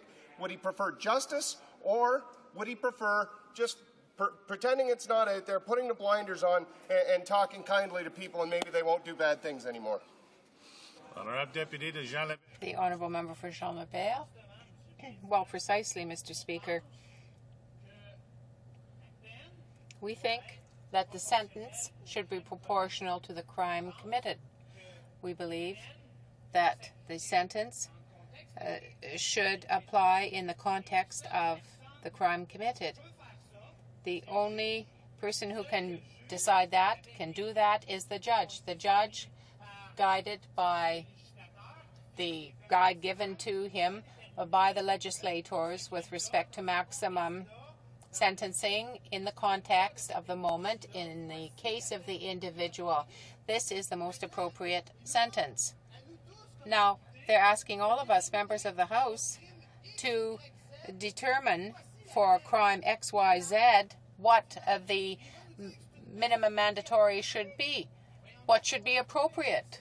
Well, we can't do that, we're going to find ourselves with terrible distortions. You're going to have a case of two individuals with totally different circumstances who will have the same mandatory minimum because the judge has no leeway to decide which sentence would be better applied to each individual. So they're asking the contrary. They're not giving the judge the tools he needs to decide upon the appropriate sentence. I'm speaking here of hypocrisy here in the minister. They're talking about safe places, but they're making things safer, but they cannot take part. But now they're in the process of dismantling the firearms registry. Isn't that crass hypocrisy, Mr. Speaker? They're going to say that it's the opposition that is preventing safe places in society. I think that they should take a look at what they're doing before they talk about safety in the streets. The honourable member would like to carry on the debate, but we've reached the time for statements by members. Declaration de Statements by members. Honourable member for Perth Wellington. Thank you, Mr. Speaker. Municipalities in my riding are looking forward to the rollout of the Building Canada Fund. Unfortunately, most municipalities in my riding of Perth Wellington did not benefit from COMREF, created by the previous Liberal government. Most municipalities applied to all 3 rounds and received nothing. In the meantime, important projects have been put on hold. Funding from our new Building Canada Fund, along with significant investments in the gas tax fund, will help our municipalities upgrade and renew their infrastructure. Our $33 billion of infrastructure funding over the next 7 years is the largest single federal commitment to public infrastructure in 50 years. I look forward to working with the Minister of Transport, Infrastructure and Communities and his team in support of our municipalities. Thank you. The honourable member for Welland. Mr. Speaker, the federal government plays a critical role in the health of Canadians across this country. Recognizing such and to commemorate our country's centennial in 1967, a previous Liberal government established a program to assist municipalities, large and small, to build recreational facilities such as community pools, libraries, senior centers, ice rinks, and baseball diamonds, just to name a few. After 40 years of intensive and enjoyable use by children and adults alike, our country's deteriorating recreational infrastructure is in need of immediate attention. We must ensure that quality recreational facilities will continue to be available for our citizens of all ages to contribute to a positive lifestyle and, more importantly, their health. Our towns and cities are in fiscal crisis and need financial, federal assistance to address the compelling need. I urge this government, in partnership with the provincial and local governments, to immediately create a new infrastructure program dedicated to replacing our crumbling recreational facilities. Yes, Mr. Prime Minister, municipalities are important. The Honourable Member for Papineau. Mr. Speaker, from November 17th to 24th, YMC World Peace Week marks the dedication of individuals and groups working for peace. It's a chance for us to think about our own ability to resolve conflicts around the world. Since 2006, the situation in Darfur has steadily deteriorated. Thousands of deaths, displaced persons, rapes, starvation, and victims of violence every day. To bring back peace, the Bloc calls on the federal government to increase humanitarian assistance, to continue supporting the International Criminal Court, and to provide more financial and logistical support to the African Union and the UN without neglecting diplomatic efforts. Peace isn't just the absence of war, it's also creating conditions conducive to the well-being and development of all human beings. Thank you, Mr. Speaker. For Winnipeg North. Mr. Speaker, End Exclusion 2007 is an extraordinary gathering taking place in Ottawa today. More than 300 delegates representing over 80 organizations from across Canada are seeking meaningful equality for persons with disabilities, here working out a plan of action to convert their vision of an inclusive and accessible Canada into new and vibrant realities. They have a message for all of us. Enough with the studies, enough with the promises. Time for action now. Time for the federal government to build a Canada where all the people living with disabilities have the supports necessary to fully access and benefit from all that Canada has to offer, where we work together to remove barriers and ensure that active citizenship and full inclusion of Canadians with disabilities is a reality. We have reached a turning point. Time for the federal government to show leadership, improve the daily lives of 12% or more of Canadians living with disabilities. Time to get to work building a Canada where all citizens can enjoy full citizenship and where we base our values on equality, self-determination, and accessibility. Time for us to act so all generations will look on this moment with pride. The Honourable Member for Okanagan-Shuswap. Mr. Speaker, this past summer there was outpouring support from my constituents who signed a 9-meter-long banner for our troops in Afghanistan. Wonderful. This was one part of a major effort led by Vernon, BC-based Heavy D's Old-Fashioned Kettle Corn. Heavy D's has also dispatched 2,600 commemorative bags of fresh kettle corn to our troops in Afghanistan, bearing messages from school children and cadets. Copies of We Salute Our Heroes CD and DVD packages will also be sent. The goal is to raise $100,000 for We Salute Our Heroes Foundation. This is an effort to support injured troops and their families. Mr. Speaker, actions such as these reassure our troops of our support and that they are always in our hearts. I salute Heavy D's Old-Fashioned Kettle Corn and all the volunteers for their efforts to support our troops. Thank you. Honourable Member for Pickering, Scarborough East. Mr. Speaker, a major festival in Islam is Eid al-Fitr, which is celebrated at the end of Ramadan, the month where Muslims fast from sunrise to sundown. Fasting during Ramadan is one of the 5 pillars of Islam, and this month is also marked by prayer and charity. It's also an opportunity for Muslims in countries around the world to interact and develop better understanding of each other's heritage. Mr. Speaker, on behalf of the organizations involved, I extend an invitation to you and to all colleagues in this House and, of course, in the other place to attend the 13th annual Eid al-Fitr celebration at Parliament Hill tonight in room 200 of the West Block from 6 p.m. to 9 p.m.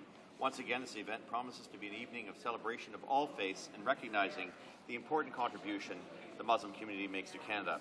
On behalf of this House, I wish all Canadian Muslims a happy Eid al-Mubarak. Thank you, Mr. Speaker. Honourable Member for Charles Wood, St. James, Assiniboia. Mr. Speaker, I'm speaking today to recognize the pride of Manitoba, my hometown team, the Winnipeg Blue Bombers. With a rich history of 25 Grey Cup appearances and 10 Grey Cup wins dating all the way back to 1935, the Blue and Gold are truly one of CFL's finest. I would like all Manitobans and Blue Bomber fans from coast to coast to coast to echo these rousing words when they take on and crush the not-so-rough Rough Riders. Like the Blue Bomber Victory March says, we shout as you go charging by. We send up our cheers to the sky. Behind you we will stand. We're best in the land.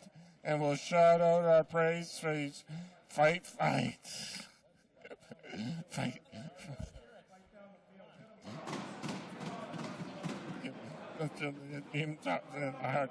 Fight.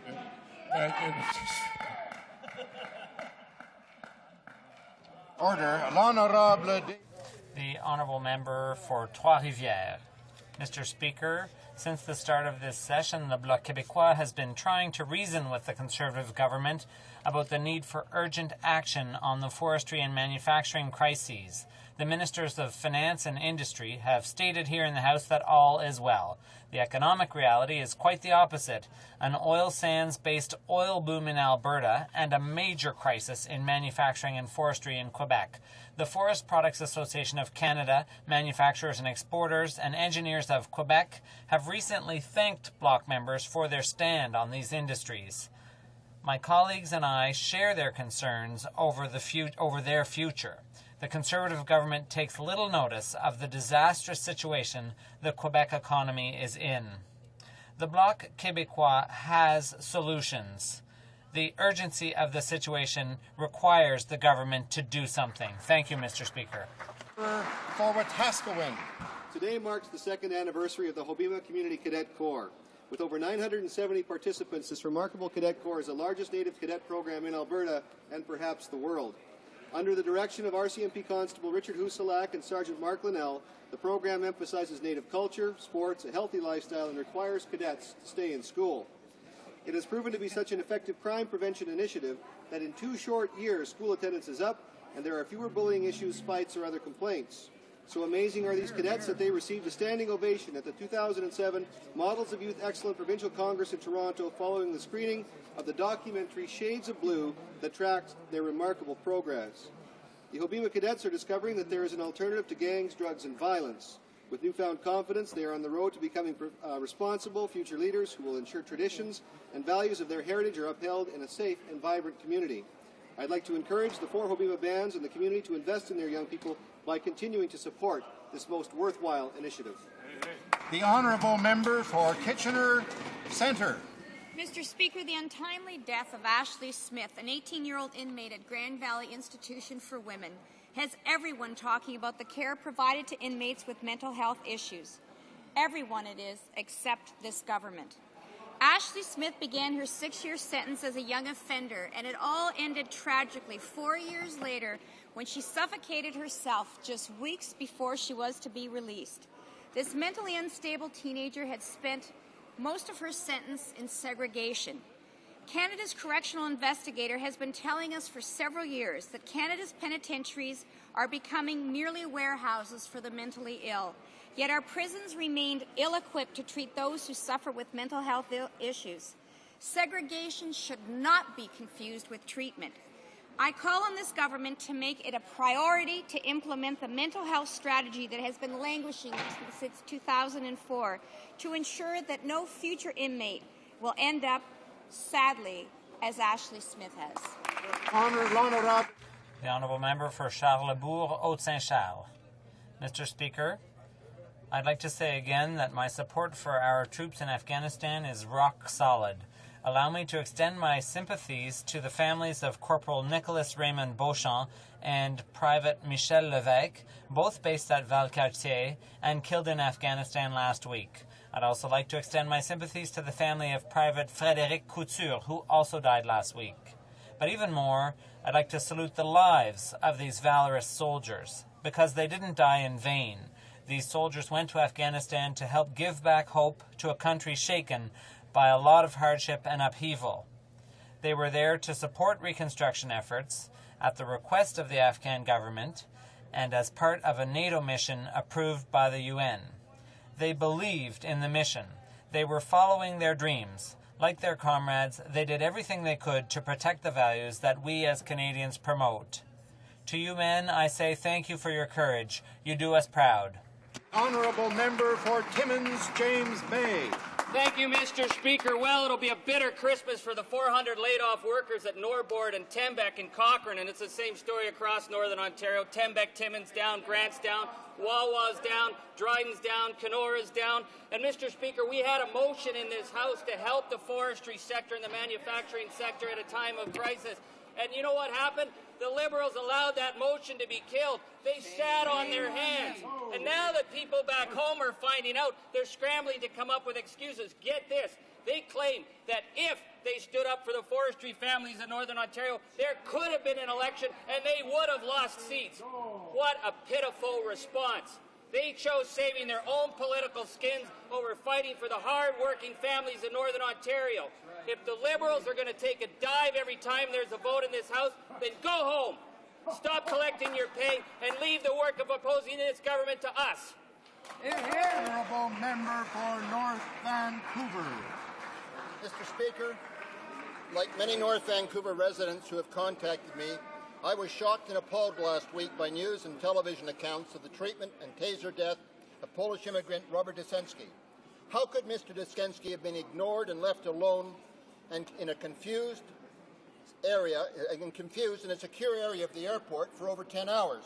How could his mother, who had traveled all the way from Kamloops to greet her son, apparently be offered no assistance or compassion when Robert did not emerge as anticipated even hours after his plane was known to have arrived?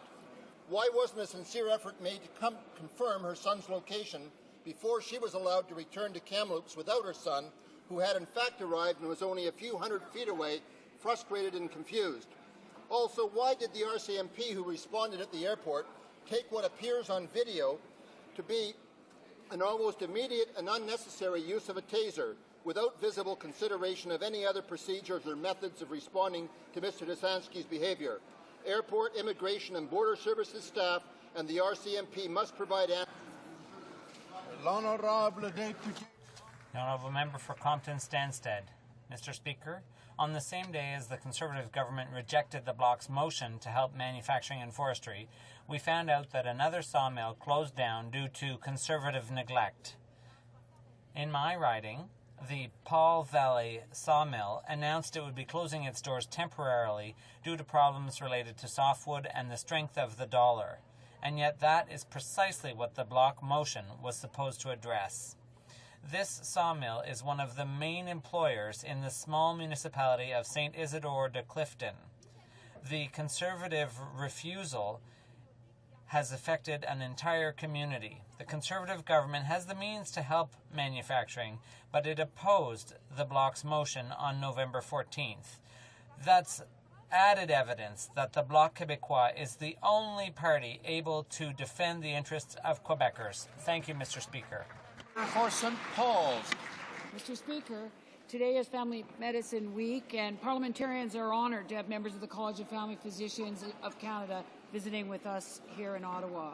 The college endeavours to improve the health of Canadians by fostering excellence in educational standards for training and the practice of family medicine, by contributing to public education around healthy living, by promoting immediate access to services provided by family doctors, by stimulating research, and by promoting greater awareness of family medicine.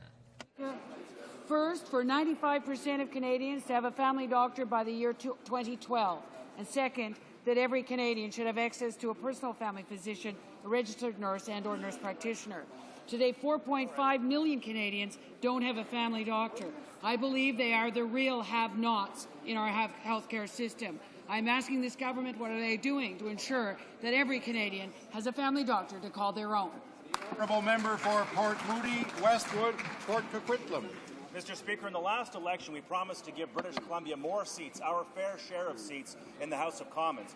We have kept our promise and tabled legislation to give BC 7 more seats in Parliament. Equal representation is good for Canada, and Premier Campbell said it best, quote, "This is a nonpartisan measure that strengthens our democracy. This legislation recognizes BC's growing population and the increasingly important role of the West in the Federation's future." Mr. Speaker, the Liberals are opposing this bill. This isn't surprising. The Liberals voted against the Gateway funding. They voted against BC's forest industry by opposing the softwood lumber agreement. They voted against dredging on the Fraser issues and a number of other BC issues. By opposing our fair share of seats in Parliament, the Liberal MPs from British Columbia are ignoring their responsibility to defend the province's future and our equal say in Canada's future. Shame on them for ignoring their constituents, and shame on them for turning their backs on the future of British Columbia. Order. À l'ordre. Oral questions. Questions orales. L'honorable. The Honourable Leader of the Opposition. Here, here. Mr. Speaker, Canada abolished the death penalty 31 years ago. Previous governments have consistently upheld this principle for Canadians abroad. That's why I wrote to the Governor of Montana today, asking he commute the death sentence against the Canadians there. Will the government do the same and demand the state of Montana not use the death penalty against a Canadian citizen? The Honourable Minister of Justice. The government's been very clear what its position is with respect to this matter, but I have to note the newfound enthusiasm of the Leader of the Opposition for justice issues. I can only tell you, Mr. Speaker, I wish there was some of this enthusiasm last spring when we had bills that were going to protect law-abiding Canadians. I wish he could have written to some of his friends in the Senate last spring. He could have been helpful back then. The Honourable Leader of the Opposition. Mr. Speaker, Canadians are against the death penalty. It violates the fundamental principles of justice, and the government can't say that it's against the death penalty here, but let it go on elsewhere. It can't be justified. The government must oppose the death penalty wherever it is practiced. No half measures. I'd like to ask the government to officially oppose the death penalty against this Canadian citizen in the name of justice and simple humanity. The Honourable Minister of Justice. Certainly, Mr. Speaker, the Leader of the Opposition is a newcomer to this issue. When he was asked by one of the Toronto newspapers to put together a speech from the throne, a pseudo-speech from the throne, there wasn't one single word that talked about the protection of law-abiding Canadians, not one single word on the justice issue. So, Mr. Speaker, the member can do as he pleases, but I'd like to get his support for the criminal law legislation that we've introduced in this Parliament. The Honourable Leader of the Opposition. Mr. Speaker, if the government truly believed that death penalty was ethically and morally wrong, as Canadians do, they would intervene in Montana. But they are silent, despite the law of the land, despite the Charter of Rights, despite the Supreme Court of Canada. They are silent, and their silence speaks volumes. So I ask again, will this government demand the state of Montana not use the death penalty against a Canadian citizen? Honourable Minister. Order. The Honourable Minister of Justice. Ordered.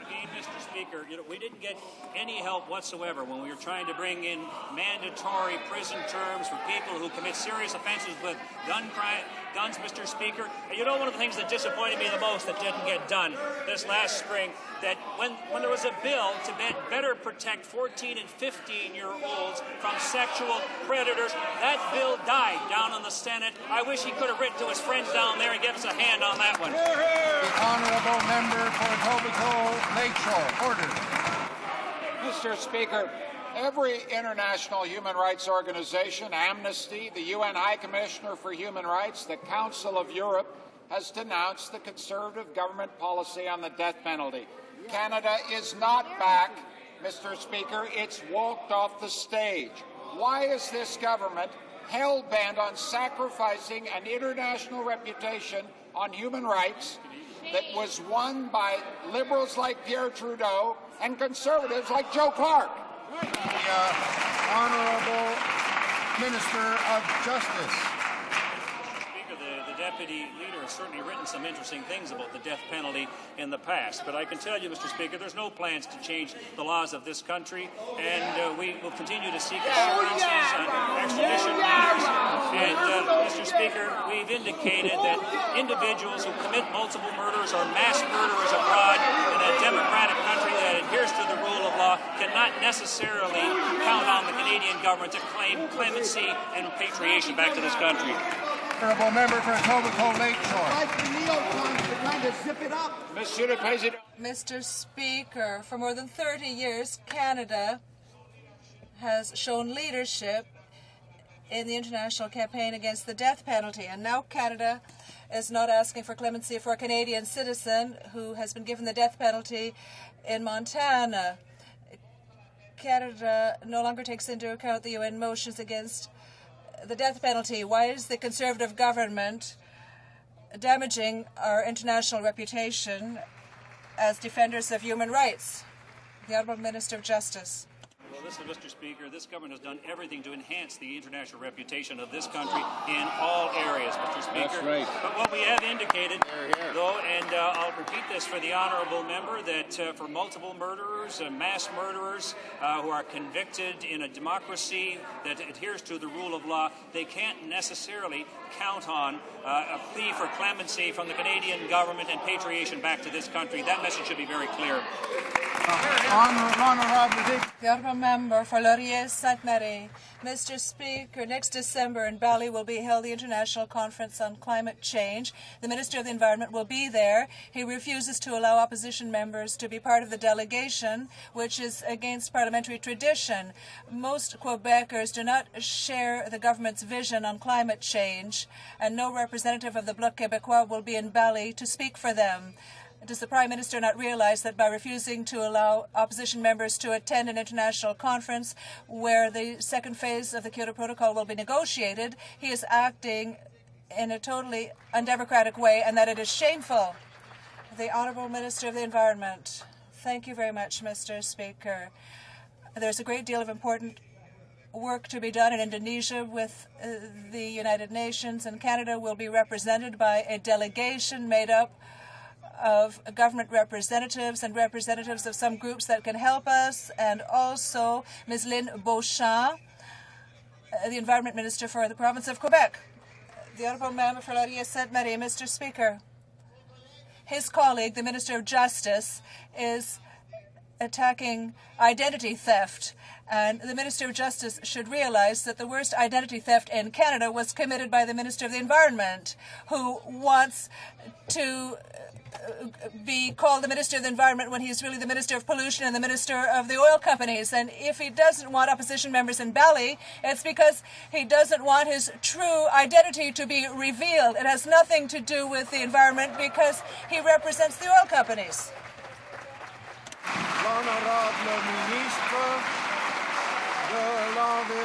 The Honourable Minister of the Environment. Thank you very much, Mr. Speaker. On this side of the House, we support open federalism, and we're very proud to have representatives from the provinces. I was very happy to hear that Lynn Beauchamp, the Environment Minister from Quebec, has accepted our invitation to be on the Canadian delegation to work towards a new agreement to fight climate change. The Bloc Québécois has never done anything in the past 17 years while they've been here in the House, and now is the time to act. The Honourable Member for Rosemont-la-Petite-Patrie. The Minister torpedoed the Kyoto Protocol in past years, and that's the reality. Mr. Speaker, environment groups, Réseau Action Climat Canada, denounces the absence of opposition members as part of the delegation, whereas the people who voted in a majority for these parties should have their voices heard in Bali. Is the Minister of the Environment aware that by refusing to allow the opposition to be part of the delegation, he is acting in an undemocratic way, and he is preventing Canadians and Quebecers from participating, people who want true change when it comes to the climate?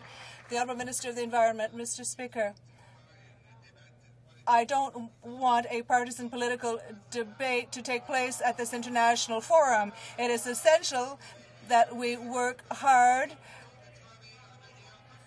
in a constructive way with all of those at the conference. It's important for the Government of Canada to work hard to have a new protocol, and I'm very proud that Ms. Lynn Beauchamp, the Quebec Minister of the Environment, will be representing her province there. Mr. Speaker, we're acting. The Honourable Member for Rosemont-la-Petite-Patrie. During the Nairobi conference, environmental groups were excluded from the delegation. Now the opposition parties are being barred. I wouldn't be surprised to hear the minister tell us today that those who will be with him will be the chairman of the oil companies. That's the only thing the government thinks about. And will the minister finally understand reason and include opposition parties among the delegation members? The Honourable Minister of the Environment. Mr. Speaker, I don't know if the Alberta oil companies will be in Bali. we feel that it's very important to have a new protocol that will give us true results for climate change. We want to reduce greenhouse gas emissions by 20%, an absolute 20%, and that is what we are going to work on at the international conference. The Liberal Party and the Bloc Québécois have never done anything in that on that file. It's time for us to act. The Honourable Member for Toronto Danforth. Mr. Speaker, 22 million Canadians say that housing is too expensive for them to afford, and this is a problem among young families, among our seniors, and Aboriginal people live in unacceptable conditions when it comes to housing for their families. I know, and we know, that the Liberal government, the previous government, rejected all policies to build social housing. But why would this government continue along the same sad lines? The Honourable Minister of Human Resources. I'm shocked that the leader of the NDP isn't aware that this government moved immediately upon coming to office to put $1.4 billion into a housing trust, Mr. Speaker, on top of $1 billion in the Affordable Housing Initiative, $1.8 billion a year on social housing, $270 million a year on the homelessness partnering strategy, $256 million on the residential rehabilitation program, and $300 million for a market housing plan on reserve, Mr. Speaker. More money than any government in history. The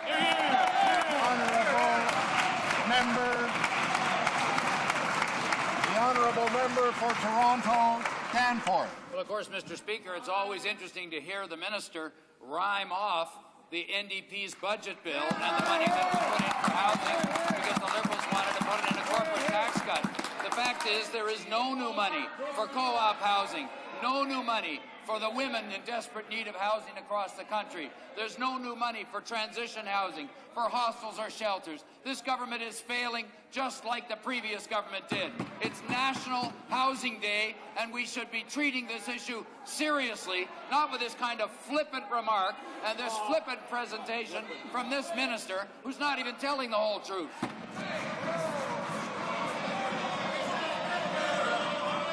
It's not clear to me there was a question. Perhaps the Honourable Minister of Human Resources and Social Development wants to respond anyway. That terrible insult. Mr. Speaker, the fact is that if this was an NDP list, we'd be running a deficit of $10 billion. Yeah. And Mr. Speaker, the fact is that under this government, more people are working than has ever worked in the history of this country, precisely because this finance minister has created an environment where people around the country are at work, wages are rising, more people can afford homes, poverty is going down, Mr. Speaker. We are doing things for the people of this country thanks to the leadership of this finance minister, this prime minister. Order the Honourable Member for Ottawa South. Mr. Speaker, for the first time in 15 years, the Minister of the Environment has told industry associations, environmental NGOs, labour groups and opposition critics that they've been kicked off the official Canadian delegation 10 days before the start of United Nations climate change meetings in Indonesia. Is this because 6 independent research groups have concluded that the government's climate change plan and targets are a farce, that nobody believes them? Or is it because the minister has no plan for Valley, has now isolated Canada in these negotiations, and is desperately trying to hide these facts from everyday Canadians? Yeah. Honourable Minister of the Environment. Mr. Speaker, we see the member for Ottawa South, the official spokesman for the Liberal Party on the environment. Do you know how many days it's been since he stood up and asked a question of me as Minister of the Environment? 160 minutes. Oh, no! And you know what this question is? Why can't I come on that nice trip with you? Honourable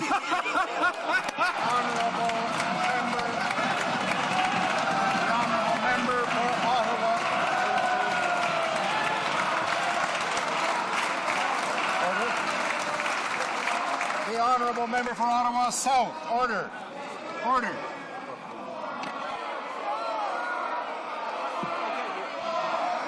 Yes, we're about to get more.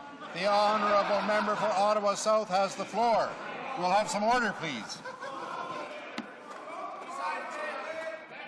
Monsieur le Président. Mr. Speaker, the government tradition for 15 years has been to extend a hand to environmental NGOs and industrial associations by inviting them to take part in UN climate change conferences, and we've always worked cooperatively, and now the government is censoring all opposing opinions. Since the Kyoto Protocol will be ratified, what does he intend to negotiate with the Republicans in the United States, the last partner that is remaining?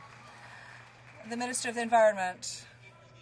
Member for Ottawa South and members of the Liberal Party, they had their chance to stand up for the environment. But when the House of Commons voted on the throne speech, which gave the government a mandate to govern and a mandate on an environmental policy, Mr. Speaker, the Liberals and this member were nowhere to be seen. They abstained, Mr. Speaker. Well, Mr. Speaker, decisions are taken in this country by people who show up and vote. Honourable member for Richmond Hill. Mr. Speaker, for weeks this government has been near silent on the crisis in Pakistan. Yet, the biggest problem in Afghanistan is Pakistan. However, when the status of Pakistan in the Commonwealth is being debated, the government sends only a junior minister. Pakistan is critical to the future of our mission in Afghanistan.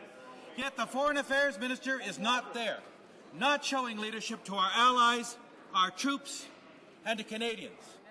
Why? Why? The Honourable Parliamentary Secretary to the Minister of Foreign Affairs. Mr. Speaker, it's amazing to see that the Liberal Party does not like Francophonie. The Minister of Foreign Affairs is attending a Francophonie because it is very important. However, let me also say that the Prime Minister of Canada is at the Commonwealth, and he has issued instructions to say for Canada to take a very strong step in asking for suspension for Pakistan. Thank you, Mr. Speaker. Honourable member for Richmond Hill. Mr. Speaker, making policy at 35,000 feet, as the Prime Minister is doing, is not leadership. Why is this government sending the message to the international community that Canada believes that the situation in Pakistan warrants only minimal attention? Does this government not understand that the future of Pakistan has enormous implications on the future of our mission in Afghanistan? Are they truly serious about Afghanistan, or are photo ops for the Prime Minister the guiding principle behind this government's dismal foreign policy record?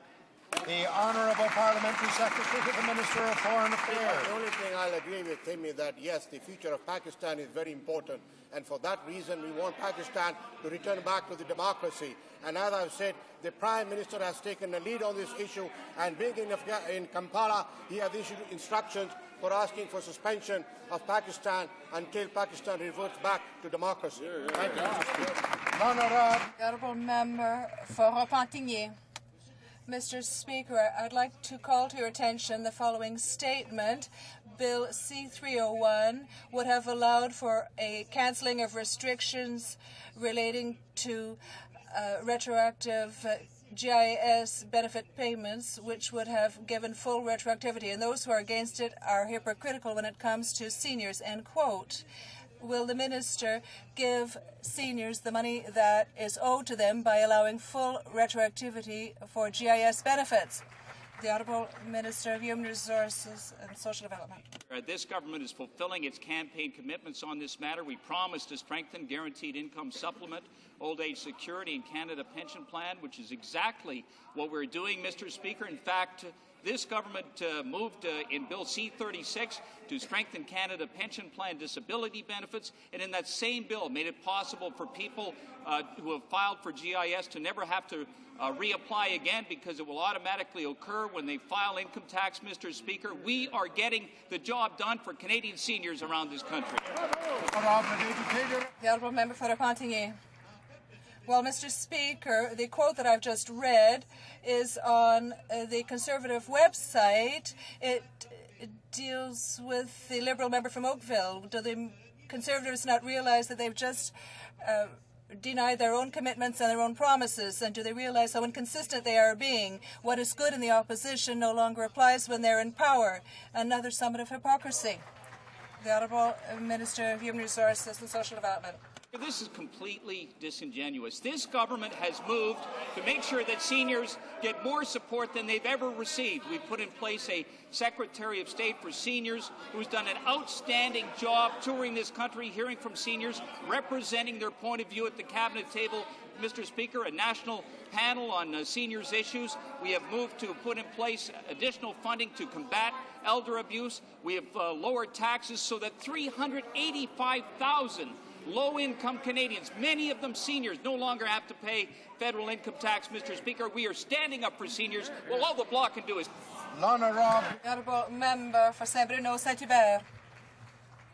Mr. Speaker, today is Pay Equity Day, and Quebec adopted proactive legislation to protect women against anything arbitrary when it comes to employment. But federal government workers who are female are still waiting for a response from the federal government. Why does the Minister of Labour not take advantage of this particular day to tell women that this type of legislation will be upcoming soon? The Honourable President of Treasury Board. Mr. Speaker, the Treasury Board, as the employer of the core public administration, is committed to the principle of equal pay for work of equal value in accordance with the Canadian Human Rights Act, and we will proceed in that direction. The Honourable Member for Laval. Mr. Speaker, there's another source of fairness that women are complaining about. That is the treatment afforded them by EI. The Canadian Policy Alternative Association has demonstrated that women are not eligible for EI when they lose their jobs. So a number of women are not eligible. It's because they have to work 360 hours over the past 52 weeks. At least this is what the association is advocating. Will the minister adopt this to show that he is interested in what happens to women? Mr. Speaker, the member should be careful about believing everything she reads. The fact is 82% of women in the workforce today working full-time can claim EI benefits. 97% can claim special benefits, and 65% who are working part-time can claim benefits, Mr. Speaker, a far bigger number than for men, Mr. Speaker. But the good news for men and women is that more of them are working today than at any point in our history. That's tremendous news. The Honourable Member for Ottawa-Vanier. Mr. Speaker, in the report last October, 9th Official Languages Commissioner concluded that the abolishing of the Court Challenges Program is not in keeping with the commitment made by the Government of Canada in 2005 in Part 7 of the Official Languages Act. The Conservatives supported the amendments when they were in opposition. Can the government tell us if there's any intention to correct this mistake and reinstate the Court Challenges Program? The Minister of Intergovernmental Affairs. Mr. Speaker, as the Honourable Member knows, we are committed to promoting linguistic duality in this country, and in the speech from the throne, we clearly stated that there would be a phase 2 for the Official Languages Action Plan. Mr. Speaker, my colleague preferred to sit on that issue rather than the Honourable Member for Ottawa-Vanier. Challenges program, and it's not the first time the Conservatives attempt to cancel it. They did so in the early 90s under Brian Mulroney. Now, however, because the law has been strengthened, which they supported, we face the extraordinary situation of an officer of Parliament feeling compelled to seek intervener status against the government. Why won't the Conservatives listen to the advice of an officer of Parliament they nominated and who got unanimous support from Parliament? The Honourable Minister of Canadian Heritage. Mr. Speaker, once again, I reiterate the government's commitment to linguistic duality in this country. The 2007 budget is $30 million higher to help minority language communities, and as the Honourable Member knows full well, this issue is before the courts, so I cannot comment further. The Honourable Member for Bourassa. And why this Conservative government is making false statements about the violation of the Geneva Convention. Even the Prime Minister had the gall this week to contradict his own government's report on torture and juvenile detaining. Mr. Speaker, when children use denial as a substitute for shirking their responsibility, it might be forgivable. But when a government uses denial to shirk its obligation to our country and our troops, it is indefensible. When will this government simply come clean and tell us why did we transfer juvenile detainees to torturers and how many? The Honourable Minister of National Defence. Firstly, let me say that Canadian military, in fact all Canadians in Afghanistan, are certainly meeting all their international obligations. There has not been one single solitary proven allegation of abuse of detainees, let alone juvenile detainees, Mr. Speaker, in Afghanistan. This member likes to extrapolate on evidence. He hasn't been able to produce one single solitary example, Mr. Speaker, so rather than producing hogwash and hornswallow, maybe he can bring some cold, hard facts instead of this torqued rhetoric. Honourable Member for Bourassa. Well, Mr. Speaker, Senator McCarthy over there should get a grip. He's embarrassing Elmer and Karl-Heinz.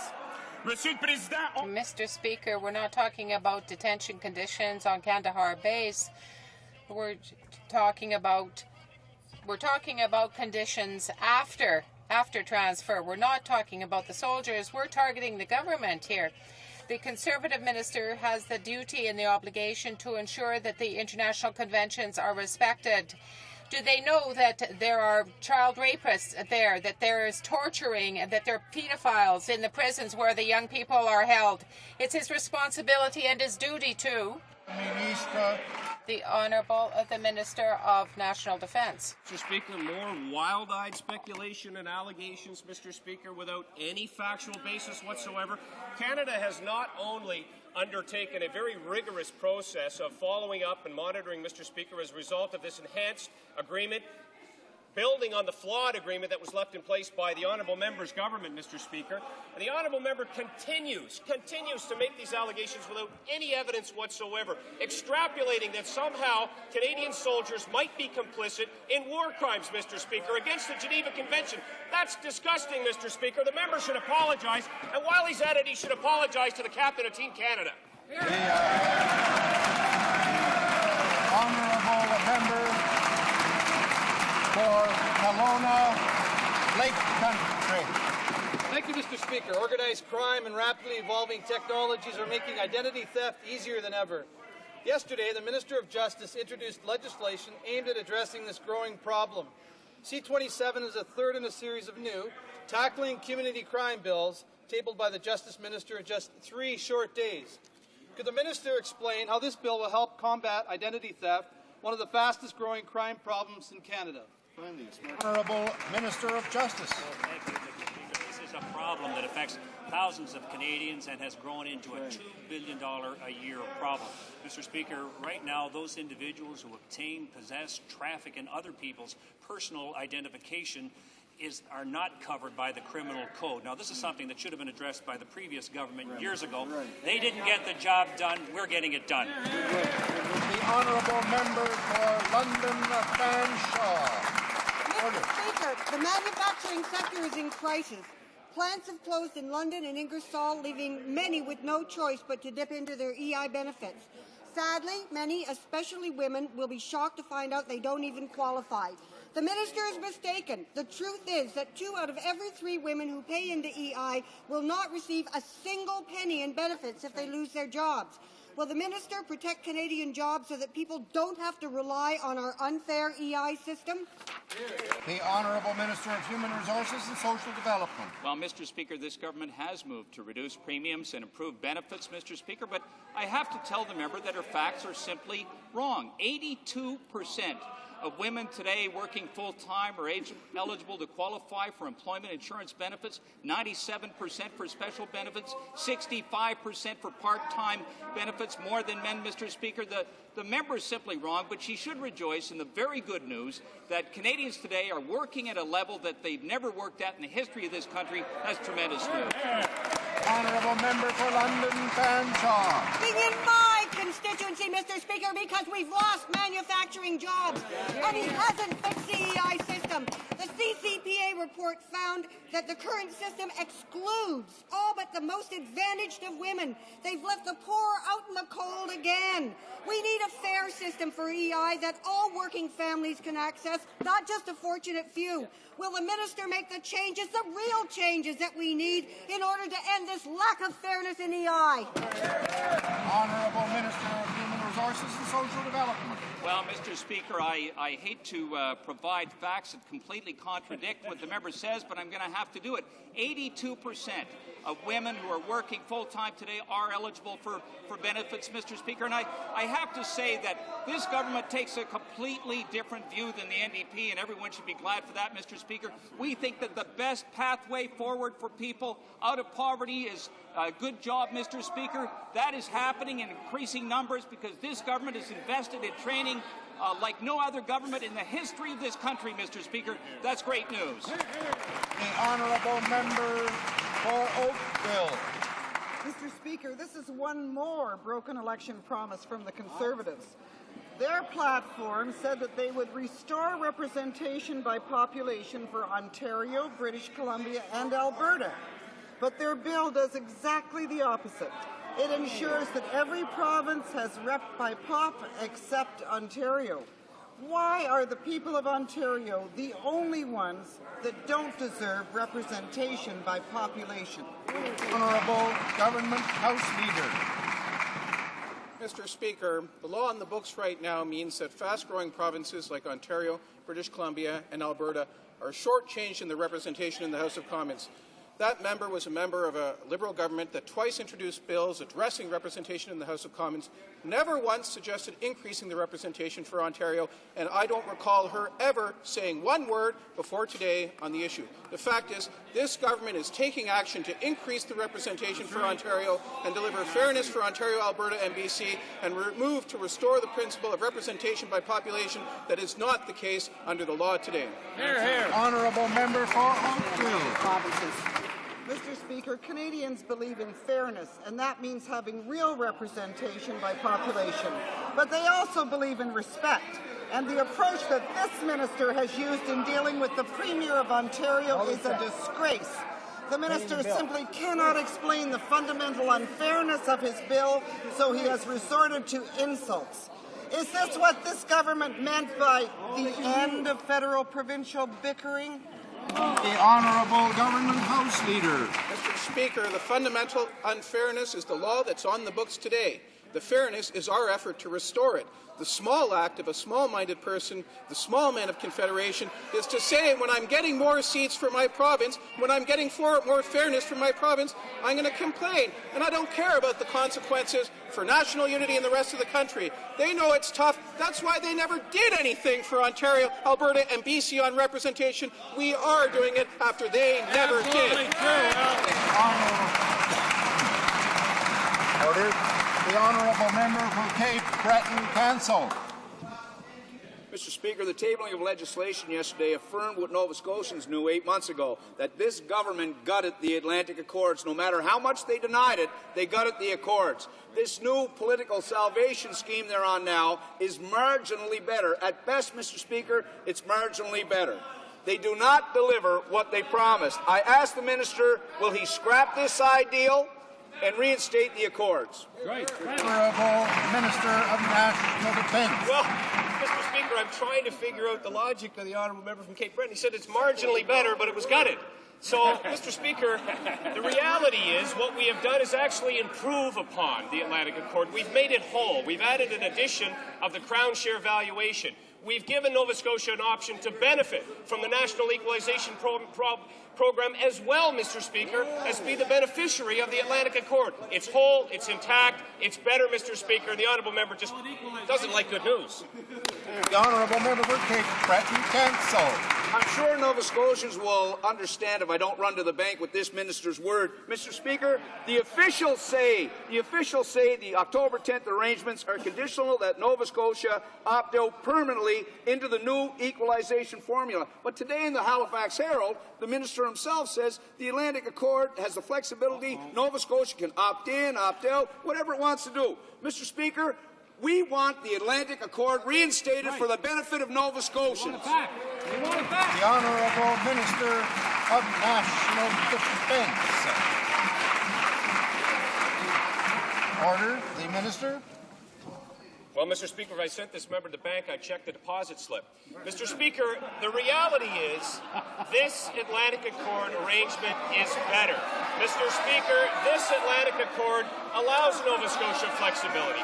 It allows Nova Scotia to be beneficiaries of the National Equalization Formula, which they've opted for, Mr. Speaker, to the benefit of Nova Scotians of over $157 million in the last 2 years. Plus, they have the ability for the Atlantic Accord, which runs till 2020, to opt in, Mr. Speaker, or return to a more beneficial arrangement if the financial qualities are there. The Honourable Member for Abitibi Bay James Nunavut. Mr. Speaker, many restaurants in Quebec have been audited by the Canada Revenue Agency and have received notices with respect to an average tip rate of 16% per client. That's somewhat arbitrary based on partial information. How can the minister base his actions on such erroneous information when he knows very well that the rate of evaluation is fictitious and disconnected from the reality for those workers who work in the industry? The Honourable, the Minister of National Revenue. I assure the House that each tax case is assessed against the particular conditions that apply to it. But I cannot talk about a particular tax case in this House because of the Income Tax Act. The Honourable Member for Saint-Maurice Champlain. Mr. Speaker, manufacturing businesses and forestry industry in La Mauricie are in very difficult circumstances. The plants in Shawinigan and Grand-Mère and elsewhere are in jeopardy. They are suffering from the inertia of the Conservatives. Before desperate workers do something irreparable, would the Conservative government finally agree to follow the advice of the Bloc with respect to supporting the manufacturing industry in Quebec? The Honourable, the Minister of Industry. Mr. Speaker, I appreciate the question, but we don't agree with the Bloc. Our role is to put in place an economic context that is favorable for the development of businesses, and in particular we positively responded to the 22 recommendations of the Industry Committee. And Mr. Speaker, the Vice Chair of the Manufacturers Association of Quebec has said that the government has answered our call. Targeting investment is exactly what has to be done. Member for Winnipeg South Centre. Speaker, Brian Mulroney's cronies have high-level positions throughout this government, yet we're supposed to believe that there was no cover-up to protect Mr. Mulroney. We know Mr. Schreiber had sent the Prime Minister many letters since June of 2006. Yet this government claims that no one above the rank of plumber has noticed. Will the government produce documentation now to prove their pathetic excuses, or will they have to wait until they're forced to do so, Mr. Speaker, by a parliamentary committee? The Honourable Minister of Justice. There was a sworn allegation in an affidavit, and it came to the attention of the government. The Prime Minister took, I think, the reasonable step of appointing a distinguished Canadian in the person of Dr. Johnston, and Dr. Johnston has a mandate to set the parameters for a public inquiry. You'll remember, Mr. Speaker, this is exactly what they wanted a couple of weeks ago, and I think we should let Dr. Johnston do his work. The Honourable Member for Brandon Souris. Thank you, Mr. Speaker. Mr. Speaker, the United States Secure Flight Program proposes that airlines flying over U.S. territory provide American authorities with passenger lists. As part of the consultation process, the Government of Canada deadline to submit its official comments to the U.S. was yesterday. Can the Minister of Transport tell this House what his response was to the U.S. government? Hear, hear. Honourable Minister of Transport. Thank my colleague for his excellent question. The Government of Canada did respond to the United States, and we urged the U.S. to exempt all Canadian overflights, Mr. Speaker. In our official comments to the U.S. government. We stressed the need to measure threat and risk, recognize existing security initiatives such as Passenger Protect, and we've stressed the value of privacy and individual rights. There are excellent security grounds for the proposed security flight program to exempt all flights to and from and within Canada that overfly the United States. And in fact, the U.S. already exempts more than 75% of domestic flights from Canada that overfly the States. The honourable member for Ottawa Centre. Mr. Speaker, the Prime Minister is developing a habit of visiting the offices of Barrick Gold when he travels abroad. First in Chile, and now tomorrow in Tanzania, the Prime Minister will lend credibility and promote the business interests of Barrick. This Canadian company is operating in a most un-Canadian way, firing unionized workers, union busting, total disregard for the environment, failing to protect worker safety, and alleged tax evasion. Mr. Speaker, why is the Prime Minister promoting the un-Canadian practices of Barrick Gold? The Honourable Parliamentary Secretary, the Minister of Foreign Affairs. The Prime Minister is in Tanzania because we have a great relationship with that country in promotion of Canadian businesses working out in Tanzania, Mr. Speaker. As far as we are concerned, Mr. Speaker, there was a roundtable conference on social corporate responsibility, of which the government will be giving its response pretty soon, and we are very proud of Canadian businesses that comply with regulations that are in Canada. Thank you, Mr. Speaker. The honourable member for Ottawa Centre. A coincidence, I think not, Mr. Speaker, that he's going to Barrick Gold. In the Daily News Tanzania, local man writes, Barrick Gold Tanzania Limited have tried to explain the hastiness of the deal they did with the Energy and Minerals Minister. I call it a suspected rip-off. How come the legislature did not get to look at the deal? You cannot let one man sell a chunk of land, gold-filled underneath, for the rest of us. Not in my name. Well, Mr. Speaker, not in Canadians' name either. Will the minister explain why the Prime Minister insists on visiting a company that brings controversy and crisis wherever it does business? Why? The Honourable Parliamentary Secretary to the Minister of Foreign Affairs. The Prime Minister is out there promoting Canadian businesses. We expect all Canadian businesses to follow Canadian practices, Canadian laws, and Canadian regulations. And we expect that company to do the same thing. That is why that company participated in the in the corporate social responsibility testing. And so we are hoping we are not hoping, but we are positive that all Canadian companies follow the rules as laid down in Canada. Thank you, Mr. Speaker. Honourable member for West Nova.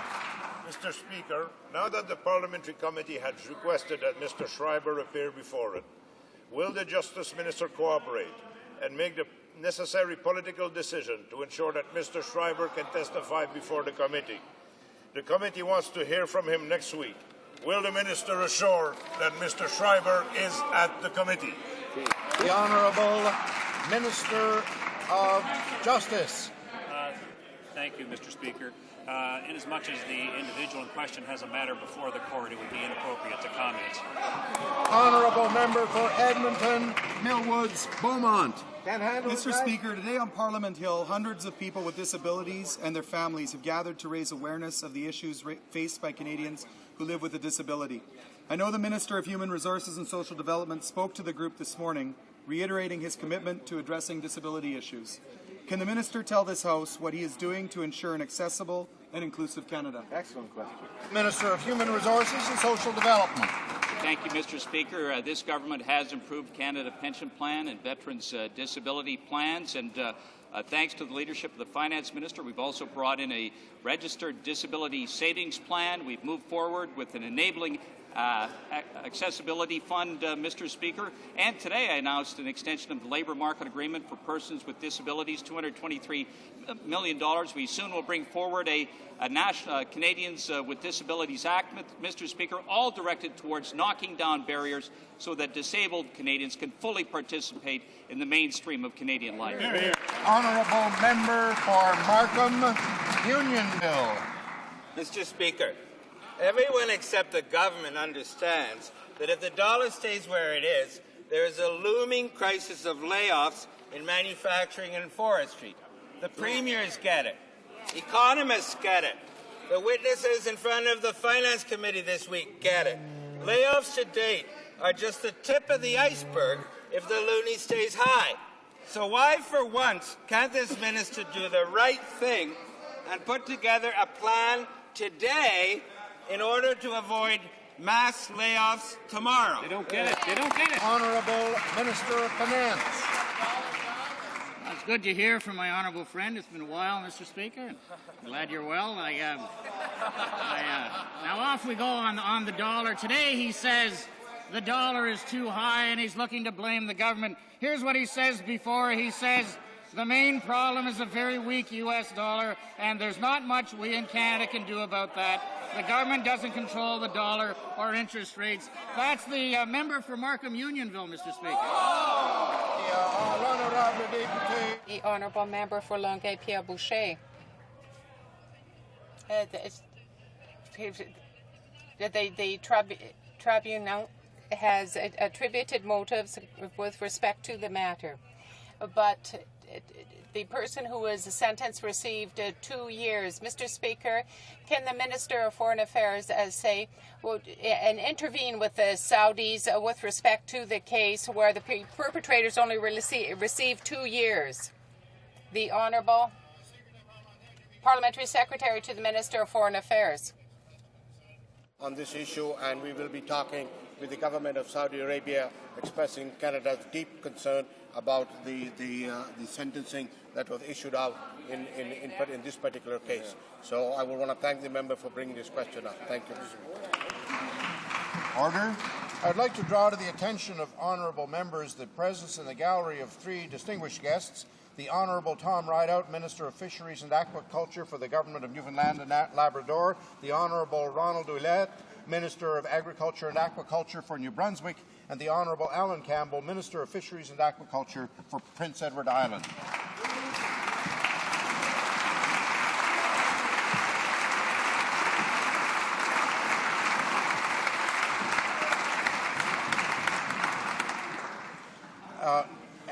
Perhaps I could, while I'm on my feet and before the Thursday question, deal with a matter that arose following question period yesterday.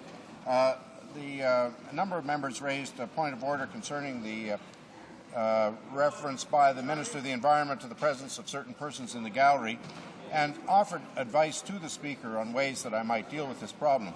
I appreciate very much the suggestions that have been offered by certain honourable members. For example, the honourable member for York West, I'm sorry.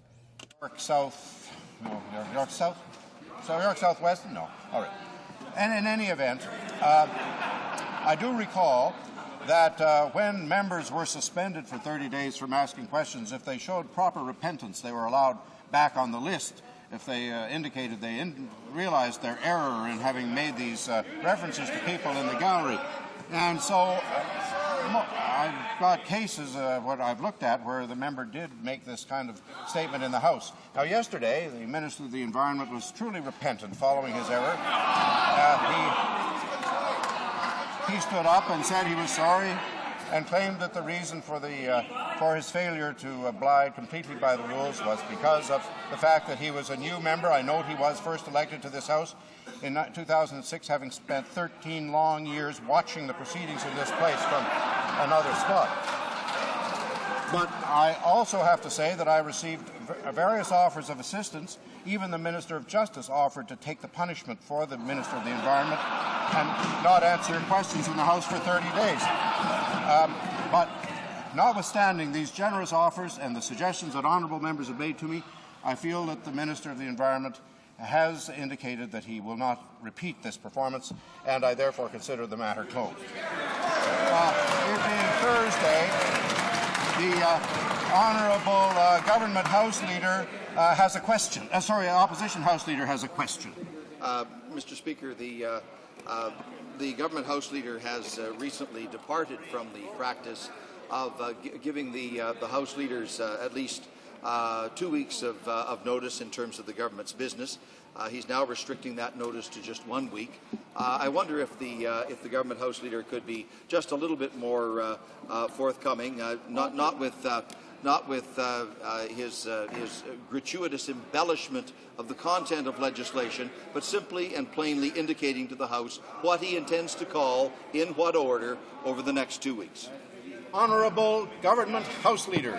Thank you very much, Mr. Speaker. And of course, we're very early in the session, so it is difficult to anticipate what the legislative debate agenda was. In fact, were I to have said 2 weeks ago what we'd be debating today, I would not have been able to anticipate what we are debating today, and I certainly wouldn't want to mislead the House. So I have restricted my comments to those of which I can have some certainty. This week, the government has continued its efforts to tackle crime and strengthen the security of Canadians. We sent our bill to improve the security certificates process to committee, and that bill is, of course, an important part of our plan to protect Canadians against threats to their safety and security. This week, we've also introduced 3 important new pieces of legislation to make our streets and communities safe and secure. The first, Bill C-25, strengthens the Youth Criminal Justice Act. We started debate on this bill yesterday. We hoped that would have passed by now, but apparently the opposition have returned to their old tactics of delaying and obstructing our tackling crime agenda, and we are in filibuster mode now. As a result, we'll continue to debate this young offenders bill today. The second bill, Bill C-26, imposes mandatory sentences for those who make and traffic illegal drugs, especially those who sell drugs to children. We hope to begin debate on this important bill very soon. And finally, we have introduced Bill C-27, which deals with the serious and complex problems involved in identity theft. These 3 bills are important planks in our action plan to make our communities safer and to fight crime. We will begin report stage debate of the Tackling Violent Crime Act. This bill better protects youth from sexual predators and society from dangerous offenders. It gets serious with drug-impaired drivers and toughens sentencing and bail for those who commit gun crimes. The bill has passed committee, and we hope that it will continue to swiftly move through the legislative process. Mr. Speaker, next week's theme builds on what we've been doing this week. The theme will be getting the job done on justice and tax cuts. Excellent. Monsieur le Président. Mr. President, Mr. Speaker, we plan to finish debate on the Tackling Violent Crime Act at the report stage and third reading next week. Once the bill has been passed in the House, we will continue debate on Bill C-26, which takes concrete steps against drug traffickers. The Canadians have come to expect from our government. We will begin debate on the budget implementation bill. The budget implements parts of the fiscal budget 2007 and the fall fiscal and economic update. Among the tax relief items included are the cut to the GST, reductions in personal income taxes, and business taxes. We would hope to be able to call that at the earliest possible opportunity with the consent of the other parties. If time permits, we will call for debate this week Bill S-2, the Canada-United States Sales Tax Convention Act, 1984. And next week, if time permits, we will call for debate our bill to crack down on identity theft. Mr. Speaker, next week the government will demonstrate that we are getting the job done on justice and tax cuts for Canadians. We are moving forward with important legislation that will make all communities safer, and we are giving Canadians, all Canadians, tax cuts that will contribute to the long-term prosperity of the country. Thank you. Orders of the day, order du jour. Government orders, government bills. Commons. Resuming debate on second reading of Bill C-25, an act to amend the Youth Criminal Justice Act. The Honourable Member for Jean Lebert, before question period, had the floor for questions and comments. He has 2 minutes left. Questions and comments.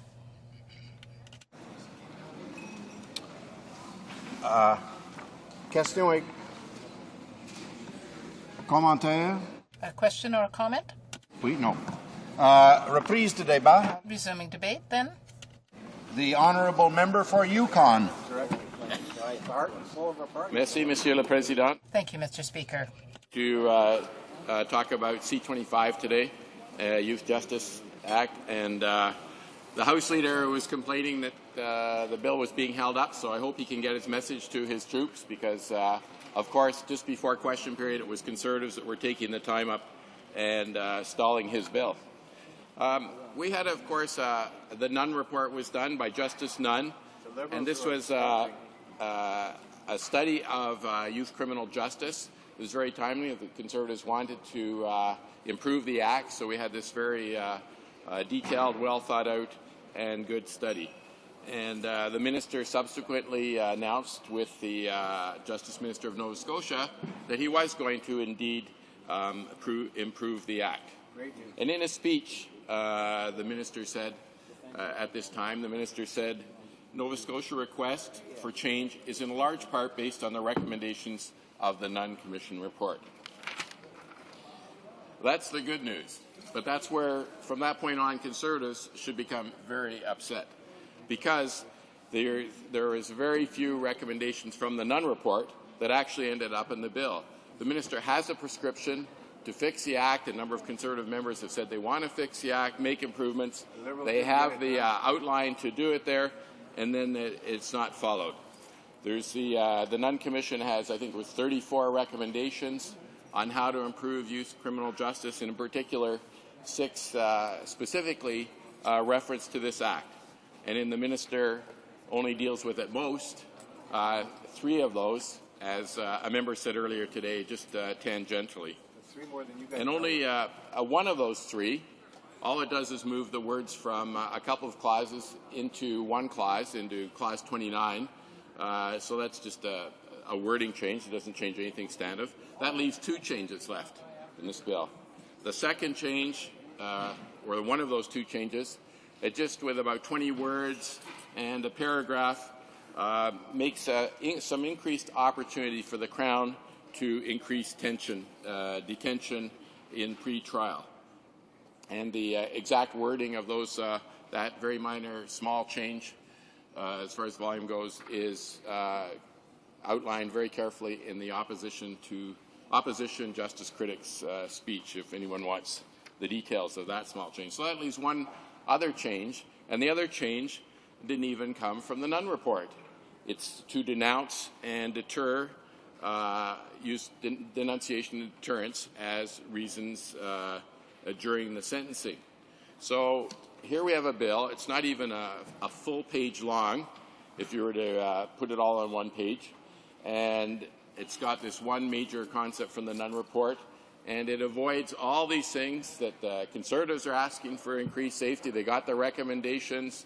Everyone applauded the report, and then these major recommendations are there. And so I think they would be very astonished, and the people that wanted those changes would be very astonished. And what's very more interesting and more astonishing is actually what's missing. And I forgot to say, Mr. Speaker, that I'm splitting my time with the member from Esquimalt, Juan de Fuca, my esteemed colleague, who I know has some very important thoughts on this area as well. So what's so astonishing is actually what's missing. The Nunn Commission recommended to amend Section 3, the Declaration of Principle, to add a clause indicating the protection of the public is one of the primary goals of the Act. So I can't believe why the Conservatives, why the minister would be against the protection of the public. The Nunn report suggested we put it into the principles of the Act, and it's not there. What could they possibly have against that? In fact, I don't think the minister is against it, because he said in his speech introducing the bill, the proposals, and I quote, the proposals before the House provide new measures to protect communities from young people who pose a significant risk to the public safety. So they want to protect communities, risk to public safety, and then they don't put the recommendation into the Act. Why not simply follow that most obvious suggestion from the Nunn Commission? Because the Liberals didn't get it done. I want to, some of the comments on this particular Act from the opposition certainly show the difference, from the government, certainly show the difference between the government and the other parties in this particular finding solutions to lower crime in this country. The first response from a member of the government in questions on this bill was he suggested that safe integration is not the primary objective of the Conservatives. It's punishment, is it longer sentences, I don't know what. But I'm sure that all other members of the House, safe integration is a primary objective, because what the people of Canada want is actually, first and foremost, is to be safe again. So I don't know why the Conservatives are speaking against that. Second of all, the second person that spoke on the Conservatives suggested that we shouldn't be dealing with poverty. And I don't think there's a member of the knowledgeable community in our modern country that knows that doesn't know that poverty can increase to crime, lead to circumstances that make crime more prevalent. It's certainly not all crimes are done for this reason. Wealthy people create crimes as well, but obviously I think a vast majority of people know that it's a determinant, and it's astonishing that that wouldn't be part of the solution. The next thing that members said on this bill from the Conservatives, sorry guys, oh, there's only one of you, said on this bill was just before we broke for question period, was that sentencing is sentencing's an important deterrent for the Conservatives, and yet the changes in sentencing have been proved over and over again by witnesses to committee that that is not a deterrent. That makes no significant statistical effect on the incidence of crime. What does make an effect, and my colleague from British Columbia spoke earlier at length on this, is the thought that a criminal will be caught and increase, for instance, police, etc. That does act as a deterrent, certainly not what's been added to this bill. And the fourth comment from the government was about that people have been lost faith in the justice system, but now they are proposing in all these bills, and this is a pattern, and if I had my 20-minute slot, I would have gone through the whole pattern, but a pattern of how they've adding in bill after bill the wrong solution, a solution that doesn't work. They're adding something that's not a deterrent. They're adding more of the same. People are upset that the system's not working, and in fact, it hasn't worked for 1,000 years, in that we put people in and they come out and they reoffend.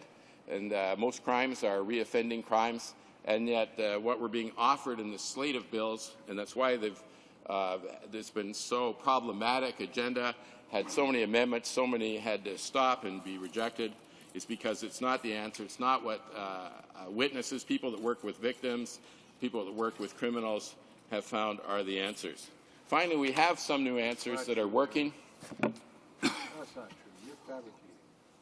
In the restorative justice, and I have to compliment the people of Ottawa, because they've had this as Restorative Justice Week in the city of Ottawa. And there's a quote from, I went to a wonderful session on, I think it was Tuesday night this week, and there was one quote that the person said, "We would challenge anyone to show me a system that fails as much as our mainstream justice system," which all these bills are trying to promote. And you're asking who said that? That was the chief of police. I'll say it again. Challenge anyone to show me a system that fails as much as our mainstream justice system. Let's go on to what the Crown prosecutor said there. Never seen a victim or offender happy with the existing system. Now, we're concerned about victims, and we want to have systems like the restorative justice system, like the collaborative alternate diversion family group conferencing, where we finally come up with solutions that on occasion, certainly not all the time work. In fact, a Conservative got up and said, even the people that work in that field say they don't work all the time. And I have to agree, the Conservatives were right with that comment. It doesn't work all the time. But the stats here in Ottawa show it works 38 to 45% of the time it fails. The regular justice system fails 73% of the time. So if there's any member of the House that would want to make Canada safer, they would obviously choose the 38 to 45%, these alternative methods for rehabilitating criminals so they don't go out and create more victims, make Canada more safe. The police chief also said at this meeting, my time's up, I'll just close, that this has been successful around the world in Aboriginal people for centuries. So let's not try and continue and put in solutions that don't work. And hopefully that now that we've had all this attention on justice, at least the good thing is we've seen from witnesses things that will work, and let's start promoting those and really changing the system. And although crime is going down, let's make it go down even more. Thank you. Questions and comments? The Honourable Member for Saskatoon-Humboldt. Yes, I thought I would just help the honourable member with some of his remarks. He kept on mentioning the Nunn Commission and talking about it and so forth, and that there's only been included one of the recommendations in Bill C-25. And it was just for the members' information. The Nova Scotia Justice Minister is actually very supportive of our bill here, of the bill. In fact, Nova Scotia Justice Minister Cecil Clark has called on members of this House to support Bill C-25. And the Justice Minister, our Justice Minister, has worked closely with his provincial counterparts on provisions of this bill. So I think the honourable member should keep that in mind when he talks about the Nunn Commission and other commissions, etc. The honourable member for Yukon. Well, I thank the member for the comment, and that's basically exactly what I was trying to say at the beginning. Maybe perhaps I didn't say it clearly, but the minister, both the minister from Justice, Minister of Nova Scotia, and the federal minister of Justice, started talking about the suggestions coming from the Nunn Commission. So why did they only use one substantive idea? I actually said there would be maybe 3 of the 6 suggestions related to the Act itself tangentially were dealt with. But certainly the major one that I talked about by putting in the principles that the safety of the public was an important principle. And the effect of that, to protect the public, is that when the judge goes to sentencing, and I can't believe there's any conservative that would disagree with this, because they're always talking about this, when the judge goes to sentencing, now he would also have to look at public safety as part of the sentencing. And that would make eminent logical sense, but that was an important recommendation from the Nunn Commission. I'm sure that the justice ministers that were looking at that would certainly think it was very important to have public safety as a goal of sentencing. Questions and comments? The honourable member for Esquimalt-Wanda-Fuca. Thank you very much. I listened to my colleague from the Yukon who does an excellent job for his constituents in his riding. Now, we know in the north, and particularly in Aboriginal communities, violence and youth violence is a part of a terrible part of the social structure of too many of these communities. Drug abuse, violence, sexual abuse preys upon the children in these communities and can have broad-ranging and deleterious and damaging effects to the development of those children throughout their early lives and then on to being as adults. So I want to ask my colleague who comes from the Yukon. He sees these tragedies in an upfront and personal way in the communities that he serves. I'd like to ask him, Mr. Speaker, what solutions do you think the government ought to be doing to deal with the plague of youth crime that is affecting too many Aboriginal communities in our country? What solutions does he think this government should adopt that can prevent these problems and enable Aboriginal communities to have the social and economic assets on the ground that they require to be able to change this terrible tide that occurs in too many communities to too many people? The honourable member for Yukon. Well, to a large extent, thank you for the question.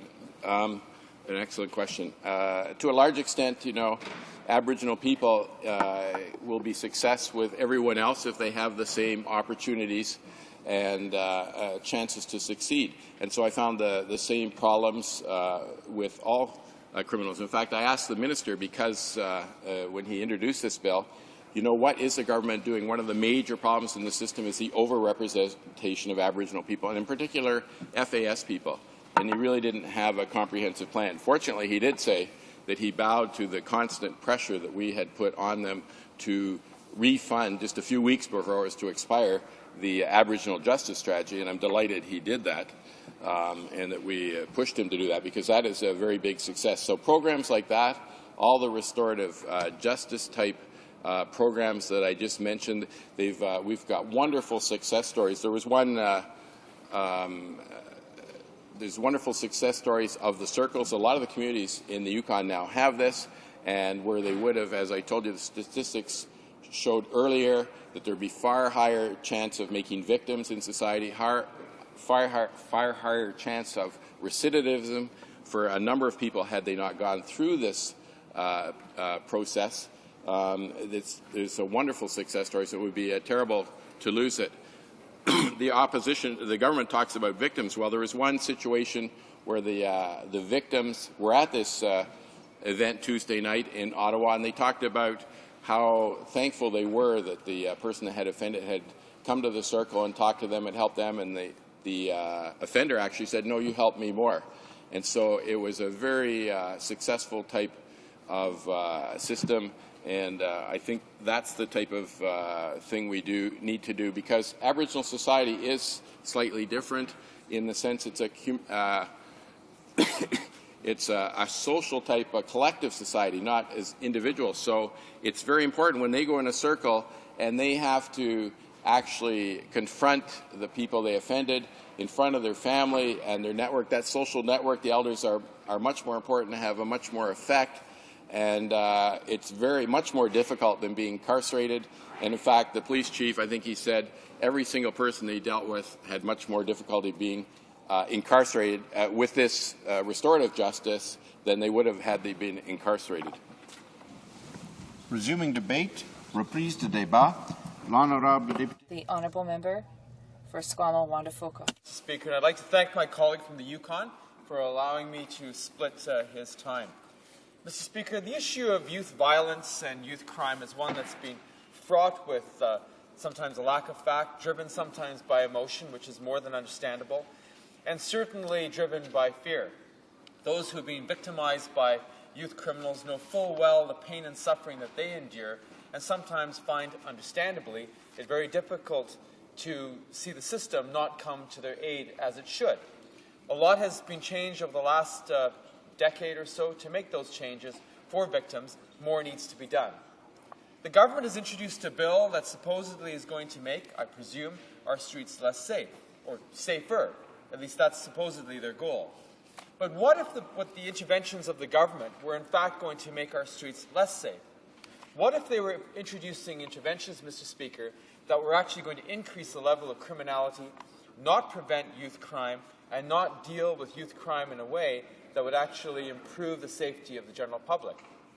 I'm going to read something, Mr. Speaker, from Temple University child psychologist Dr. Lauren Steinberg. Dr. Steinberg said the following: family-friendly policies and programs to promote parental effectiveness, parental education, and parental care, and prenatal care are very important. He also argues that additional benefits to families are derived from programs addressing mental health, substance abuse recovery, and the reduction of poverty. Why I say that, Mr. Speaker, in the introduction of my speech is that during my time as being in the past a correctional officer, working as a physician in jails, both adult and youth jails, and seeing a number of communities where youth crime is very prevalent, it strikes me, Mr. Speaker, that we have to do things not only to address those who have committed crimes and protect the general public, which is absolutely the first order of business of any government, but a government's responsibility is also to introduce those policies which will make our country safer. Mr. Speaker, some of the policies the government is introducing is going to make our streets less safe. For example, the government wants to introduce policies that will put low-level drug dealers in jail. Who are these drug dealers? The low-level drug dealers are themselves, in fact, addicts. Those individuals, if you throw them in jail, all you're going to do is harden their criminal behavior and actually drive them into worse criminal behavior when they get out. What the low-level drug dealer needs is that person needs to deal with their underlying problem, which is their addiction problem. And that's why the government needs to work with the provinces to adopt policies that actually address the plague of addiction and substance abuse that is affecting both youth and adults alike. Solutions that are based on fact and science, not solutions based on ideology. The other thing, if you look at policies, Mr. Speaker, in terms of the population of youth criminals, a good chunk of those, a good percentage of those people are actually individuals who are suffering from fetal alcohol syndrome and fetal alcohol effects. That is when a mother drinks alcohol when she's pregnant, particularly in the first 2 trimesters, that affects the development of the child's brain to such an extent that the average IQ of that child is in the 70s. Behavioral problems occur. A number of those children go into crime. Many of them fall into prey of addictions, and that, Mr. Speaker, puts them into the realm of our judicial system. What if we were to prevent fetal alcohol syndrome and fetal alcohol effects? Now, I'm not talking about putting up a number of posters in communities. I'm talking about substantive solutions that will address this problem at the heart, which is the leading cause of preventable brain damage in our country. Can you imagine, Mr. Speaker, that there are communities, and I have one in my riding, which it is estimated that 70% of the people that live in that community have fetal alcohol syndrome or fetal alcohol effects. Imagine that. 60% of the people in jail are determined to have fetal alcohol syndrome or fetal alcohol effects. If this is such a problem, why isn't the government introducing those policies that will actually work to prevent that? Why isn't the government working with their provincial counterparts to introduce policies that will actually prevent youth crime? Why aren't they implementing something called the National Head Start program that works to prevent youth crime? If I were to say to you, Mr. Speaker, that there is a program that has a 60% reduction in youth crime, that saves the taxpayer $7 for every dollar invested, wouldn't you think that's a good solution? I would think that any responsible government would stand up and embrace that policy. But why has this government killed a national early learning program when the facts, Mr. Speaker, support that an early learning program that enables a child to have at least one responsible adult in their lives, where that child can be subject to adequate parenting, proper nutrition, proper access to love and care, that those interventions ensure that the child's brain develops normally, particularly in the early years, and the reduction in youth crime, keeping kids in school longer, less dependence on social programs, better outcomes in education, better integration into society, all of those work to do what? They reduce youth crime. So why doesn't this government take the initiative to work with the provinces where they have willing partners to implement those solutions, such as an early learning Head Start program for every citizen in this country? That, Mr. Speaker, works. Do you know, Mr. Speaker, that whether it's Ypsilanti, Michigan, where they've had a 25-year retrospective analysis, or in places like the Hawaii Healthy Start program that produced a 99% reduction in child abuse rates, that those programs, with a minimal amount of money, by working with parents and their children, has a profound positive effect in the outcomes of those children. That works. Another obstacle that provinces are having in terms of the implementation of the justice system, because we know that the provinces are the managers of our justice system, is that they have backlogs. So right now there's a huge number of prison population that are now in remand, in jail, unable to have their day in court. And we know that justice delayed is justice denied. So why doesn't the Minister of Justice work with his provincial counterparts to ensure that they have the resources to ensure that justice is seen to be working? They can also work with the provinces to ensure that administration takes place. The police officers have a terrible time, Mr. Speaker, as do Crown prosecutors, to ensure that youth criminals are able to have their day in court and the justice occurs in a fair but expeditious fashion. There are all manner of loopholes that exist that enable defense attorneys to be able to block the ability of the justice being seen to go through from beginning to end. That's a big problem. It's frustrating for the police, it's frustrating for the courts, it's frustrating for the victims, it's frustrating for all concerned, except perhaps those who are involved in defense and those who are involved in who've committed the crime. That's why there are intelligent solutions that have been offered by the Canadian Association of Chiefs of Police, by the Canadian Police Association, and victims groups that the government should be listening to, rather than pulling solutions out of their ear that are not based in fact, not based in experience, but are rooted in ideology. I cannot overemphasize the fact that some of the interventions that have been doing, and not all of them are bad, the aspect of dealing with those who are committing violent offenses, who have shown to break their probation rules, that they stay in jail, that's good, Mr. Speaker, because those people have proven to show that they are committed acts and are flagrantly abusing the law as they see fit. But the government, Mr. Speaker, has a role, has an obligation, and a responsibility to be able to ensure that they're implementing solutions with the provinces that work. In my riding, in my area of Victoria, we have an enormous problem of youth crime. in terms of, should I say, homelessness, crime, that is largely based on drugs, driven by drugs. What this government should be doing is doing two things. One, we have good laws right now that are to address organized crime. They can be strengthened, and they should be strengthened.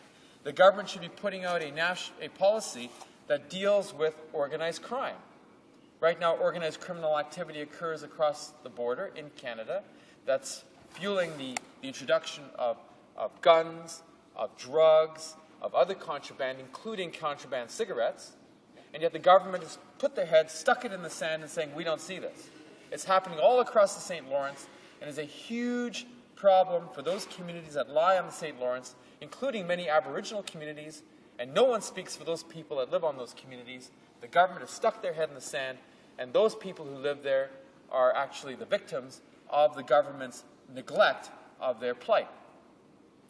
The other thing, Mr. Speaker, that the government should be doing is an effective drug policy. Mr. Speaker, I know my time is up, but the government should be supporting things like the Insight Safe and Supervised Injection Program in Vancouver, allowing it to be used in other communities in the country, and the Naomi Project, which is a narcotic substitution project that's proven to get addicts back into the system, back on with their lives, and out of jails. My time is up, Mr. Speaker. Thank you for your time.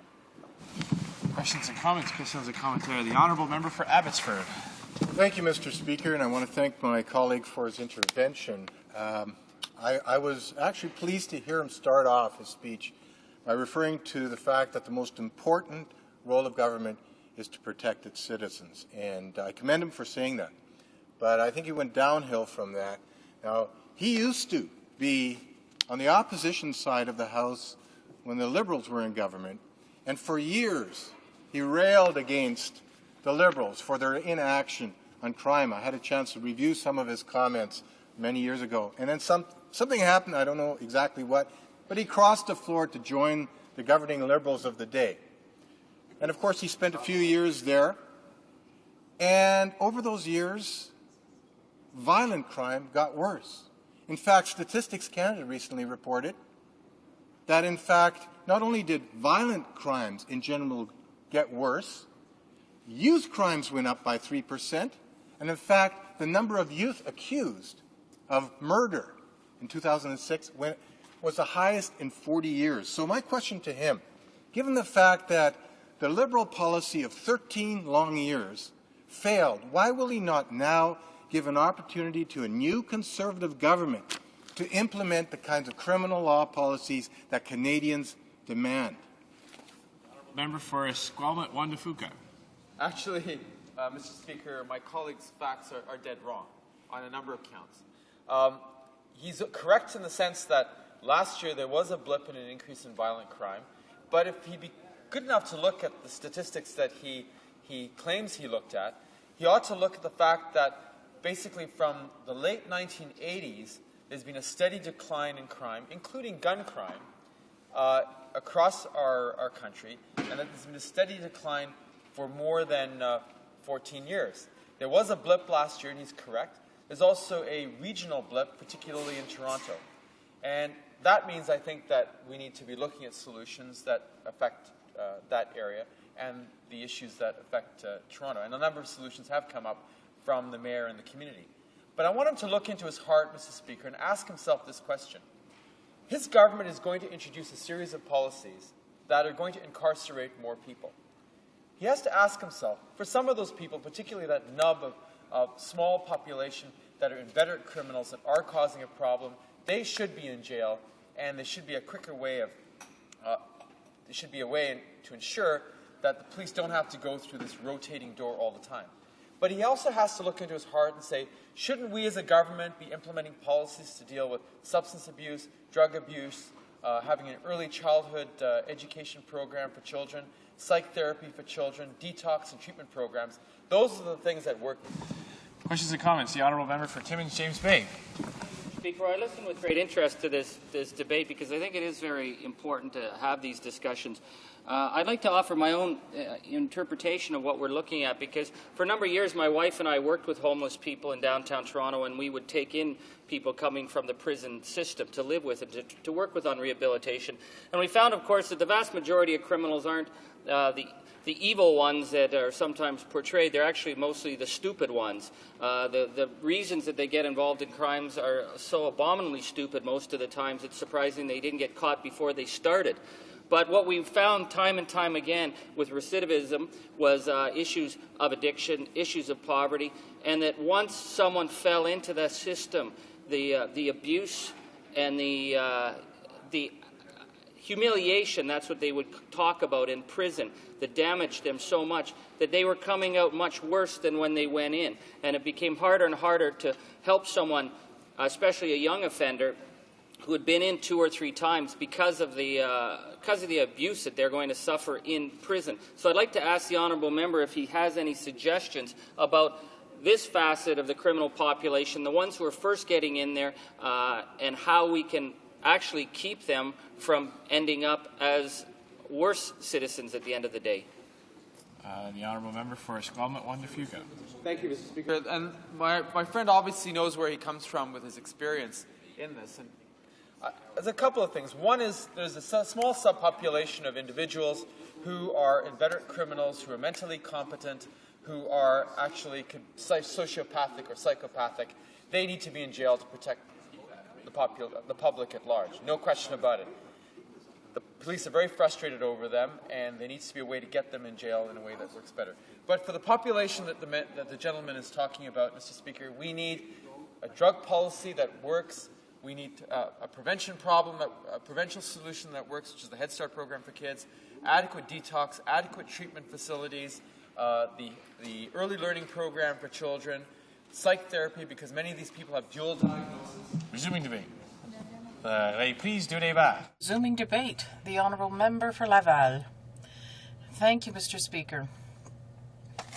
Mr. Speaker, I'm pleased to rise this afternoon to discuss Bill C-25. This bill that I've heard discussed all day by various colleagues who have different positions on the bill. However, Mr. Speaker, I think there is room here to discuss the bill as individuals, as grandmothers, as fathers, as people who are looking at this somewhat differently than as legislators. Of course, if we look at this as legislators or as jurists, we look at it pragmatically without worrying too much about the results of what we decide.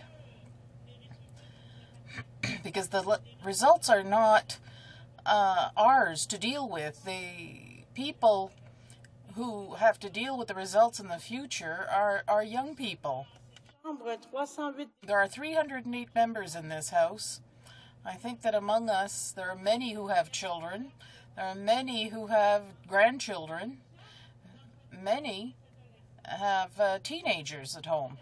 But the difference between our children and the children targeted by this bill to be imprisoned for having made serious mistakes is that we probably have the ability to offer them services to help them in such a case.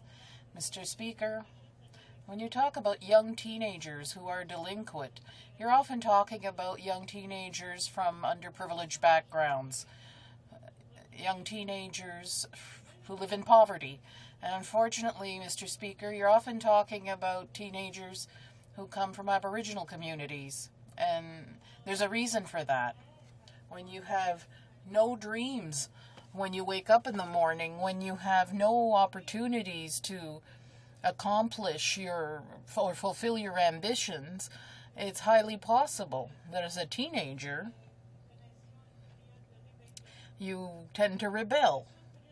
You tend to rebel to get to where you think you want to be and where you'll get attention.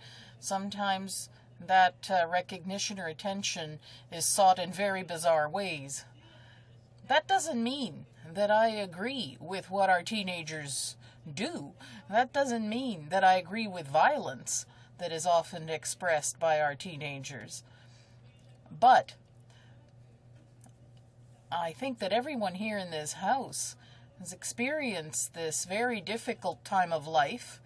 We experienced it differently because we were luckier, we were loved more perhaps. We may have had parents who had the ability, the opportunity to give us as much as they could in terms of love and affection and discipline. But those are not the only reasons why an adolescent will rebel, because it's part of adolescence. It's part of becoming an adult. People go through this period of rebellion and do things that are sometimes reprehensible, that they're not fully aware of, because despite the fact that you want to become an adult, you're still a child when you're an adolescent.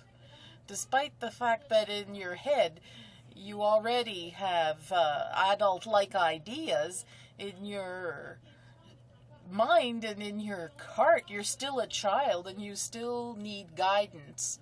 You need someone to help you find your way. That often means that you do things that are quite serious, because you tend to be more spontaneous, more compulsive than when you're an adult. And even there, in this very house, Mr. Speaker, we often see adults who do rather serious things, make serious mistakes because they're spontaneously rebelling against a colleague who doesn't like them, against a policy they don't like, against ideologies they don't agree with, and yet we are adults. And in principle, we should conduct ourselves as adults, be pragmatic, and have a thicker skin, but that is not the reality.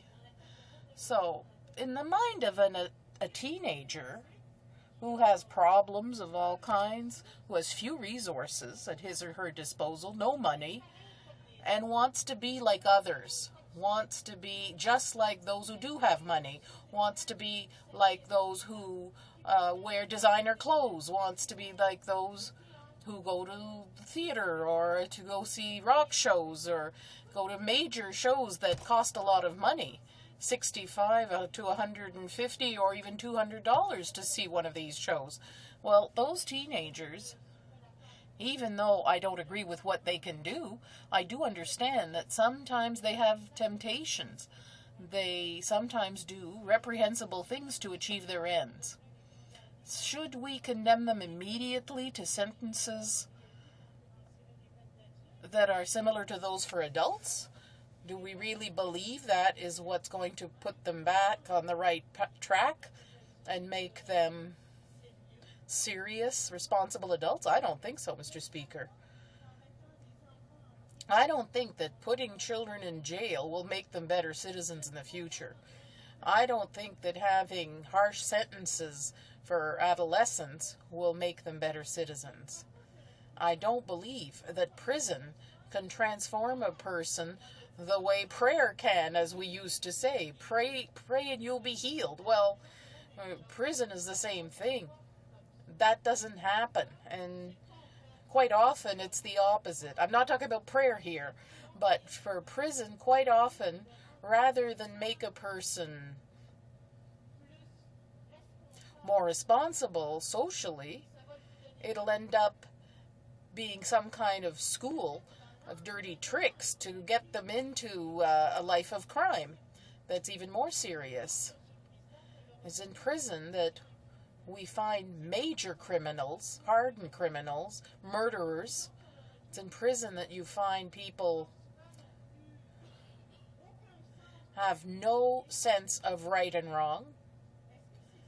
Is that what we want for our children? Of course. When I get up in the morning and I hear on TV that teenagers fought and that someone died, when I hear that an elderly person was attacked. Of course, when I hear that teenagers got hold of weapons and shot another teenager, of course I'm scared. Like anyone normal, I'm scared. But will my fright make me someone who wants to imprison all children because I'm scared? That is not reasonable. It is not reasonable to have legislation that is a trap that prevents us from giving those children the ability, the possibility of reintegrating society, the capacity to fully participate in society, to be full-fledged citizens. So many studies have been conducted about this. In Quebec, we have a good track record, Mr. Speaker. In Quebec, we constantly deploy efforts to give these children that sense of equity, of fairness, of belonging to a society, and sense of responsibility, too. When you're part of a society, you must also accept duties as well as enjoy rights.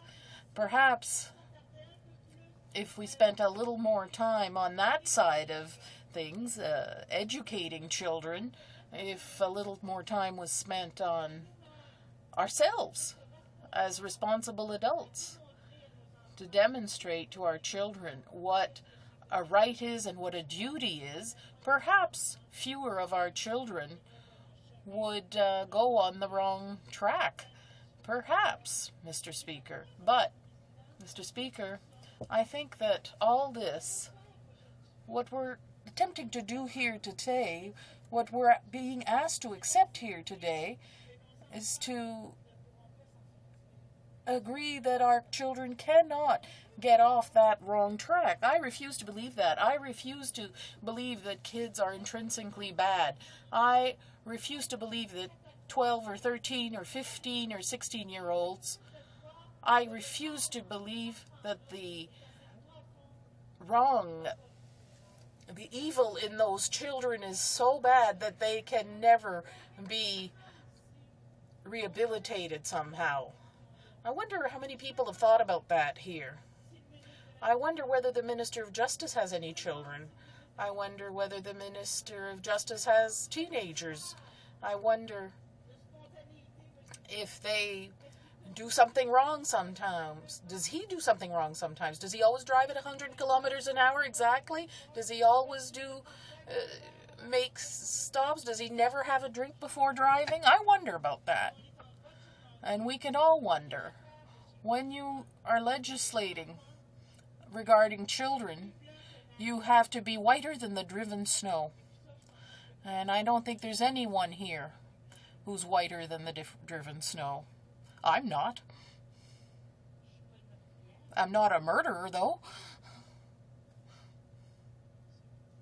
Mr. Speaker, we're talking about changing legislation which will mean that in the future, and for a long time, when legislation is enacted, it's not for a year or two.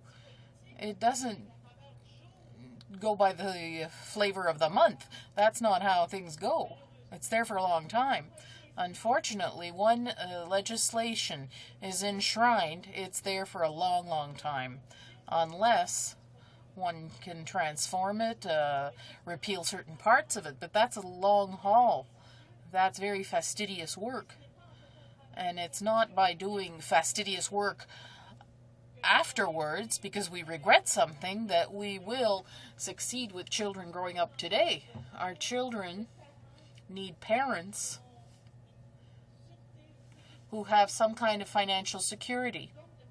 So that means parents who are not suffering from unemployment, parents who are not suffering because they're on employment insurance if they have no job, parents who are not suffering because they can't have affordable housing.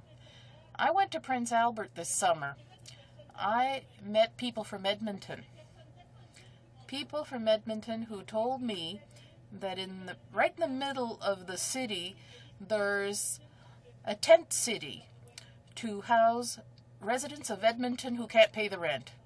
I haven't heard anybody refer to that in this House. We can't solve the problems of poverty. We can't solve the problems of lack of affordable housing. We're incapable of solving the problems that go on in Quebec and Canada, and that mean that our children can't go to the schools of our choice. Our children can't participate in the activities of their choice because the parents have no money. When you lose your job at 55, it's quite possible that you have teenagers who don't have too many choices in life. We can't do anything about that, apparently, but supposedly we can pass legislation to ensure that these children who don't have the same opportunities as others will end up in prison if they do anything wrong. We can pass legislation on that. We are allowing children in Alberta, among other places, in Saskatchewan, children have firearms. We allow children to play with things that are extremely dangerous, but yet we want legislation to put them in jail later if they use them against someone. How unconscionable. How far have we come? Where are we exactly? It's total lack of social conscience here. What are we doing for future generations and populations? I don't think this is the way we can solve the problems experienced by our young people. Let's put the money where it's needed. Let's make sure that the parents have enough to feed their kids. Let's make sure they have something to feed their minds, their bodies, their interests, so they can buy them books and allow them to dream a bit.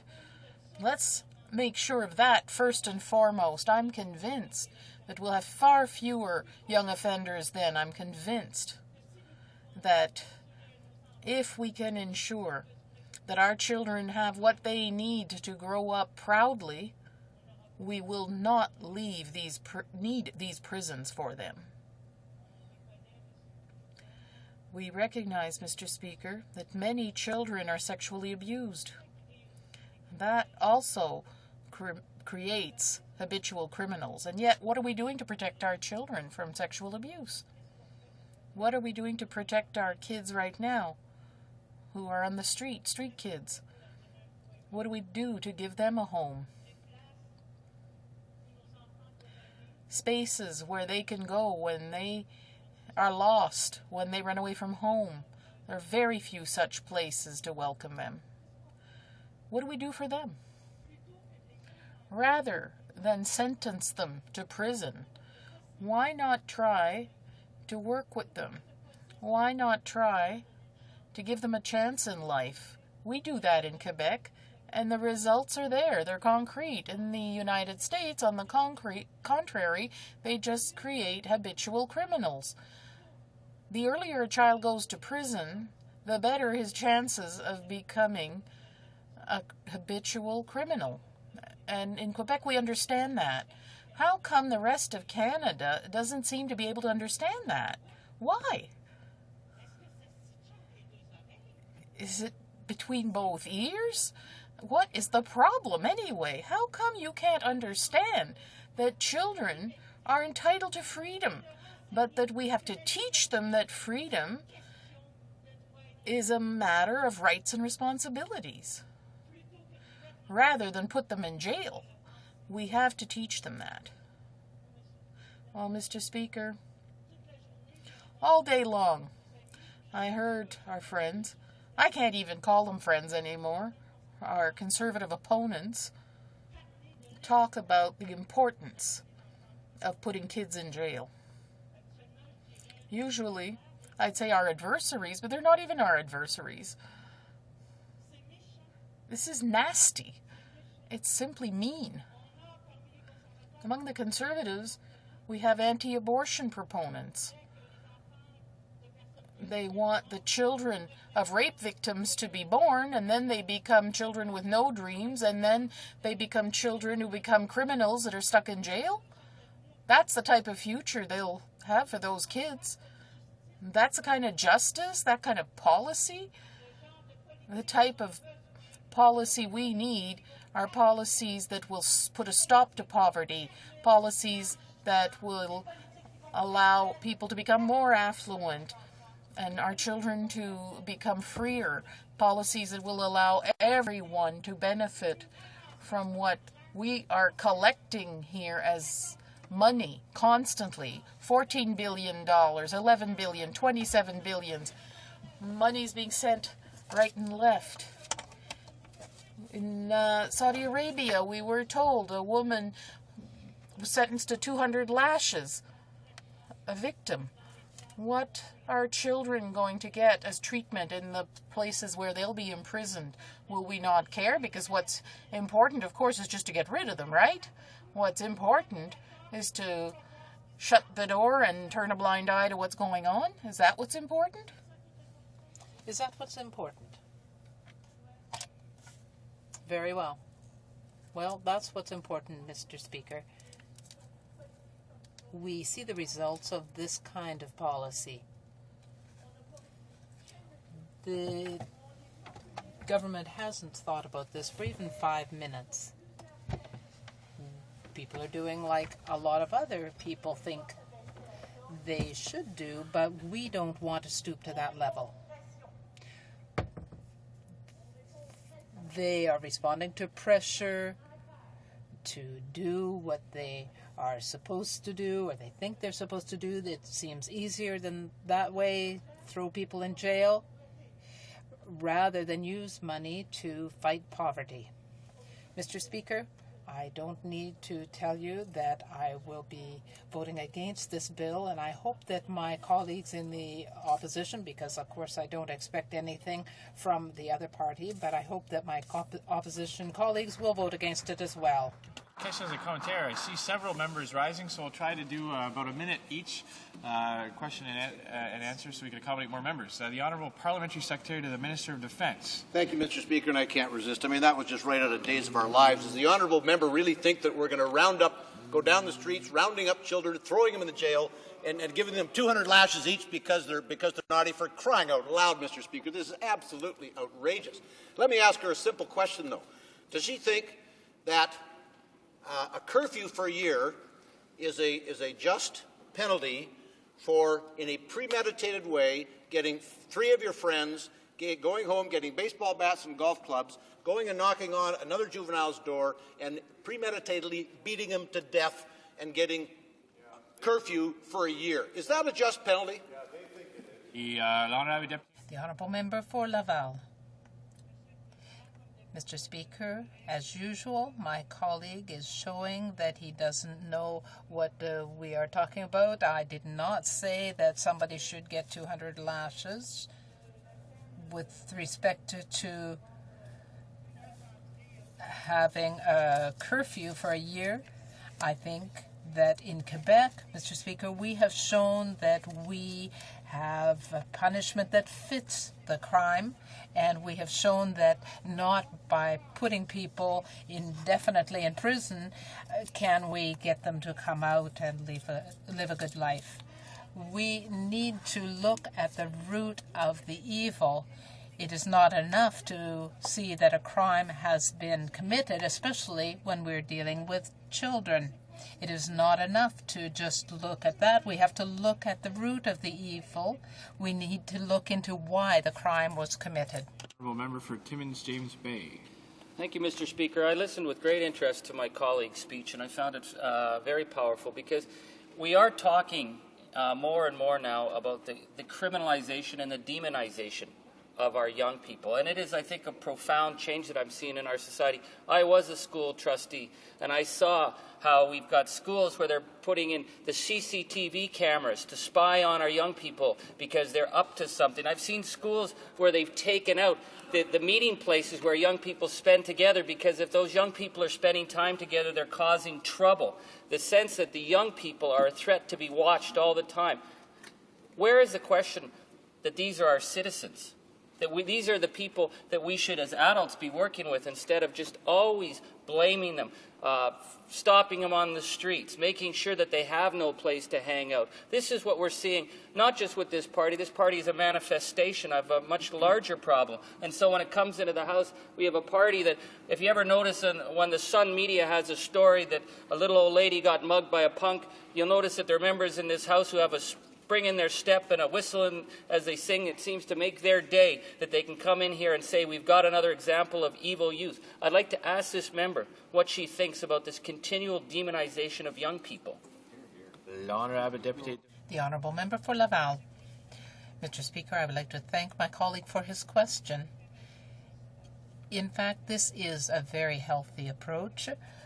It is unhealthy because we see this pattern being enacted by a number of people, and this is very scary. Dr. Lipsey, who analyzed the reintegration of offenders for a number of years, has said that there is nothing less effective than imprisoning teenagers. This is somebody who is world-renowned, so why do we need to keep looking at this and taking this approach?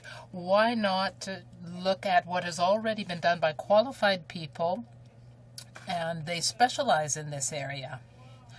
We should look at that rather than putting our children in prison to get a few votes in certain provinces. Thank you. Comments, Deputy pour Repentigny. The Honourable Member for Repentigny. Thank you, Mr. Speaker. I admired the speech by my colleague because she spoke from her heart, and she always does. I have two brief questions. I hope that she can answer them. She made a parallel between prison and other things, so I would like to have her talk about that. I would like to know from her as well the fact that the crime rate is dropping and whether there are differences between Quebec and the rest of Canada, because I think that the offending rate is lower in Quebec than elsewhere. I would like her to elaborate a bit on that. The Honourable Member for Laval. Thank you. I would like to thank my colleague for asking me this question.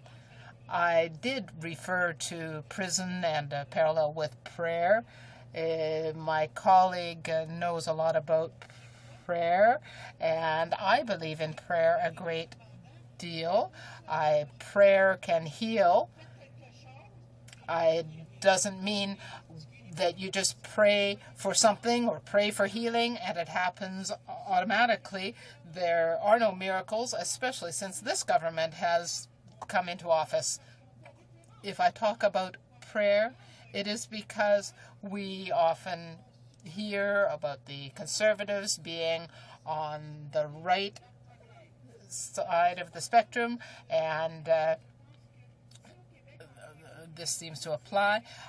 Now, with respect to the crime rates, they are as high in Quebec, but the rehabilitation rate is much higher because we believe in our young people. We help them become better people. Member for Wild Rose. I hear quite often about from the members like this one and the one from the NDP who seems to think that everybody's demonizing young people these days. I keep hearing messages from that particular party that if we cleaned up poverty, we'd clean up crime. Do rich kids not do crime in Quebec? Honourable Deputy. The Honourable Member for Laval. Mr. Speaker, if the member had listened to my whole speech, he would have understood that when I said that fortunately, some people in society can provide services to their children when they get into trouble. But poor people do not have that possibility. They can't offer those services. How many people from rich families can send their young people to detox centers or other services, but in fact, poor people will die with a heroin needle in their arm. That's the difference. It is not that rich people's children don't get into trouble, but they have lawyers that can defend them, not legal aid. Rich kids have parents who take their side, and not all rich children do. I think all children should be treated equally, with respect, with justice and fairness. It is not by putting them in prison that we will be able to do that. For Eglinton Morris. Thank you, Mr. Speaker. I tried to follow the remarks by the honourable member, and I think I heard her quite well. What she wants is that there be fair training and education for all children, all young people. So training and instruction, education comes under provincial jurisdiction. Secondly, she wants the sharing of social values, collective values, with all people, especially young people. The role of education in those types of values used to be in the hands of the church, but now we no longer accept the role of the church in educating society. So she says that we have to eliminate poverty. Those are certainly, that is a cause of crime and so on. I know that there are economic aspects that would call for the elimination of poverty and so on. But I would like to know from her what the Bloc Québécois proposes as an alternative. She and her party supported this government against the Liberals. There are only 30 seconds left for the honourable member from Laval to answer the question. Mr. Speaker, I cannot really qualify that question in any way. I think that my speech was very direct in asking for what we would like to see. When I talk about eliminating poverty, I have been clear that I've never want a centralizing type of government. Our provinces are best placed to deal with problems in society. We still make this distinction. We are proposing alternatives that have been tried and have succeeded. In Quebec, for example, we have a good daycare program, we have a good health program and system, and this problem too. Resuming a debate, the honourable member for Dartmouth, Cole Harbour. Opportunity to speak to Bill C-25, which I think responds to a very significant need in the country, and certainly responds to a demand for action from many people in my own constituency of Dartmouth, Cole Harbour. And I can indicate certainly my support in principle for the bill. I think there are some significant things in the bill that need to be changed or added to, specifically in terms of how Justice Merlin Nunn's recommendations were used in this bill or not used. But I think there's enough good stuff in this bill that we need to send it to committee for further discussion. Crime is a huge issue for Canadians. There probably aren't that many places in the country where it's more of an issue than in my own community of Halifax, more specifically Dartmouth, Cole Harbour. I've met and had the opportunity to meet with very many constituents of mine who have come to see me specifically about the incidence of crime, and quite often it's youth crime. Not always, and perhaps even it's exaggerated a little bit. But nonetheless, it is a big issue with a lot of people who live in my area, as it is for people across Canada. I met not too long ago with the Smythe family, whose son was beaten up, was bullied, and then, excuse me, and then beaten up very, very badly. And they don't feel that they have the protection that they need as a family to deal with the circumstance that their son, through no fault of his own, found himself in. He was beaten up, and he is now back in school, walking the same halls as the perpetrators of that crime. I think there's a moral responsibility upon governments of all levels, the federal government, provincial government, and municipal governments, to make sure that people feel safe in their community. And I think that right now there are many people who don't feel safe, whether the crime rate is up or down, and over the years it's been down. Nonetheless, we have a responsibility to make sure that all citizens feel safe in their communities, on their streets, and maybe particularly in their schools. Jason McCullough is a person whose name has become well known in my community. He was murdered some years ago in the north end of Dartmouth. His murder has never been solved. It's a case that's still open. Every year in October, there's a candlelight vigil where community members get together to remember Jason and to walk through the streets that he used to walk through as a student, and to remember Jason and to put pressure on to make sure that he's not forgotten and that his case continues to get attention. My own brother is a vice principal of a high school, Dartmouth High. Loves the kids, and he's a great teacher, and now he's a great administrator. I talk to him as I talk to other administrators and teachers who tell me that we need to do something to make sure that particularly repeat and violent offenders, young offenders, are dealt with. Nobody that I talk to in the schools, wants to abandon these kids and their kids for life, but they also think that it is an absolute unacceptable circumstance that people who continually violate are put back into a circumstance with the people who they've already violated against and who they may violate against in the future. Mr. Speaker, the week before Parliament resumed in October, I had the occasion to call an open meeting. I have a series of community roundtables in Dartmouth Cole Harbour, usually on a specific topic, and I ask people to come in. We've had them on health and education and development and a number of other things. And this one was titled, "What are your priorities for this Parliament?" And I just asked people in my community to come to this open forum and tell their Member of Parliament what they want to see done in Parliament. What are their priorities? This was before the speech from the throne. And we talked about a number of things. Poverty came up continually. Poverty was a big issue. The issue of Afghanistan, what is the right thing to be doing in Afghanistan, came up. Child care came up.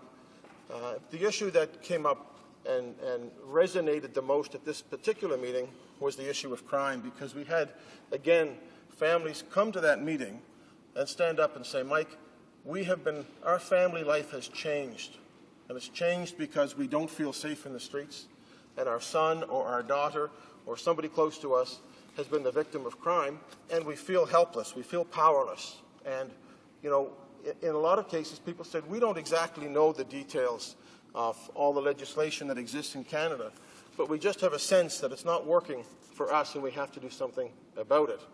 And specifically, people talk about the Youth Criminal Justice Act and, what can we do to tighten that up.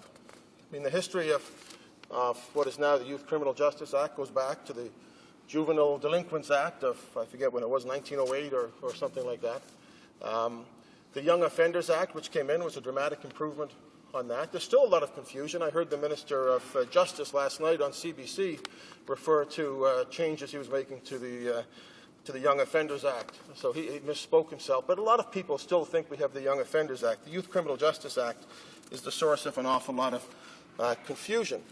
And, Justice Merlin Nunn, on whom much of this legislation relies in the form of his recommendations, Justice Merlin Nunn, in his report, I think on page 166 and 167, actually says the Youth Criminal Justice Act is a very sound piece of legislation. In fact, it's one of the best pieces of youth justice in the world. But there are holes in it. There are gaps, and those gaps relate to the issue of repeat and violent offenders. So we don't need to blow up the Youth Criminal Justice Act, but I think it's appropriate to look at it and make sure that we approach it in a reasoned way. We need to also make sure when we deal with the issues of youth justice, that we're getting out in front of the problem as well as just dealing with it when it happens. And we also need to believe, as I do, in rehabilitation. I met with a member from of the Federal Canadian Municipalities, FCM, this afternoon from Saskatchewan, who was telling me about a politician who I hadn't heard of, other members will have heard of, in Saskatchewan, who had a criminal past and was re-elected and was elected, reformed and rehabilitated himself and was elected, I think, in the Saskatchewan Party and is part of the government today. So people can be rehabilitated. We should never suggest that people can't be rehabilitated. You know, that would be an absolute avowal of failure and an admission of our inability to deal with circumstance. It's not that way. But I think we do have to, while we look at these changes, some of which I support quite strongly, we've got to get out in front of the problem. We need to look at things like child care for Canadians. I've made no secret. I've talked in this House about how strongly I felt about the plan that the former government had for child care. We may disagree on the best way to deliver it, whether it's through the universal child care benefit, as the government has come forward with, or the plan that I believe in. But we have to accept that not all children are born with an equal opportunity for success, or even an equal opportunity for a good life. And quite often it is those kids who fall through the holes in society who end up on a repeat basis dealing with the criminal justice system. That has to be changed. We can invest not only in child care, Mr. Speaker, but in things like the Boys and Girls Club. You know, we could build jails, but the best thing we can do for kids is to build the infrastructure that they need. In my own community, in Dartmouth, we have the Dartmouth North Boys and Girls Club, we have the Cole Harbour Boys and Girls Club, and in my near where I live, the Dartmouth East Community Centre, which the federal, the provincial, and municipal governments got together on and said, okay, we're all going to put money in because we have a lot of kids who are not having an equal opportunity to success and a good life. And the Boys and Girls Club of Dartmouth East, led by people like John Burton and by Dave, who sort of runs the programs there, who is a friend to the kids, but they're both mentors to children as well. And they provide the kind of support that gives a lot of kids who otherwise might not have that a chance to succeed, a chance to have access to opportunity.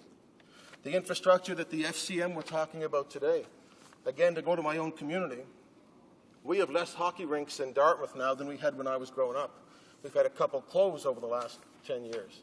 You know, we don't have the infrastructure that we need. I think anybody here would agree that, you know, if kids have a chance at recreation, they have a chance to play hockey, which is, you know, prohibitively expensive, basketball and soccer, and feel like they're part of a group through recreation, they have a better chance to succeed, to feel valued, to live a dignified life, and to avoid coming in contact with the criminal justice system. I would suggest that investments in our schools, you know, both public schools, P to 12, and also in universities. But specifically, you know, we need to invest in schools. In Nova Scotia, we have a woeful record of investing in public schools over the past number of years. We're very low in the per capita rankings. And I think we really need to, again, municipally, provincially, federally, get together and say, okay, there is nothing more important than the children and the next generation of Canadians, and we have to invest in schools, and we have to give all kids an opportunity to succeed. There's other things, Mr. Speaker. I had a chance to meet, as I often do, with RCMP officers and police officers who are assigned to schools, high schools in my community.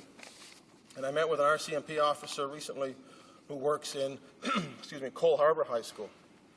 And he was telling me, Mike, you know, one of the things that works the best, and people think you're crazy, but one of the things that works best with kids is restorative justice. And we have a champion of restorative justice in Nova Scotia, in Danny Graham, who was the former leader of the Liberal Party in Nova Scotia. And, you know, Mr. Speaker, when kids have the opportunity to understand what they've done and a chance to make compensation, you know, it has a big impact on them. And quite often has a big impact on the victims' families as well, who are very much integral to the process of restorative justice.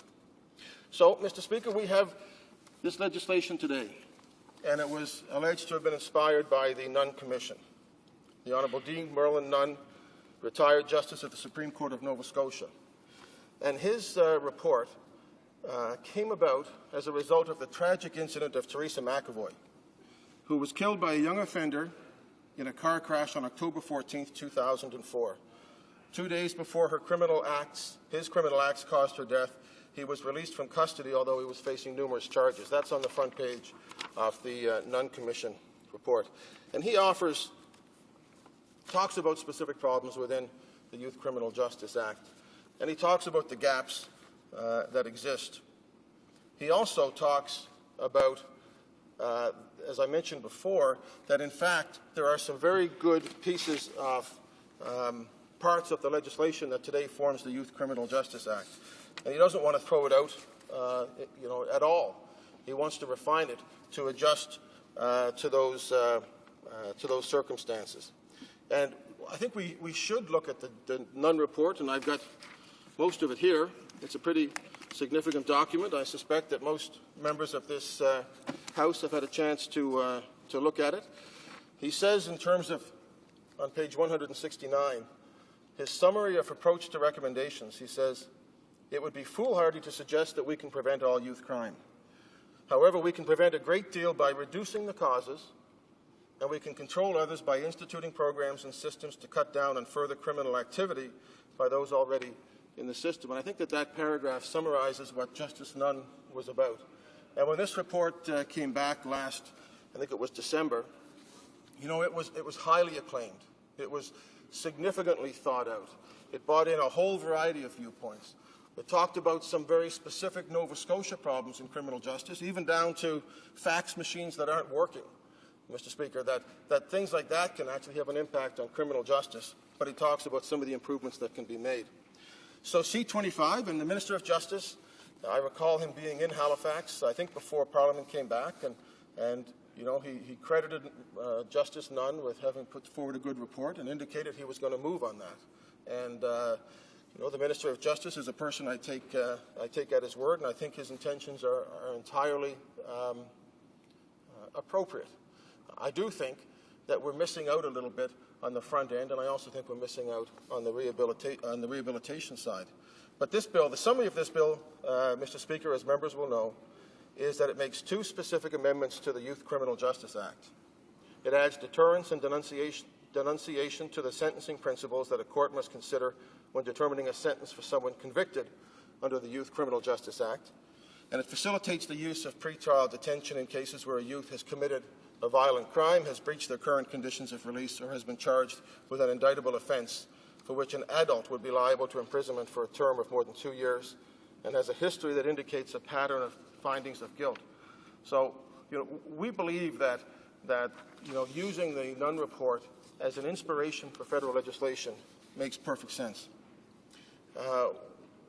We also think that the report of Justice Nunn brought in a good balance, and we think some of that balance is missing. We think perhaps we can do some work on it at committee. I certainly want to support, in principle, the legislation, but I would also want to point out some of the recommendations in this rather lengthy report that weren't followed from the Nunn Commission. Recommendation 11, that the federal government amend Section 42(2)M of the Federal Youth Criminal Justice Act to remove the time limits on the sentencing option for a court to require a young person to attend a non-residential community program. Recommendation 20, that the federal government amend the Declaration of Principle in Section 3 of the Youth Criminal Justice Act to add a clause indicating the protection of the public is one of the primary goals of the legislation. Recommendation 21, that the federal government amend the definition of violent offence of the Youth Criminal Justice Act to include conduct that endangers or is likely to endanger the life or safety of another person. Recommendation 23, that the federal government amend and simplify the statutory provisions relating to the pretrial detention of young persons so that Section 29 will stand on its own without interaction with other statutes or other provisions of the Act. Number 24, that the federal government amend Section 31(5)A of the Youth Criminal Justice Act so that the designated responsible person is relieved of his or her obligations under a responsible person undertaking, the young person's undertaking made under Section 31(3)B. Recommendation 25, that the federal government amend Section 31(6) of the Youth Criminal Justice Act to remove the requirement of a new bail hearing for the young person before being placed in pretrial custody. There's been varying opinions of the Youth Criminal Justice Act changes, as in C-25. There are some people that don't like it, and I understand some of their concerns. From Nova Scotia, Minister Cecil Clark, the Minister of Justice, who today is dealing with another circumstance, which is the very sad death by taser in Nova Scotia yesterday. He's endorsed the legislation. Most provincial and territorial ministers of justice expressed support, certainly in principle, in some cases absolutely for the legislation. So, Mr. Speaker, you know, we think that there is a lot of merit in C-25.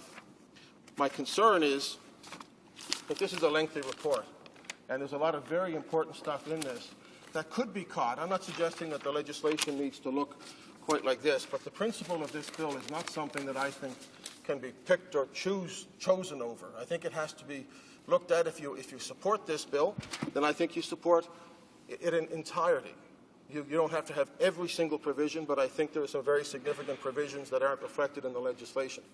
But, Mr. Speaker, in closing, you know, we need to act upon as constituents the concerns, or as members of Parliament, pardon me, of the concerns of our constituents.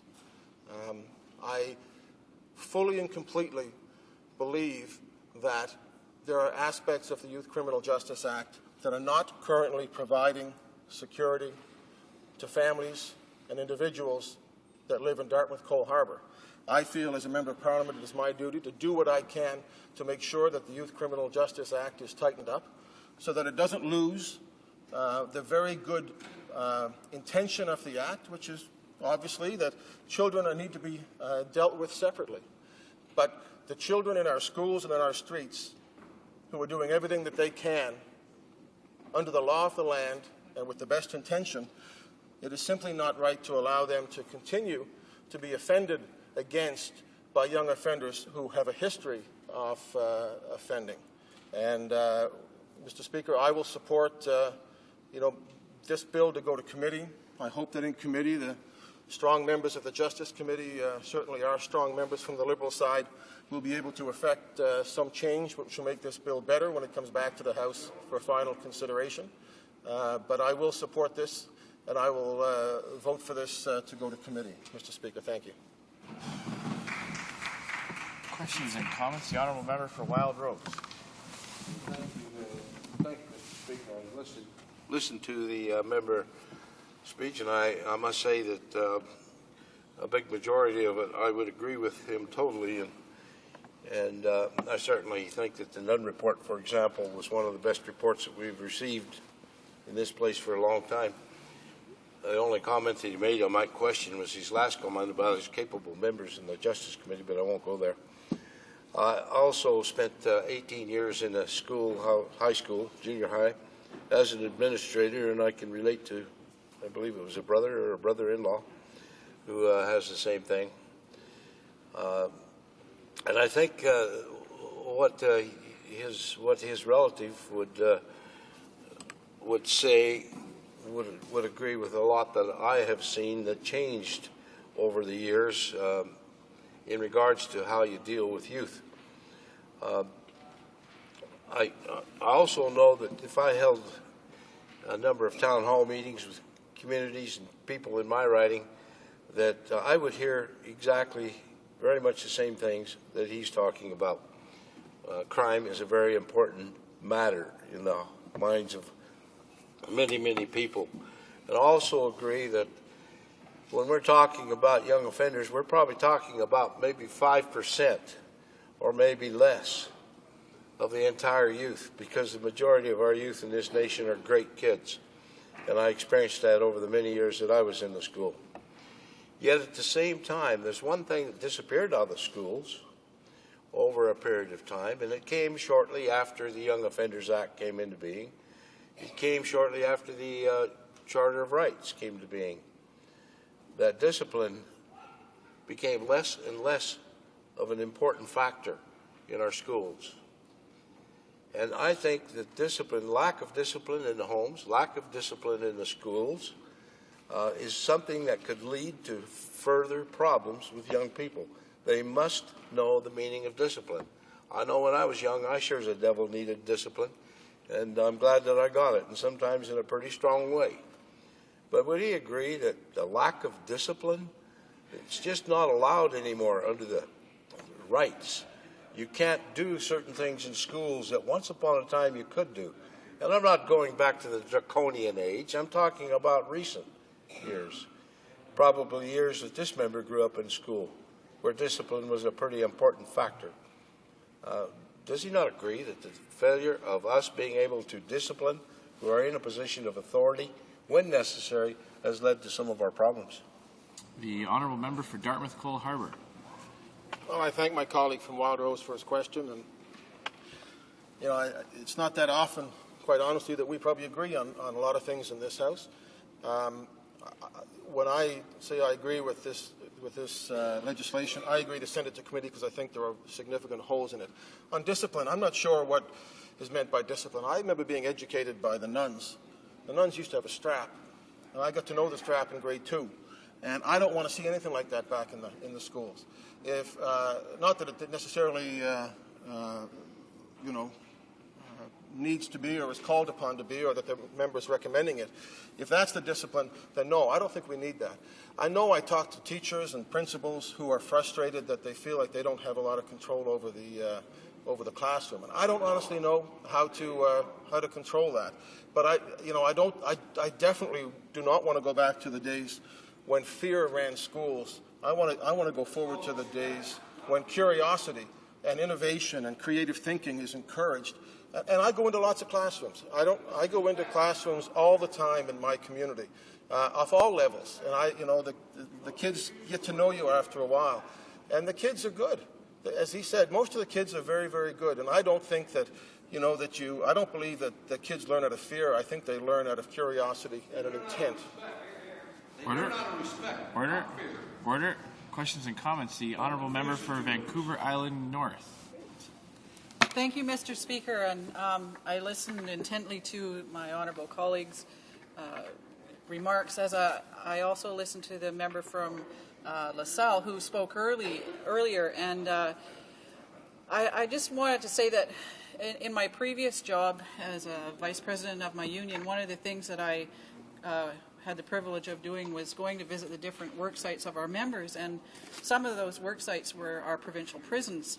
And one of the prisons that I went to was the youth center in Willingdon in the Lower Mainland and of British Columbia. And some of the things I saw there still haunt me to this day when I saw the young people that were incarcerated there for crimes that they had committed at a very young age, as young as 14 years old. And I just felt, why are these kids here? How did they get to this point? What was missing in their lives, and how could we have avoided having them in this place? And at the time, my children were about the same age, and I thought, there, but for the grace of God, go my kids. For one maybe little fight in the schoolyard, they could be here themselves. So I just, your comments about the restorative justice system, I just wanted to know if we could vision in this House what it would look like for these kids to have something of supports and a system that respected who they were and helped them. Order. I'm having difficulty hearing the question. The honourable member for Dartmouth Cole Harbour. I thank my colleague for the question, and I think she raises a very good point, and the point that I made in my speech. I think the role of government, I really believe one of the roles of government is to equalize opportunity, equalize access, whether it's post-secondary education, whether it's childcare, whether it's access to the many services that kids need. That's why I think the Boys and Girls Clubs and community infrastructure are as important to reduce youth crime as are the punitive measures. But I believe the punitive measures need to be realistic and balanced in line with the crime that's occurred, particularly if it's repetitive. My children go to a French immersion school where I live. They're 8 and 11. And because of that, they don't go to the community school. They get bused, and there's kids from all over the city. And it's a great thing because they get to meet kids from all different backgrounds. But the kids that go to school with my kids, some of them can't go to hockey because it costs $350 to join, and it costs $500 to get the gear, and it costs money to travel. And you just don't think Is hockey that important? No, but the principle is of having an opportunity to be involved in things that keep you active, keep you inquisitive, keep you curious, keep you healthy, keep you physically fit, and all those things. Access to breakfast. You know, you can go into most of the elementary schools in my riding, and they have a breakfast program because a lot of kids are coming to school with a bag of chips and a bottle of pop because it's cheaper than an apple and milk. You know, and we need to make sure the federal government, in my view, I proposed this in the last parliament, we should be involved in a healthy eating program, particularly for kids from low-income backgrounds. In short, kids don't all have the same opportunity. And for kids, particularly who grow up in a family that don't have a lot of access to that opportunity, they are much more likely to have interactions with the criminal justice system. We have to recognize that, and I think we have to accept that governments at all levels have a responsibility to equalize out that opportunity. I'll allow one more quick question or comment. The honourable member for Nunavut. Thank you, Mr. Speaker, for this opportunity. I come from a riding where, unfortunately, the majority of inmates in our Canadian institutions are populated by Aboriginal people. And I think part of the reason is some of the situations that they live in that my colleague talked about. And one of the initiatives that we did under our Liberal government was crime prevention, because we truly felt that a lot of those people, whether they were in young offenders facilities who later probably went to a penitentiary later, just didn't come from a home where they had the proper support. And I truly believe that instead of punishing people for having a bad start in life, that we need to look at better ways of circumventing that route. And wondered if our colleague could maybe expand on some of the preventative things that we should be doing in this country so that our prison populations are not overly populated by Aboriginal people. Thank you. The honourable member for Dartmouth Cole Harbour has 40 seconds left. Well, Speaker, thank you, and I thank my colleague who's done a lot of work in this area. When you talk about crime prevention, you can't prevent a crime that's already occurred. You can prevent a crime that hasn't occurred. That could be by dealing with somebody who's committed a crime once and may be likely to commit it again, so you deal with that. But in most cases, it is the case that if you give people an opportunity, give them an equal start, invest in programs like the Kelowna Accord, invest in PSSP for universities. If you give, and Aboriginal Canadians, as we all know, are the victim of a lack of funding, lack of opportunity, and we have to do everything we can to make sure that they have at least some kind of a chance to be what they want to be. We can't afford to waste the opportunity as a nation either. Thank you, Speaker. Order. It is my duty, pursuant to Standing Order 38, to inform the House that the questions to be raised tonight at the time of adjournment are as follows. The Honourable Member for Thunder Bay Rainy River, Canada Elections Act. The Honourable Member for Laval, Status of Women. The first portion of the debate on this bill is now over, so we're moving on to the period where questions are now 10 minutes, and speeches are 10 minutes, and the period for questions and comments are 5. Resuming debate, the Honourable Member for Lethbridge. Well, thank you, Mr. Speaker, and it's a pleasure to rise to address the issue that's happening here in the House today. Mr. Speaker, we've been listening to this debate go on, and I'd just like to point out that as late as yesterday, the justice critic for the official opposition had agreed in discussing with the government side of the House that this bill would be allowed to pass through the House today. And now it seems that for some reason the official opposition has decided to start filibustering. And so, Mr. Speaker, I'd like to move, seconded by the member from Calgary West, that the question be now put.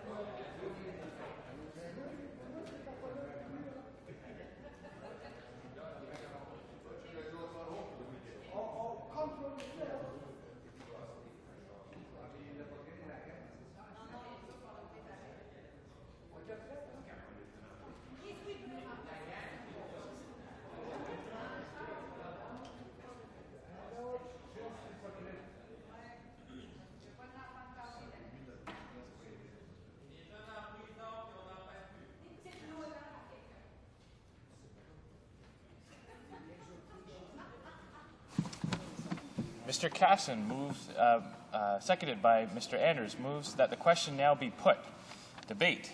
The honourable member for Burnaby Douglas. Thank you, Mr. Speaker, and I'm happy to have the opportunity to continue this discussion on Bill C-25. The bill that's entitled "An Act to Amend the Youth Criminal Justice Act." This legislation, rather surprisingly, only amends two parts of this legislation. In particular, it adds deterrence and denunciation to the principles that a court must consider when determining a youth sentence, but it also clarifies the presumption against the pretrial detention of a young person and specifies the circumstances in which the presumption does not apply. Mr. Speaker, in a sense, it's very, very surprising that after all of the bluster and the controversy that we've heard for years and years and years from the government and the government party, from the Conservative Party, about youth crime and the Youth Criminal Justice Act, that this is the kind of legislation that they bring forward. Such an incredibly limited piece of legislation, and it's very, very surprising. Given all of the chest thumping and the controversy that's been created over the years, to see this proposal when it finally comes forward being very, very limited in scope.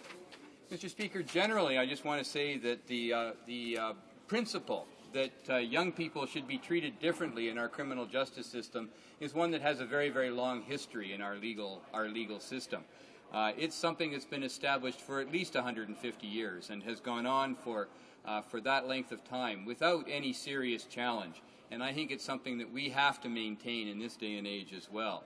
I don't see any reasons why we should turn our backs on that important principle. And certainly it's been part of legislation in Canada that deals with young offenders over the years. It was a feature of the Juvenile Delinquents Act. It was a feature of the Young Offenders Act, and it's certainly a feature now of the Youth Criminal Justice Act. We have adopted wholeheartedly in this country that youth should be treated differently in our criminal justice system. And I believe that has served us well because we have had success in changing the lives of young people who've gotten in trouble with the law, and something that we should be continuing to work at and not abandoning. The whole question of rehabilitation of young people, I think, is one that merits emphasis in our criminal justice system and through the Youth Criminal Justice Act. Mr. Speaker, there are people who would suggest, and often they sit in the conservative benches, that young people should be treated like adults in our criminal justice system, even specifically with some specific crimes. Well, Mr. Speaker, if we're going to move in that direction, it would seem to me that we have to give those young people similar responsibilities in other areas of their lives, not just give them the onerous responsibility of facing the full adult penalties of the criminal justice system, but give them the responsibilities of full citizenship in other areas, like, for instance, lowering the voting age. We should make sure that voting and criminal responsibility are at the same level. And I don't know that there are many people in the conservative corner who would consider that kind of proposal. So I think that it's very, very important that we maintain the principle that youth should be treated differently in our criminal justice system. That being said, Mr. Speaker, there are issues related to youth crime that we need to address. I think overall, since in the last 20 years, youth crime has declined and continues to decline. We've seen it decline at least 12 to 15% over the last 20 years. And I think that's the result of good legislation in this area. The Youth Criminal Justice Act, I think, is a good piece of legislation. There is concern at the moment about serious violent crime involving the use of guns and other weapons. And I think that is something that we are all concerned about. But, Mr. Speaker, the reality is that overall youth crime is going down, and it shows the effectiveness of the current legislation. Mr. Speaker, we don't know why there's been this spike in violent crime at this moment in time, and often there are those kinds of fluctuations in crime rates in specific crime areas. So it does merit our attention, but to overthrow the whole youth criminal justice system, I don't think would be appropriate in that case. So, Youth Criminal Justice Act has had the effect of lowering the crime rate among our youth since it came into effect. Well, Mr. Speaker, I think that there are other things that we could be doing to address the whole issue of crime in our society. Certainly, policing and enforcement is one of the aspects that we should always look at when we're considering trying to reduce crime in our society. And unfortunately, that's one area where the government hasn't kept its promises. More police officers have been promised, and yet nothing has there's been no follow-through on that promise yet. We know that the opportunity for police to build relationships with young people is a very effective way of reducing youth crime and reducing crime generally in our communities. And certainly the work of police officers that are attached to schools in community policing certainly demonstrate that very, very clearly. So I think that there are other things that we should be pursuing. Certainly, a restorative justice system, I think, would also go some way to ending recidivism in our criminal justice system. We know that whenever we incarcerate a young person, we're basically sending them to a school where they get more training in how to be an offender. And we see that all through our criminal justice system, but I think it's particularly true of young people. So that anything that we could do that helps young people understand their responsibility for the crime that they've committed, but keeps them in the community and builds relationships and restores relationships in the community, I think is an important step to take.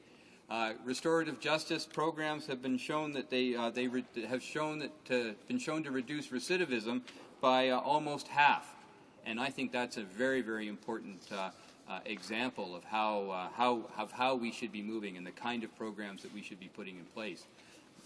Mr. Speaker, I've had the opportunity to participate in a restorative justice program, and in myself after an act of vandalism at my house, and albeit a very minor criminal infraction, I was very, very impressed with the way that worked to restore the relationships that had been altered by that, and how elders from the Aboriginal community, myself, my partner, our neighbors, all worked to see those relationships restored and responsibility taken for the actions of the young person involved. It was a very, very moving process, I have to say. And I know that when we went in, what we hoped for was that at the end of the process that we would be able to see the young person as another one of our neighbors and greet that person on the street because a relationship had been restored despite his actions in my property. And I think that we actually accomplished that, Mr. Speaker.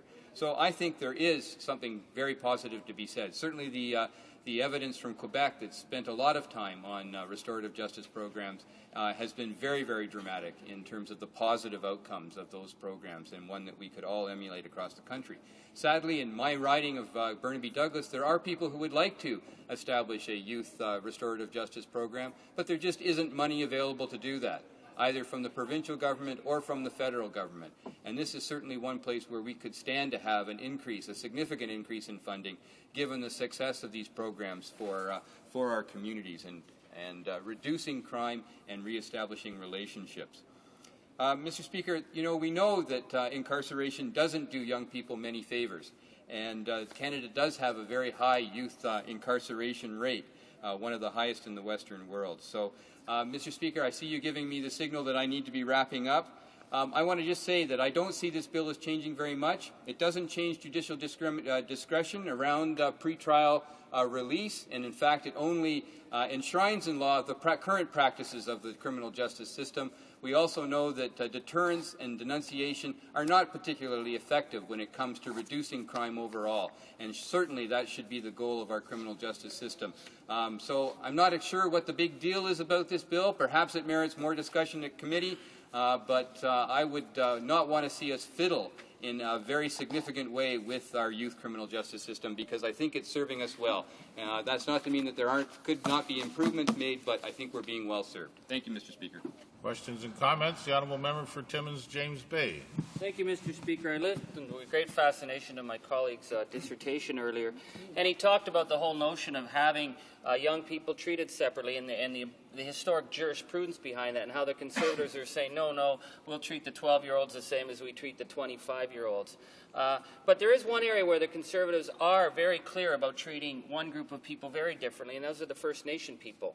I would invite any of the Get Tough on Crime people from the Conservatives to come up the James Bay Coast or into any of the Anishinaabe Nation territory where the police are woefully understaffed, where they're in situations that are just plain dangerous, that not a single officer in any of the non-native forces would ever put themselves in the situation that the NAPS officers are on a daily basis. For example, in the community of Attawapiskat, 2,000 people, only 2 police officers on duty. If one officer has to take someone out, that leaves 1 officer in a community of 2,000. Other communities like Moose Factory, where the police station have to shut down at a certain point in the night because the officers aren't even getting paid for overtime.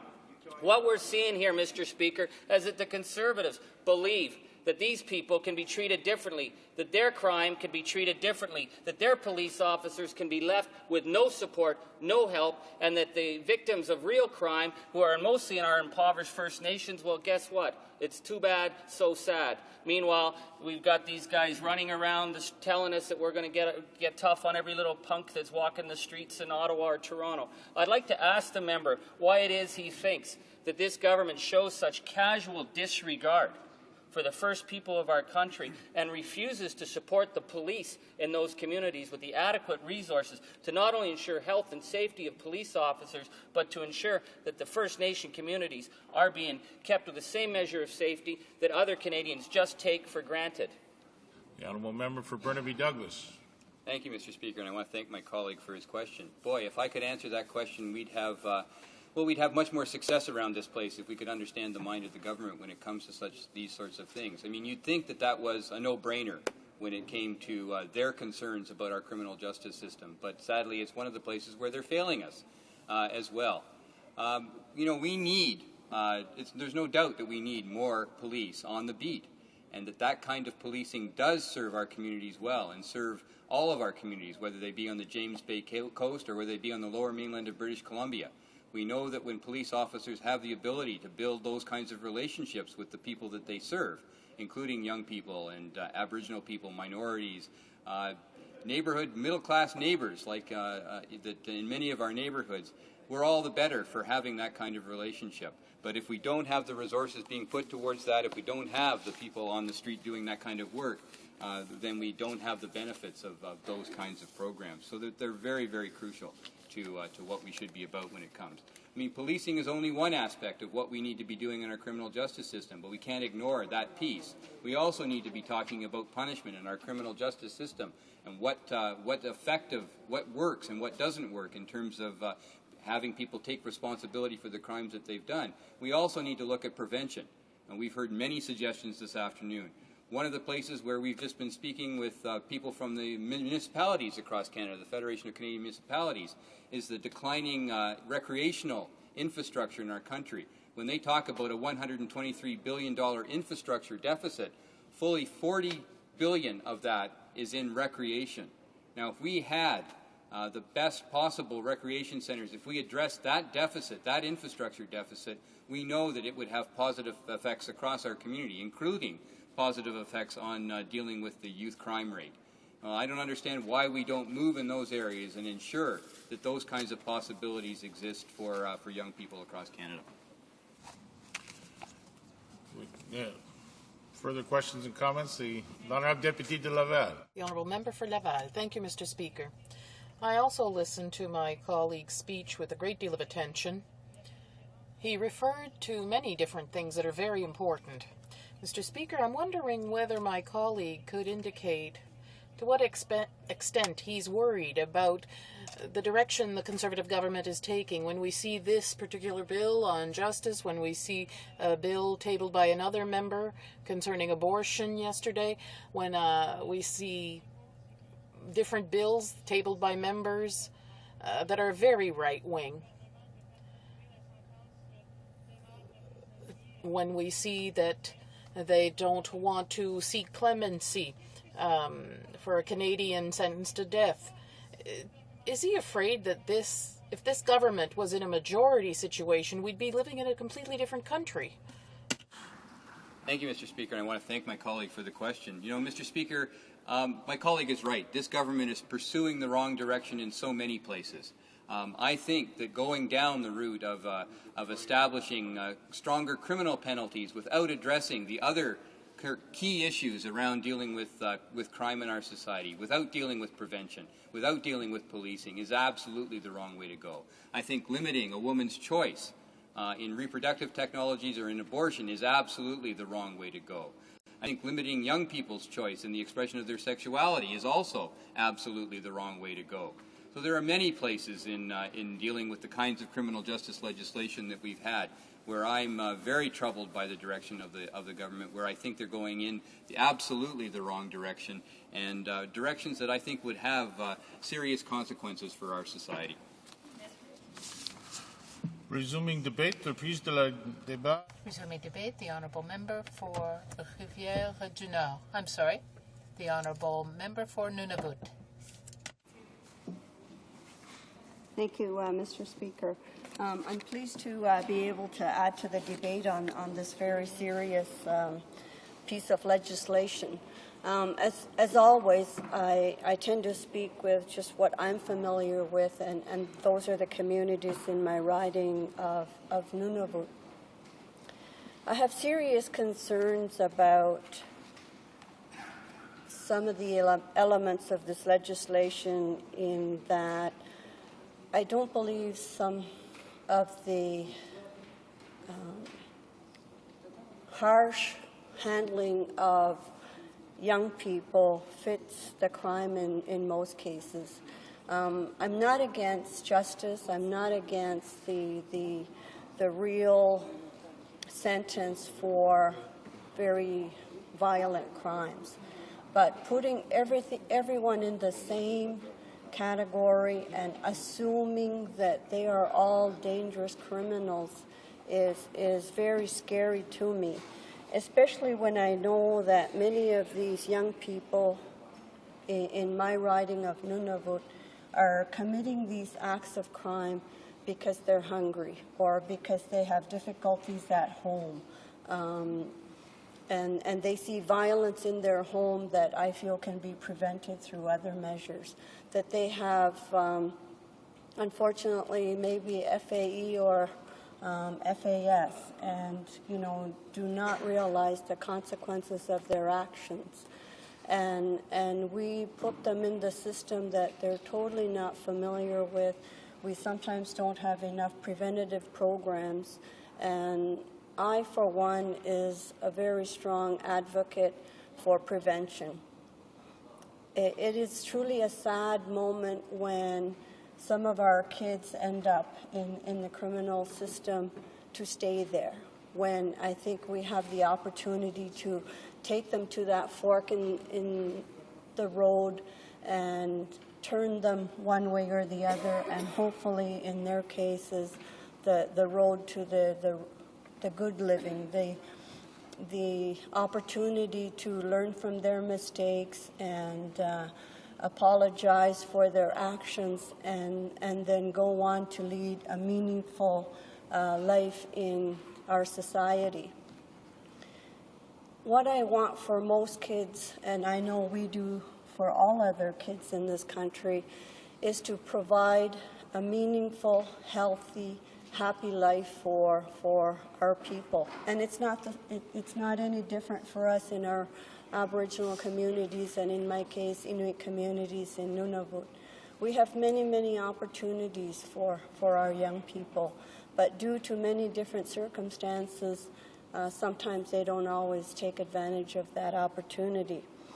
And some of my colleagues already talked about many of the preventative measures that we could take, whether it be sports or arts or programs as simple as breakfast at the school.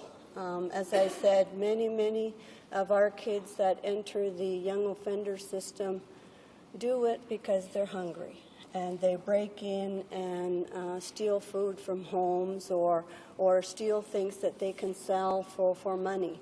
And in a country as prosperous as Canada, that is truly a sad state of affairs when we have young people committing petty crime in order to feed themselves or for warmer things to wear in my part of the country.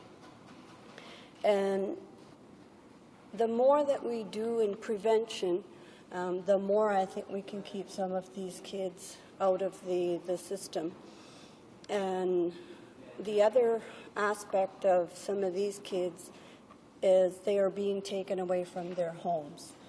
They end up in foster homes, and all of the things that we could do on the social side of society, that we can have programs to keep more kids at home, to have better home situations so that they don't have to turn to petty crime in order to survive.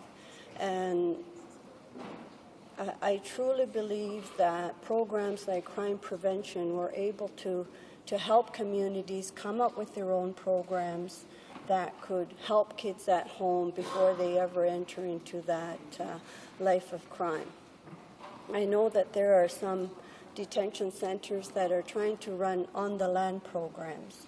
A lot of these kids, unfortunately, come from single mother homes where they do not have a fatherly influence on their lives, and therefore are not able to participate in some of the livelihood that we still have in our communities. We still have many, many people in our Nunavut communities that participate on the land, whether it be for subsistence hunting or for other activities. And even though we're now very much in the workforce like everyone else, we still maintain a very close connection to the land. So what we have seen in some of the successful communities are programs to try and work with the young people, either through the school or for kids that are not always in school, then through other programs. And this is proving to be very beneficial, not just to the students and young people that are involved, but to the whole family and to the whole community as a whole. And we are still, I guess, in some way trying to come to grips with the new way of doing things in our communities. We have people that are caught in between our traditional way of life and the new way that is amongst us today. But I think we have been very successful as a people to blend the two worlds together and to give an opportunity to young people to be able to learn to appreciate the land and what's around us again. And as I mentioned before, many of these young people are in a one-parent home, and that's getting to be the reality with a lot of families in this country. And we need to do more to be able to support that, because some of them live probably on a very low income, and the parent, usually a mother, can't provide other activities for her children as much as she would like to. So the community and the social fabric of this country has to take up that void of where kids do not have the same opportunity as other kids in being able to have different activities that can take up, idle time, which in a lot of cases ends up with bored kids that are looking for something to do. So I really, really want to see programs where the community has an opportunity to help with the upbringing of children, because not every young family is able to do that on their own anymore, not with the high cost of living that we have in our part of the country. And even programs that help people be able to feed a healthy diet to their family is another angle that we can look at. We do have food mail for many parts of the north, but even being able to provide a healthy diet for a young family is getting to be very, very difficult.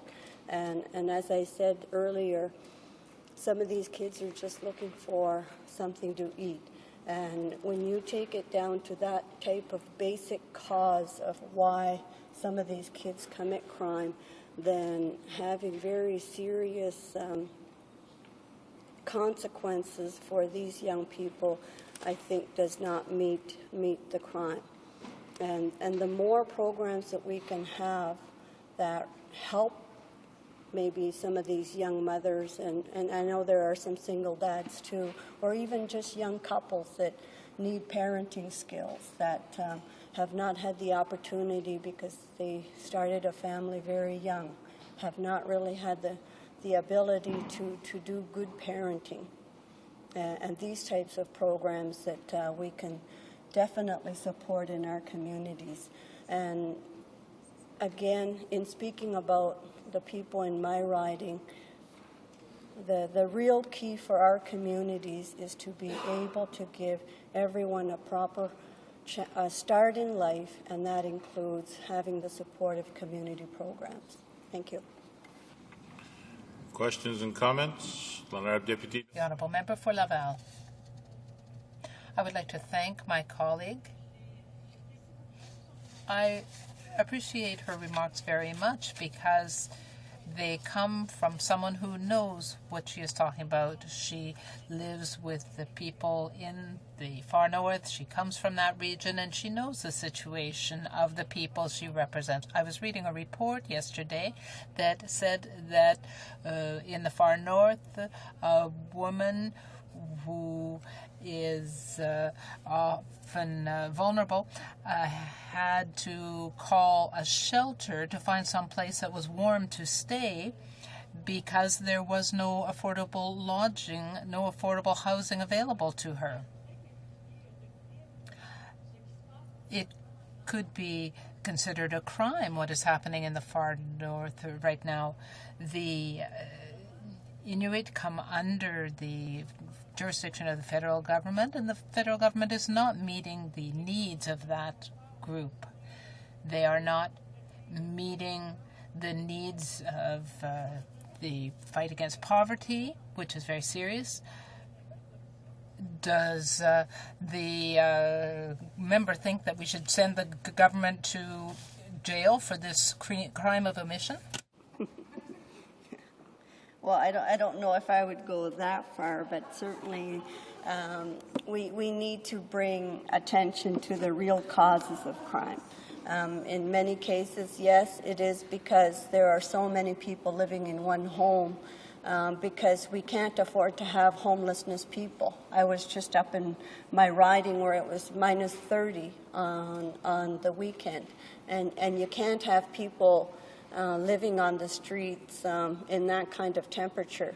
So one of the initiatives that we could do as a government and as a country is to make sure that basic needs are met. And in my area, my riding of Nunavut, one of the biggest needs right now is the shortage of housing. And the fact that there are so many social consequences of people not having a basic home. People are ending up in shelters, yes, or some people are just going from community to community and they just go home, from house to house, which creates, I think, a lot of situations where crime can happen. And so one of the things that we need to address is the lack of social housing, affordable housing for people in my riding and other parts of the country, because I think that seems to be the root problem for a lot of our difficulties. Thank you. Further questions and comments?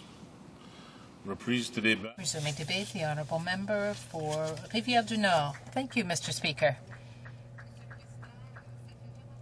I'm very pleased today to speak in this debate because I am personally touched by this bill. As you will recall, since you have been here in the House a long time, longer than I have been even, that the strong fight that we led against the changes to the Young Offenders Act did take place, and now we are having this childish approach to this legislation, calling on judges to apply the measures in this way. I have 2 children. One is more difficult than another. I'm a single parent, and I have found that my son has had more difficulty than my daughter. After all, adolescence is a time of great change. A child is changing, and not yet an adult, but certainly in a period of big change. So young adolescents are in transition. They are looking for attention. They are trying to have friends. And as a result, they might fall in with bad friends and get into situations that they regret. That doesn't mean that they are dangerous offenders, Mr. Speaker.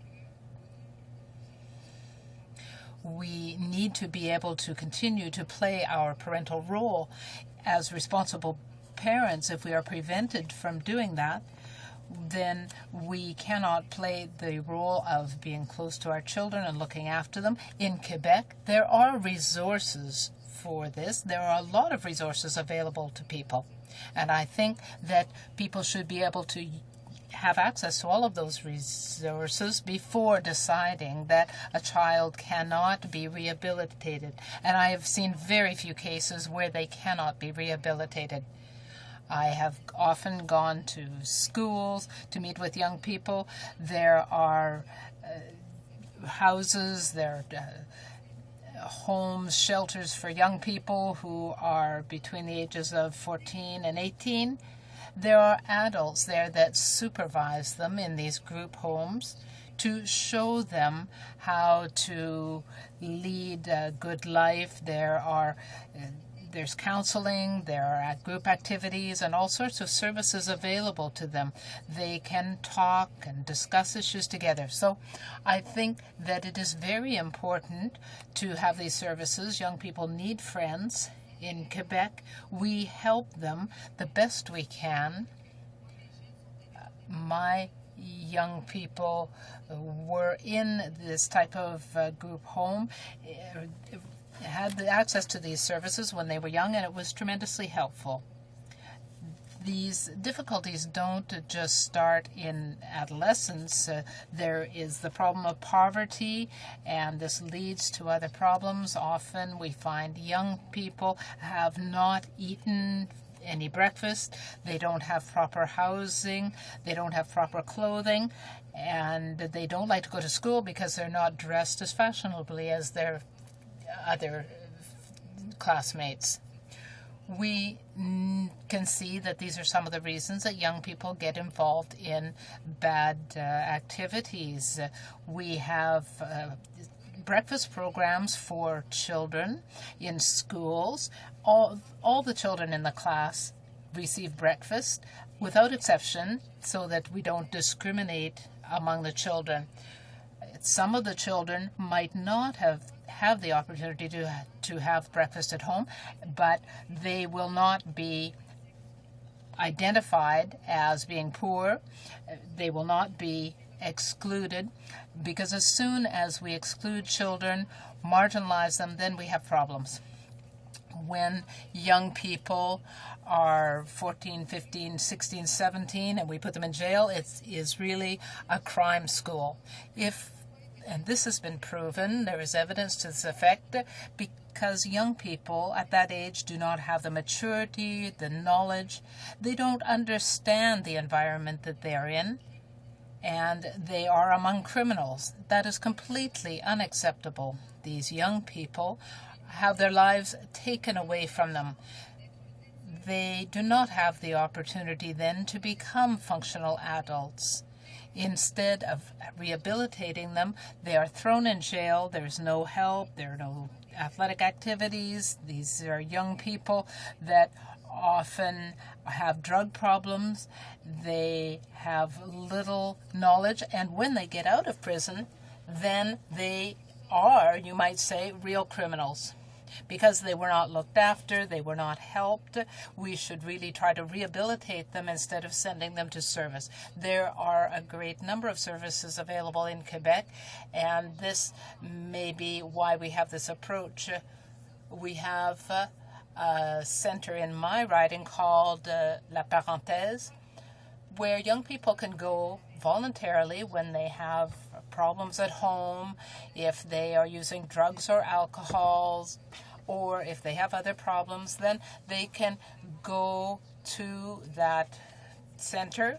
They can withdraw from the family after discussion with their parents, and they can go to the center where there are specialists that work with these young people to help them rehabilitate. They have responsibilities when they are staying there. They are treated for their drug and alcohol problems, and it is a great place for them to be. And the young person can be rehabilitated. In my riding, I have a big high school, and we've trained police officers who are specialized to work with teenagers. They're familiar with teen problems. The police officers don't want to try and put someone in jail for just a stupidity that's done like on the spur of the moment. The police officer sits down with the teen, with the family, and come up with some type of a program to rehabilitate the youth. So, Mr. Speaker, our parental authority is being challenged. If you take away my right as a parent to take action with my child, see, because all children are different. Some are more difficult than others. Some are not necessarily in dealing with poverty. I had problems with my son, who is now 20 years old, and now he's doing very well, but everything broke apart when he was a teen. Why? I can't really tell you. He lost his father at a very young age, and he had a very hard adolescence. And he kind of got off track, but now we've brought him back on track. I worked hard with him. But you have to respect our parental rights and authority, and you have to let Quebecers use the tools that are available to them to help these adolescents. And this is quite possible to help them. There is help offered through the hospital systems, through groups. I have an art center in my riding which works with street kids. This center helps these young people through art. Perhaps you may think that this is rather simplistic, but I can tell you that these young people are able to do wonderful work. They can use just about any material and create something beautiful, art. And that helps them deal with their bad thoughts. And we also have street workers in Quebec. We have street workers, and these are young people who work with the young homeless. They work directly with these young people and try to guide them, talk to them, find a place where they can sleep one night. Because I can tell you, winter is harsh. We can't let young people just sleep on the streets. So I can't name all of the services we have available. You're telling me, Mr. Speaker, that I have not much time left, but rehabilitation is so important, not criminalization. And all my colleagues in the bloc and myself are against this bill, because this bill will simply increase the crime rate amongst youth, and it will do nothing to reduce it. Thank you. Questions and comments? Questions et commentaires? Questions and comments? The Honourable Member for Hochelaga. Thank you, Mr. Speaker. I listened to my colleague from Rivière-du-Nord give her address. What she said was very true, and it leads us to think about how poorly this bill is adapted to our youth. We waged a battle in 1999, and we tabled thousands of amendments in committee, which led the chair to make a decision or ruling which was quite debatable, I would say. But the member for Rivière-du-Nord has talked about the whole balance between work and parent, family. As I know this, I've known this member since 1993.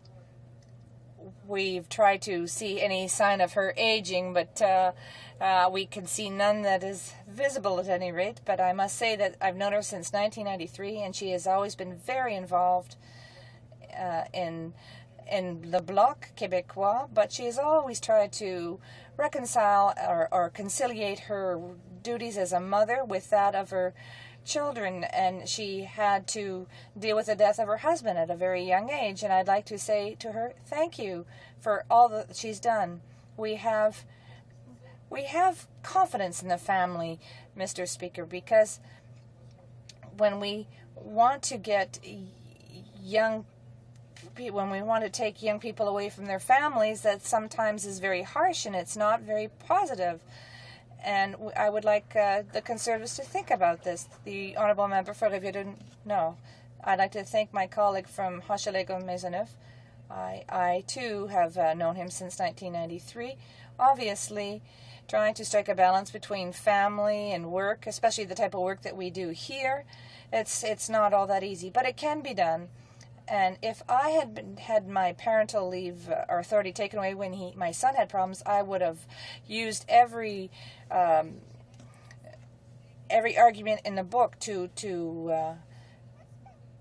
keep hold of this parental leave so I could help him get out of this problem. And I managed to help him, and he succeeded as well. Now he's a happy young 20-year-old man. He works, and he's a good member of society. But it's because of the organizations that I mentioned earlier. It is through rehabilitation.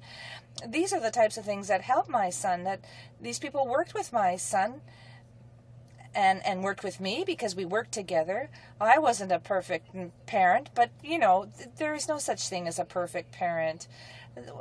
We tried, we sat down with assistance. We saw that each of us had our weak points. We worked together. And this is very important, much more important than a bill like this one that simply makes turns parents into children with no authority or no rights. It's a bill that's not necessary. We'd be much better off investing in young people. We have millions or billions in surplus. Let's invest in existing organizations. I'm sure that the Conservatives have problems in their ridings as well. I think that the percentage of crime amongst youth people is much lower than in their provinces because we do have organizations, because we have invested in our people and we like our young people, and because I think that we do wonderful work in Quebec, in our society. Everybody works together, and that's extremely important. So rather than criminalize a young person, let's try and help the young person get out of this out of the troubled waters, and see how we can help them grow up and become adults who are going to be good members of society. The honourable member for Oshawa. Oshawa. Thank you very much, Mr. Speaker. And one of the things, I did listen to the member, and I appreciate what she had to say about her own personal situation and her family. But one of the things that I'm challenged with is, what about the victims? And I must say, Mr. Speaker, one of the saddest things I had as a member of Parliament, I attended an anniversary where a mother of an 18-year-old whose son was murdered by another 18-year-old who was known to police. He was shot, and the perpetrator was a young person who continually found himself in trouble with the police over and over and over again. And we're not talking about little offenses here. What we're trying to do is look at serious offenses. And what are we going to do to help protect? The role of government is to protect our citizens. What we're talking about here are proposed amendments. And the amendments make sense for somebody in the situation where this mother found herself. The person who shot her son was over and over again. There was no deterrence. This guy felt that what he was doing was okay. He never got a slap on the wrist. He never got anything from the system. And deterrence means...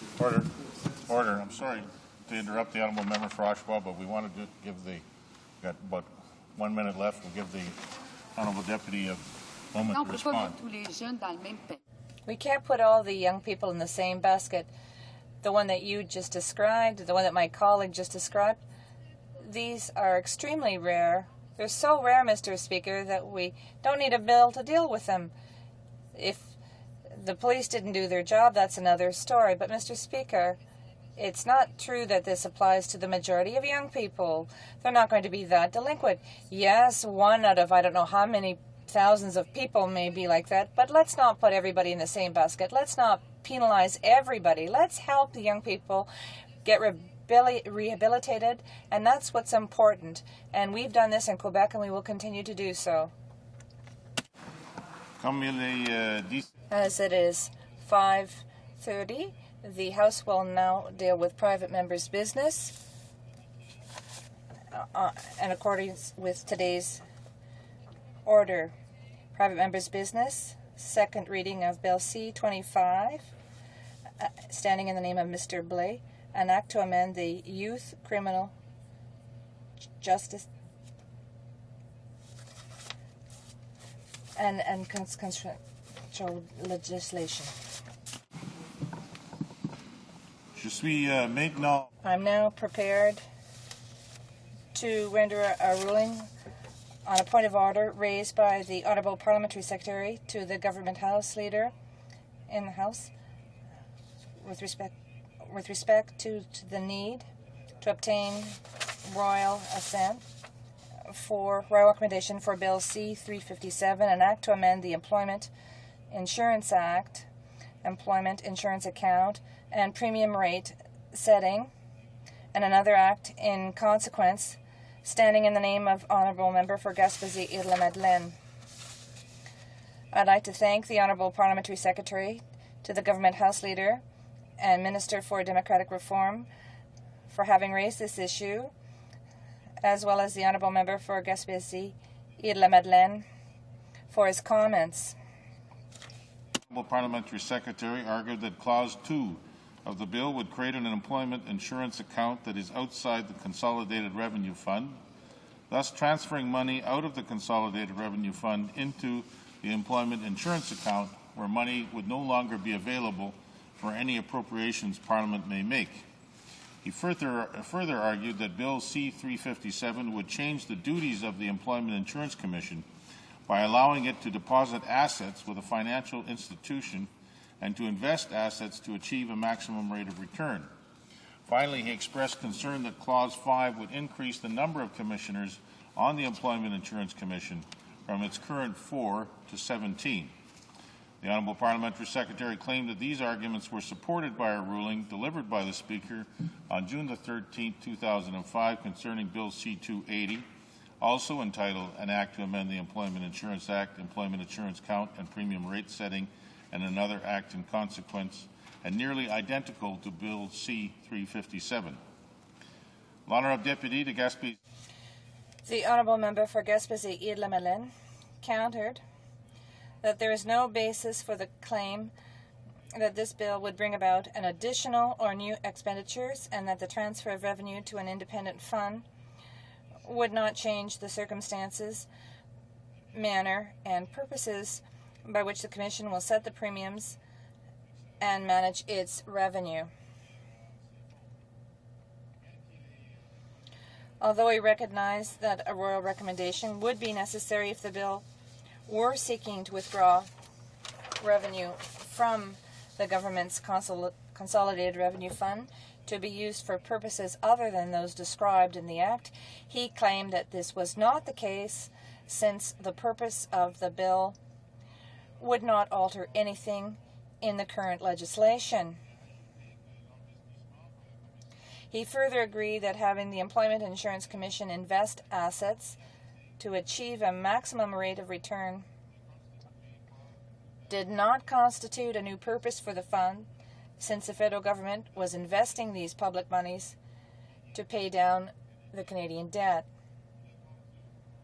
He concluded by saying that adding 13 new commissioners will be financed by a small increase in expenses which will no longer appear as an expenditure from the Consolidated Review Fund, given that the Employment Insurance Fund will no longer be considered to be part of the Consolidated Review Fund. Struck, as was the Honourable Parliamentary Secretary to the Government House Leader and Minister for Democratic Reform, by its similarity to Bill C-280. Indeed, the proposed amendments to Sections 71 and 72 of the Employment Insurance Act included in Bill C-357 are in many respects virtually identical to those in Bill C-280. For instance, like in Bill C-280, the proposed Section 72 in Bill C-357 would credit monies from the Consolidated Revenue Fund to the Commission, which would then place it into a new and separate account, one that would be outside the Consolidated Revenue Fund. Today, monies in the Consolidated Revenue Fund are available for eventual expenditure for purposes of claims under the Employment Insurance Act. With the passage of Bill C-357, these funds would no longer be available because, in effect, they have been spent, that is, transferred out of the Consolidated Revenue Fund to a separate and independent account outside the Consolidated Revenue Fund. Lorsque le Comité Permanent de Ressources When the Standing Committee on Human Resources, Skills Development, Social Development, and Status of Persons with Disabilities sought clarification regarding the provisions of Bill C-280 as it related to the Royal Recommendation, the Chair ruled on June 13, 2005, that such a transfer, in my view, constitutes an appropriation within the meaning of Section 54 of the Constitution Act, 1867, and for this reason, a royal recommendation is required in respect of Clause 2 of the bill. The Chair sees no reason to reach a different conclusion on this provision of Bill C-357 than the one that was reached at the time of Bill C-280. Section 72(6) of the Employment Insurance Act, found in Bill C-357, creates new duties for the Commission in terms of managing and investing amounts paid into the employment insurance account. The Chair does not accept the argument put forward by the Honourable Member for Gaspésie-Île-de-la-Madeleine that the federal government's use of monies in the Consolidated Revenue Fund to pay down the Canadian debt constitutes an authority to spend funds for a new purpose. In addition, the Chair is of the view that the bill's proposed alteration of the duties of the EI Commission to enable the spending of public funds by the Commission, namely the investment of public funds to achieve a maximum rate of return, is a new purpose and requires a royal recommendation. Finally, the increase in the number of commissioners on the Employment Insurance Commission from its current 4 to 17 also clearly requires a royal recommendation. Although the Honourable Member for Gaspésie-Île-de-la-Madeleine contended that these expenses would not come from the Consolidated Revenue Fund, but rather from the newly created Employment Insurance Fund, Clause 5 of the bill clearly calls on the Governing Council to appoint these new commissioners. Given that the current commissioners are remunerated, it follows that the proposed new commissioners would also be paid. As such, the addition of these new commissioners would involve an additional appropriation of a part of the public revenue. Par conséquent, je ne mettrai... Consequently, I will decline to put the question on third reading of this bill in its present form unless a royal recommendation is received. However, the debate is currently on the motion for second reading, and this motion shall be put to a vote at the close of the second reading debate. Resuming debate, reprise de débat, the Honourable Member for Edmonton Centre. Thank you very much, Mr. Speaker, and I'm pleased to have the opportunity to join in the debate on Bill C-357, presented by the Honourable Member for Gaspésie-Île-de-la-Madeleine. This bill proposes significant changes to the financing and governance of the employment insurance program. Allow me to begin, Mr. Speaker, with a brief overview of Canada's current employment situation. As the House has heard on many occasions recently, the Canadian labour market is continuing to perform exceptionally well. In fact, according to Statistics Canada data, the unemployment rate reached the lowest level in 33 years in October, hitting the 5.8% mark. During the first quarter of 2007, employment grew by an estimated 158,000. And the good news is that these jobs are paying more than ever. The hourly wage rose by 6% between August 2006 and August 2007. Mr. Speaker, the economy is booming. This Prime Minister and the Minister of Finance have created the winning conditions so that more jobs, better wages, and a brighter future can be enjoyed by all Canadians, and we are beginning to see the results. Even given our strong current labour market, Canada's EI program continues to help Canadian workers adjust to labour market changes and balance work and family responsibilities. I can assure the House that this government is committed to ensuring that the EI program continues to serve Canadians in an effective and efficient manner. We have clear evidence to this effect, Mr. Speaker, from the Employment Insurance Commission's 2006 EI Monitoring and Assessment Report tabled in the House last April. That report demonstrated and confirmed that EI income support and employment assistance is there for Canadians who experience periods of temporary unemployment. It also demonstrated that the EI program is effective in meeting most claimants' needs in terms of both the amount and duration of benefits. We recognize that the best solution to unemployment is economic growth, a priority that this government is dedicated to pursuing through our economic plan, Advantage Canada. That said, our government has not hesitated to take action on issues specific to the EI program by doing several things: further reducing the EI premium rate in this fall's economic update, by expanding eligibility for compassionate care benefits, by launching a pilot project to examine the effects of providing additional weeks of benefits to those in high unemployment regions, and by extending EI transitional measures for 2 regions in New Brunswick and Quebec until the conclusion of the national review of EI boundaries. The 2007 EI Tracking Survey, which asked Canadians across the country for their views on the EI program, indicates the majority of Canadians agree with that the EI program is working well, which shows that Canadians support this government's approach to managing the EI program, Mr. Speaker.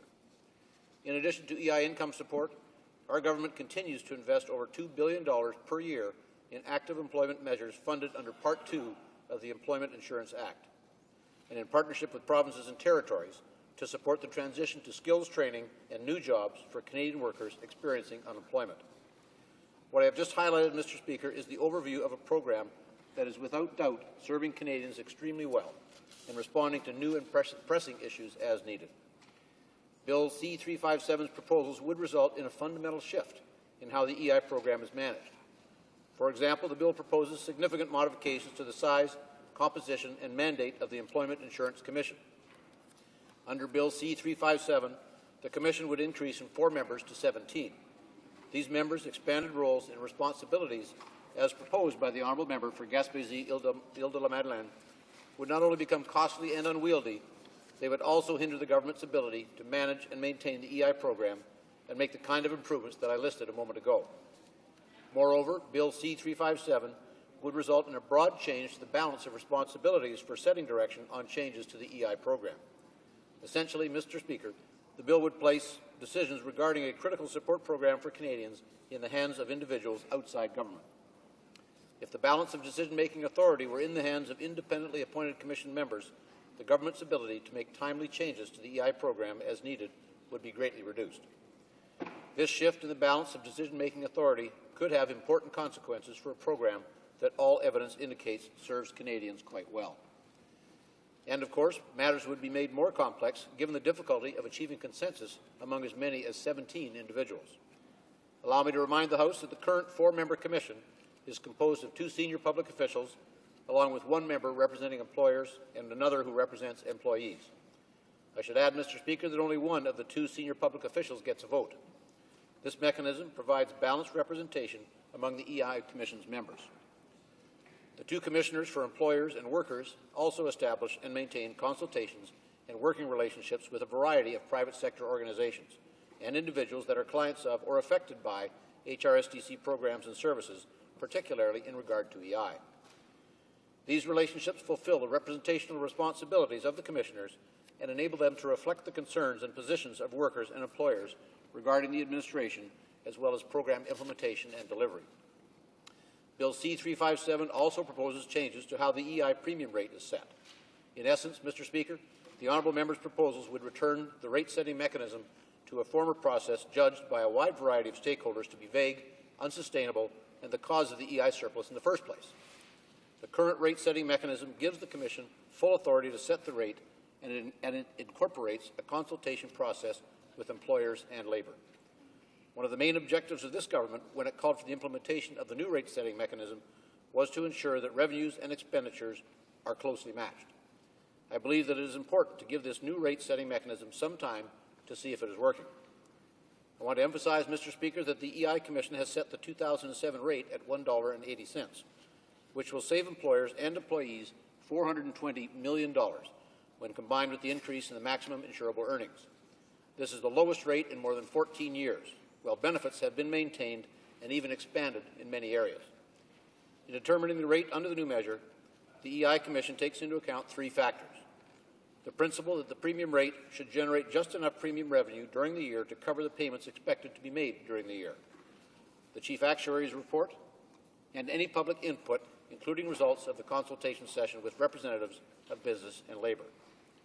Any change to EI financing would, of course, need to take into account the impacts on employees and employers, beneficiaries, the economy, and the EI program itself. These are obviously major considerations on which the health of our economy and our society depends. That is why our government is committed to ensuring that all EI program changes are founded on sound analysis of evidence, with careful consideration of potential labor market impacts and the costs to individuals. As I have demonstrated, Mr. Speaker, the changes proposed by Bill C-357 could have very important consequences for our economy and the well-being of Canadians who expect the EI program to serve them in a timely and effective manner when they need it. For all these reasons, the Government of Canada cannot support Bill C-357 at this time. But we look forward to meaningful study of this bill at the committee stage. Perhaps there are aspects of this bill that can be implemented when this government continues its improvements to the EI program that were committed to in the speech from the throne. Thank you very much, Mr. Speaker. Resuming debate. The honourable member for Vancouver Island North. Oh, I thought I was third.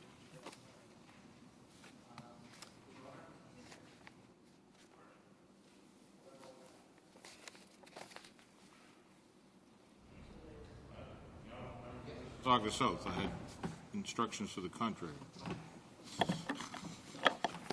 Thank you, Mr. Speaker, and I appreciate the consideration, and I'm pleased to speak on Bill C-357. Mr. Speaker, this is a subject matter I think that was one of the first ones I could recall back in 1993 when we had when I became a member of Parliament. And Mr. Speaker, the debate has always been around what was always referred to as the notional EI account. And it's something that probably most members were not aware of or did not exactly understand.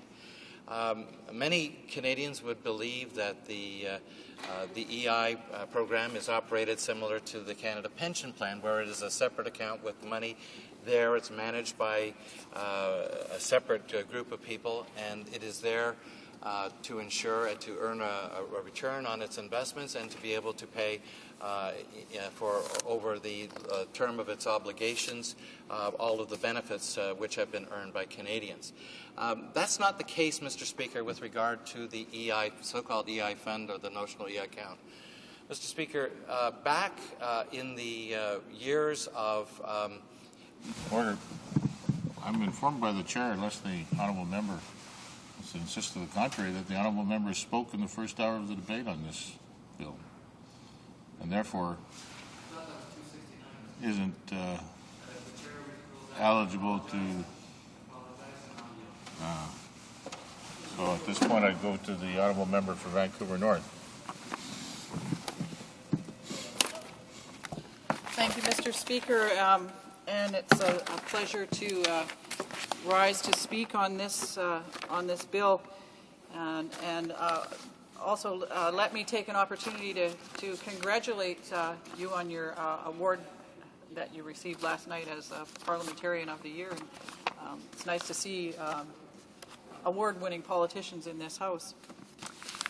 Mr. Speaker, there's roughly $54 billion in our employment insurance fund. It's a surplus of $54 billion, and one might ask, how did we get so much money in there, and so why is that? Mr. Speaker, it's obvious that we need to have this money in a separate account. As the previous speaker said, it's not in an account that can't be withdrawn from by this government, and so this bill proposes name a commission in Section 71 of the bill. It proposes a separate account that and it sets out how the fund would be directed and how it could be borrowed on by the government.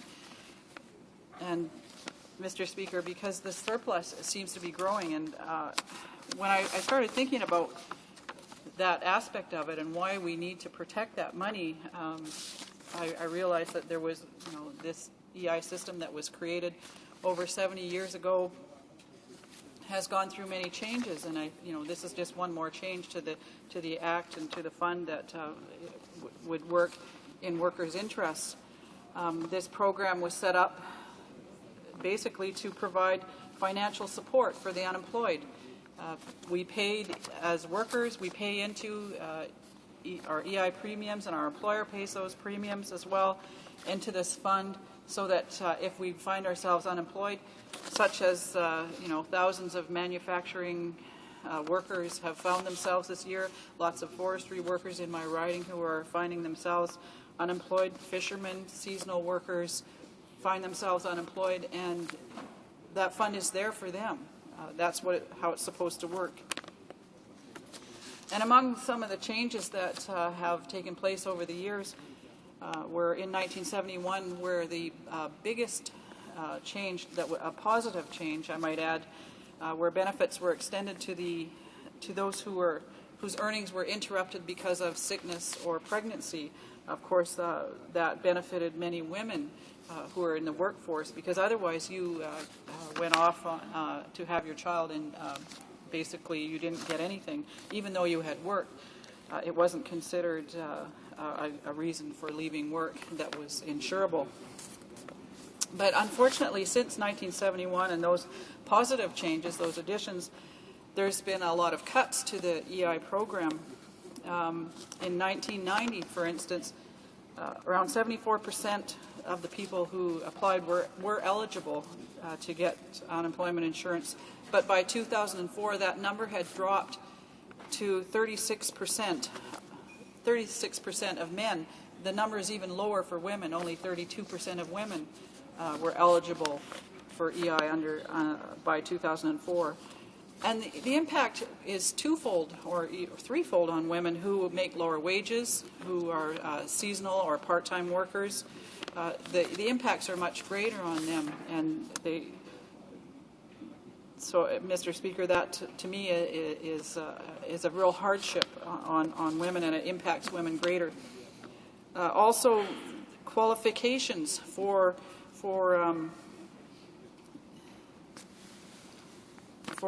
quitting for just cause was another impact on workers. The changes made to that were before, originally, if your spouse was relocated or had to move, for their job, such as military personnel or anyone who may be posted around the country, if you quit for discrimination or sexual harassment, that's of course, primarily women were leaving work for those reasons. If you had obligations to care for a child or a direct family member, you were entitled to unemployment insurance, but no longer. Those things, you don't qualify anymore. You also used to qualify in numbers of weeks. I think it was around 15 weeks, which is approximately 300 hours worked. And now you only can qualify by hours worked, and the number is 700. So it's more than doubled, and that needs to also be reduced so that people can access their employment insurance. And Mr. Speaker, this is one of the biggest barriers to women who worked less hours, who works, as I said, seasonal, part-time work, and it takes a long, long time to get that many hours. But this is disqualifying many, many women from accessing EI. And so it's no wonder that we see, $54 billion in surplus when people can't access. When we're down to less than half of the people that think they're eligible, 36 and 32% for men and women, it's no wonder that we have this huge surplus. And so, Mr. Speaker, I think it's it's sad. And the other part of it is that when you do qualify, you have to wait, in some cases 45 days, to know whether you qualify or not. And this makes it very difficult on families and on people who find themselves unemployed through no fault of their own most of the time. So this is causing a real hardship in our communities. So, Mr. Speaker, that money needs to be protected for those workers. We would like to see, of course, an increase in the amounts that people are in the premiums that people are paid over time, so that, the cost of living is going up all the time. Housing costs are going up all the time. People need to be able to feed themselves when they find themselves unemployed. And so, Mr. Speaker, I have to say that sadly the EI system is not working for everyone in this country. And I know many, many people who have come to me and told me their stories, and these are the hardships that they face when the system does not work for them. They find themselves having to really struggle to make ends meet, and we shouldn't be putting people in that position. The other thing that I have to say, Mr. Speaker, is that this government seems to think that people are using employment insurance as their sole source of income, or working a little bit here and then getting EI. Well, if there are people that are doing that, it's very, very few and far between. And most of the people who find themselves on EI are there because they have lost their job through no fault of their own in most cases, and are looking for another one and need EI, which was there to provide financial support for them. They need that as something to fill in the gaps while they look for their next job. And I think that's the least we can do, especially when, like any other insurance plan, you've paid into it over years and years, and then all of a sudden when you find yourself out of work, it's not there for you. It's a shame, Mr. Speaker. And a lot of that money that we see in the fund could also be used for training. There used to be training programs, and people need to be retrained if they're in an industry that is no longer viable, that is disappearing. We've seen a lot of places where people need to be retrained, and EI could provide some of that, the funds for those training programs for them, and it would help them get back into the workplace quicker. And those would be things that I think all members of this House could support. But, Mr. Speaker, I think the biggest fear of ordinary Canadians is that their EI premiums are going to be decreased, and we're going to see a big decrease in this fund because of easy access to it. And, Mr. Speaker, when people are paying their premiums into this, they know that there is a program that is supposed to be there to support them and protect them in times of unemployment, and they're happy to pay those premiums. So if that fund is there, so Mr. Speaker, I would encourage the honourable members to support this and make sure that the EI fund is there for the future, because even though the economy is good right now, there's changes all the time, and people could find themselves in a situation where they are going to need. Reprise de débat. Resuming debate. The Honourable Member for Chambly-Bordua. Thank you, Mr. Speaker.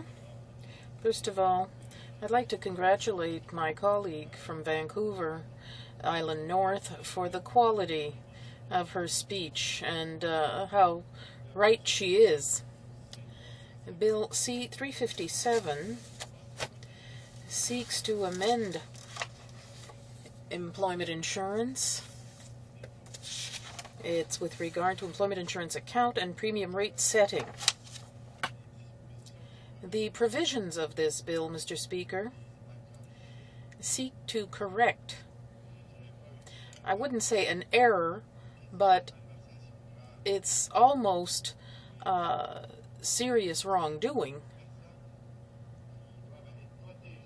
The people who should be protected by the government in terms of the management of the REI fund are not. Not only are they not protected, but they are the victims of a deviant form of management of their own assets, to my mind, because it is workers and employers who pay premiums to the EI fund.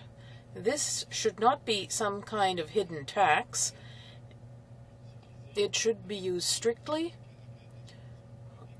for the purpose of the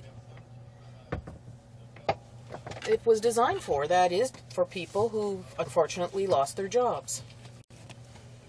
The content of this bill is in 4 parts, Mr. Speaker. The insurance account should not be part of the accounts of the Canadian government. It should be withdrawn from the accounts of the federal government in order to be a specific employment insurance fund, which is administered or managed by the people who pay the premiums, that is, employers and workers. The commission as such, of course, should be composed by a majority of people from those 2 groups. There should be other people as well.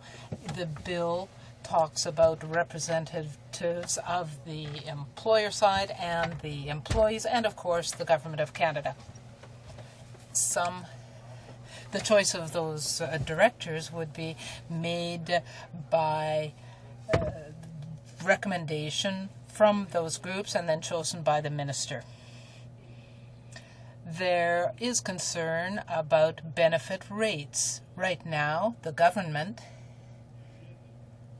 of course, with the current administration, where there are only 3 commission members with a chief commissioner, and that group decides on the level of premiums. And yet there are still too few people who have access to benefits, and there is a huge surplus.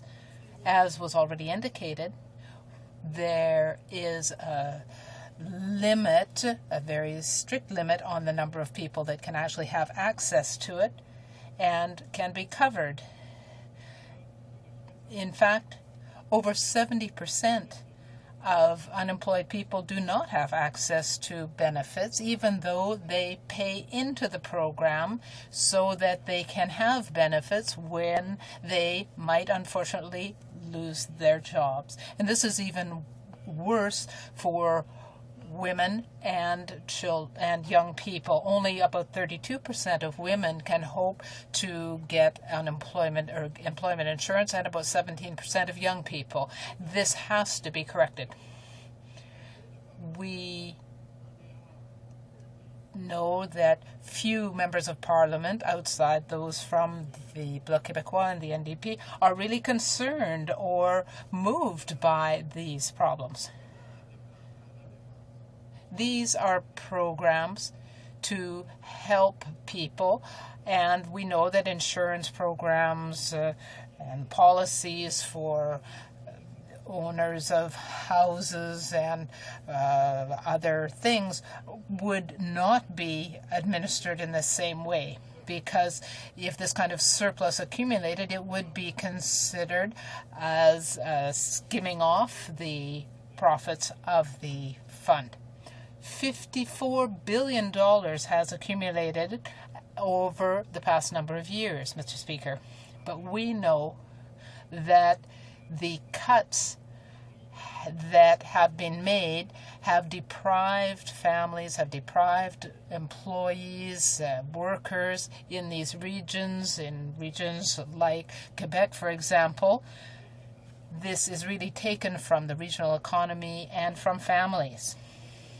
The 4th provision in this bill is to take back over a few years the amount that has been skimmed off. This would be $1.5 billion a year. And how was this arrived at?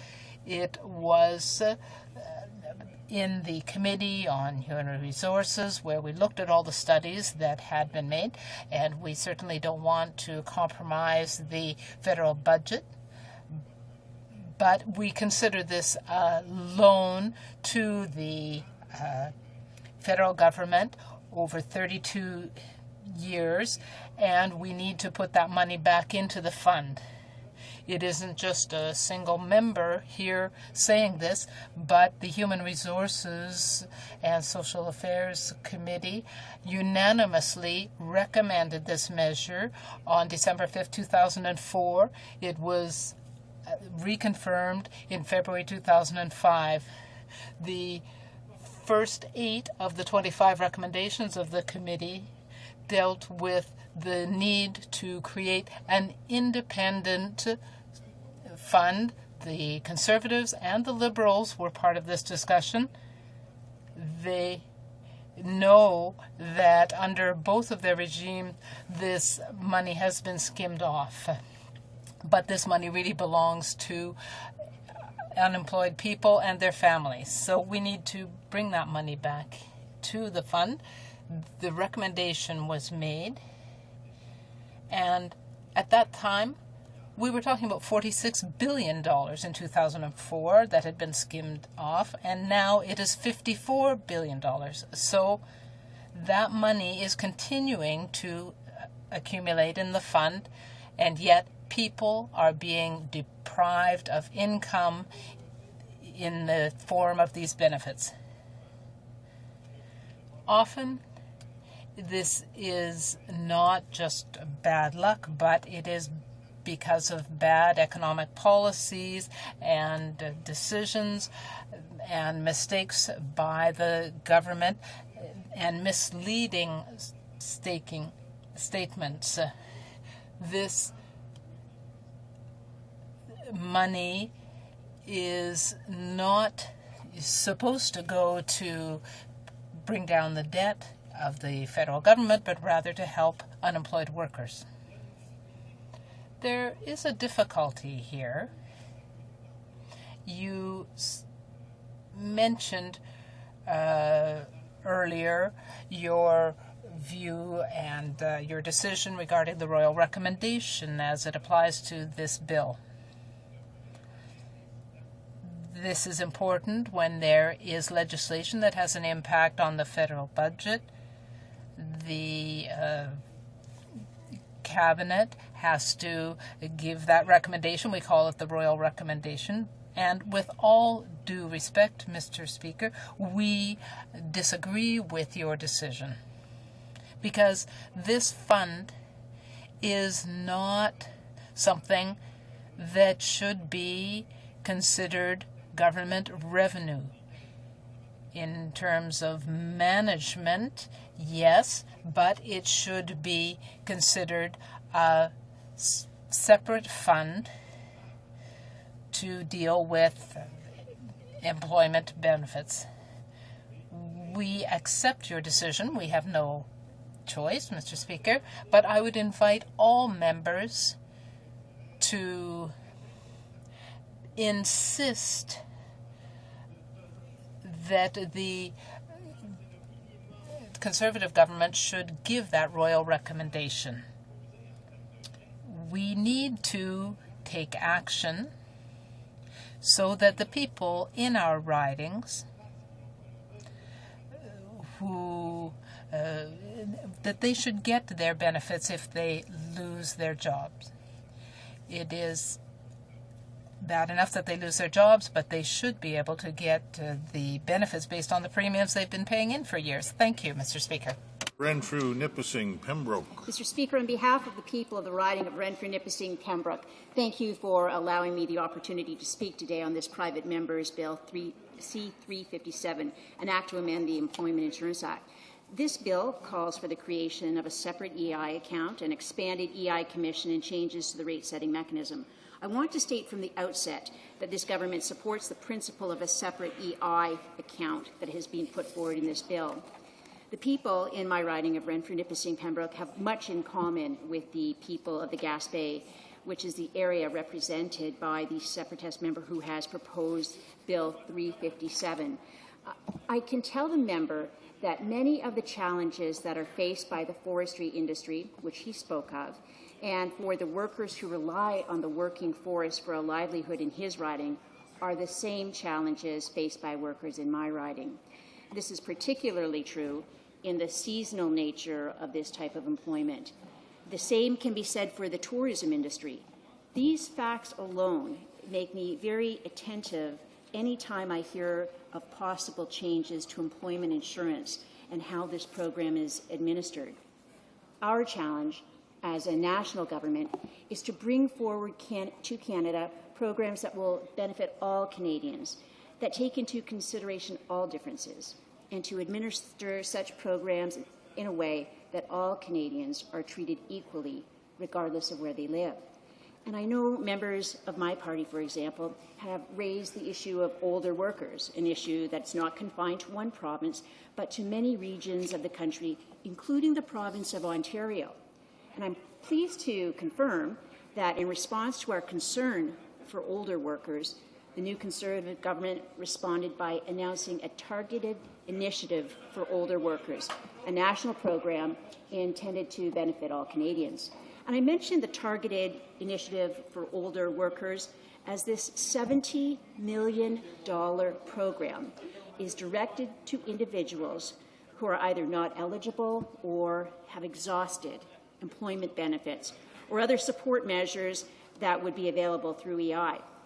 It's targeted to smaller communities like Gaspésie, Île-de-Madeleine, like Roberval, Lake Saint-Jean, and like my riding of Renfrew, Nipissing, Pembroke, if it were available. For reasons that I've not been made aware, the province of Ontario, unlike nearly every other province in Canada, including Quebec, Ontario refuses to commit that it will participate. This leads constituents in my riding of Renfrew, Nipissing, Pembroke, who would benefit from this initiative, to assume that Ontario does not care. This 2-year program was announced last October. It's a year later and still no action. Like the Liberals in Toronto are indifferent to the plight of older workers. To date, 40 projects have been approved, including 13 in Nova Scotia and 20 in Quebec, projects that are expected to assist over 1,400 unemployed workers. Now, the benefit of programs developed by the federal government is that they are national in scope. This benefit is lost when sometimes other agendas are put forward ahead of the Canadian workers. Canada's current employment situation is relevant to any discussion of the EI program. Mr. Speaker, so far in 2007, employment grew by more than 200,000 jobs. In addition, the average hourly wage rose by 2.4% in the first quarter of this year alone, and the unemployment rate has dropped to the lowest point in 33 years at 5.8%.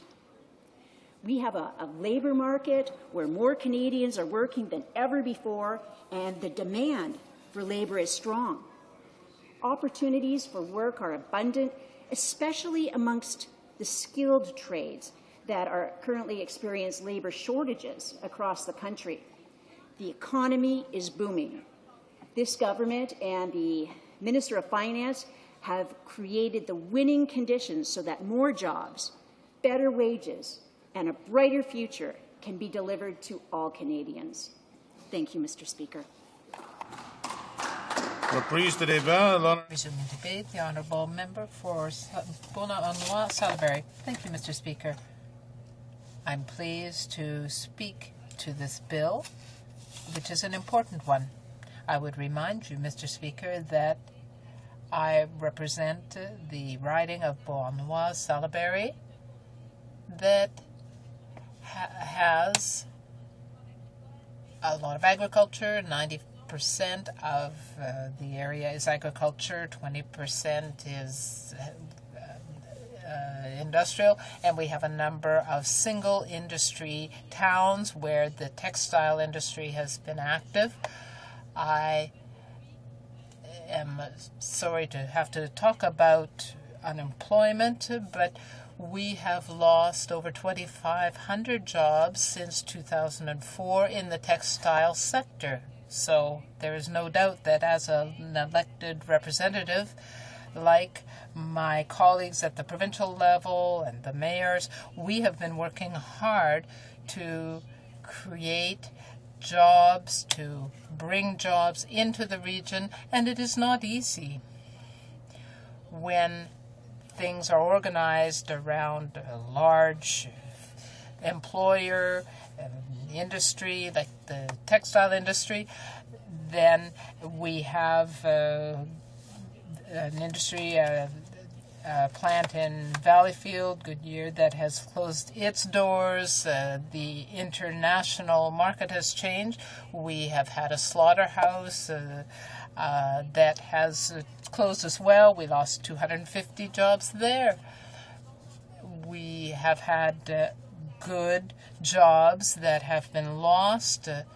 And, Mr. Speaker, the government members, the Conservative members, should not think that we in the Bloc Québécois think that unemployment is good.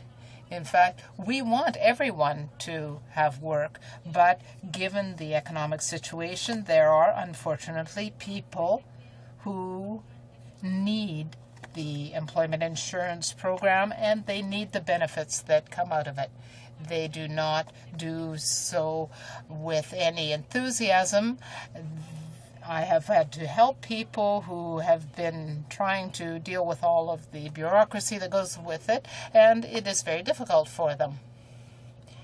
I said that this was a largely agricultural riding, and as such, there are a lot of seasonal workers that work in the fields, in the vineyards, and so on.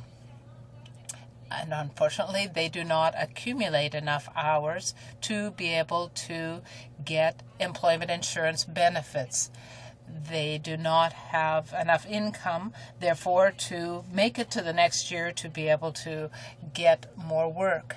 This is the reality when people do seasonal work, and when they do that work well, then naturally it is difficult to fill that gap, to wait for work that might be available from spring until fall only.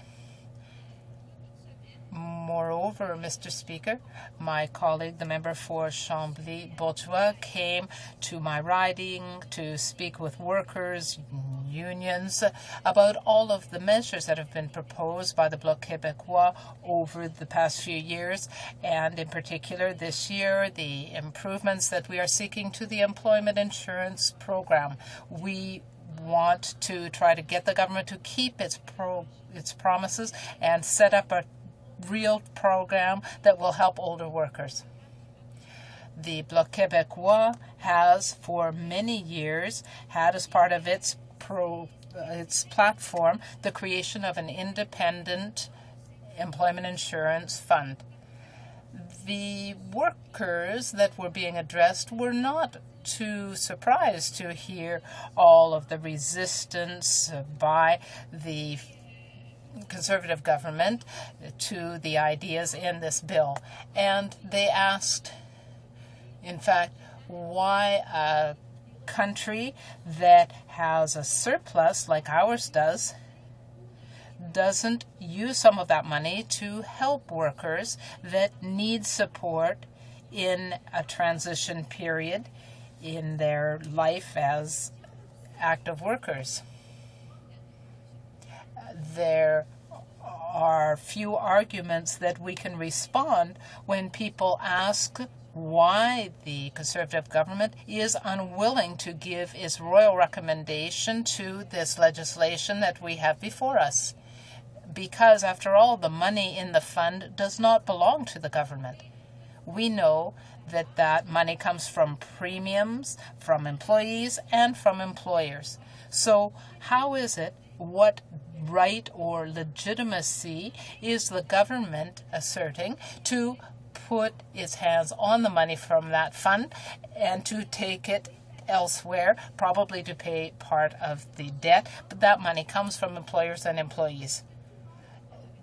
In fact, at that kind of meeting, everyone agrees with me. It's easy for me because nobody can understand. If our country was on the brink of bankruptcy or in dire straits, we could understand, but that's not the case, and it is unacceptable. I am very eager to have this debate with my colleagues. Is it reasonable that these unemployed people in Beauharnois, Salaberry, have this situation where the Conservatives are against the improvements that we've proposed to employment insurance and against this legislation to create an independence fund? It will be good during the election campaign. Since 1994, the surplus in the employment insurance fund have risen and have reached $51 billion. They reached that level in February 2007.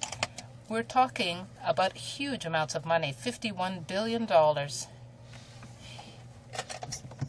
The Conservatives criticized the Liberal government that when they were in opposition because they were skimming off this money. But once they got into government, it was the same old thing. They are still skimming off this money from the employment insurance fund. But the premiums, as we know, come from workers and from employers, and the government is continuing to use this money for other purposes than the money was designed for. In 2006, 44% of the unemployed received benefits. And despite that, despite the surpluses in the fund, despite the fact that the economy of the country is doing well, it's very impressive, the government refuses to improve the employment insurance program, and this is very difficult to accept. And this really bothers us a great deal. I know lots of people who have lost their jobs, and they've said, how? You know that I'm not eligible for EI. I paid into it for most of the year, but I'm missing a few hours. How is it that the government can't support me, help me as I go through this difficult time? Help me find another job. I'm always so sorry to have to answer them by saying, you know, you have a government that doesn't want to support and accompany workers who are going through tough times. And yet, the government has the means to help these people. And if the government had listened to all of the interventions made by the members of this House, the government has been made aware of the problem. It knows that it has to change its mind and give royal recommendation to this bill so that we can vote on it, debate it once again, because this is a bill that is valid, that thinks about the workers, and we have the means in this government to help these workers. Thank you, Mr. Speaker. Resuming debate. Is the House ready for the question? Question? La question est la suivante. Question is as follows. Mr. Blais, seconded by Mr. André, moved that Bill C-357, an act to amend the Employment Insurance Act, Employment Insurance Account, and Premium Rate Setting, and another act in consequence, be now read a second time, and referred to the Standing Committee on Human Resources, Social Development, and the Status of Persons with Disabilities. Of the House to adopt the motion. No. Tous ceux qui appuient la motion. All those in favor of the motion will please say yea. All those opposed will please say nay. No. my opinion, the nays have it. Convoquer les no. Accordingly, the bill stands referred to the no. Wrong piece of paper one more time. Pursuant to Standing Order 93, the division stands deferred until Wednesday, November the 28th, 2007, immediately before the time provided for private members' business.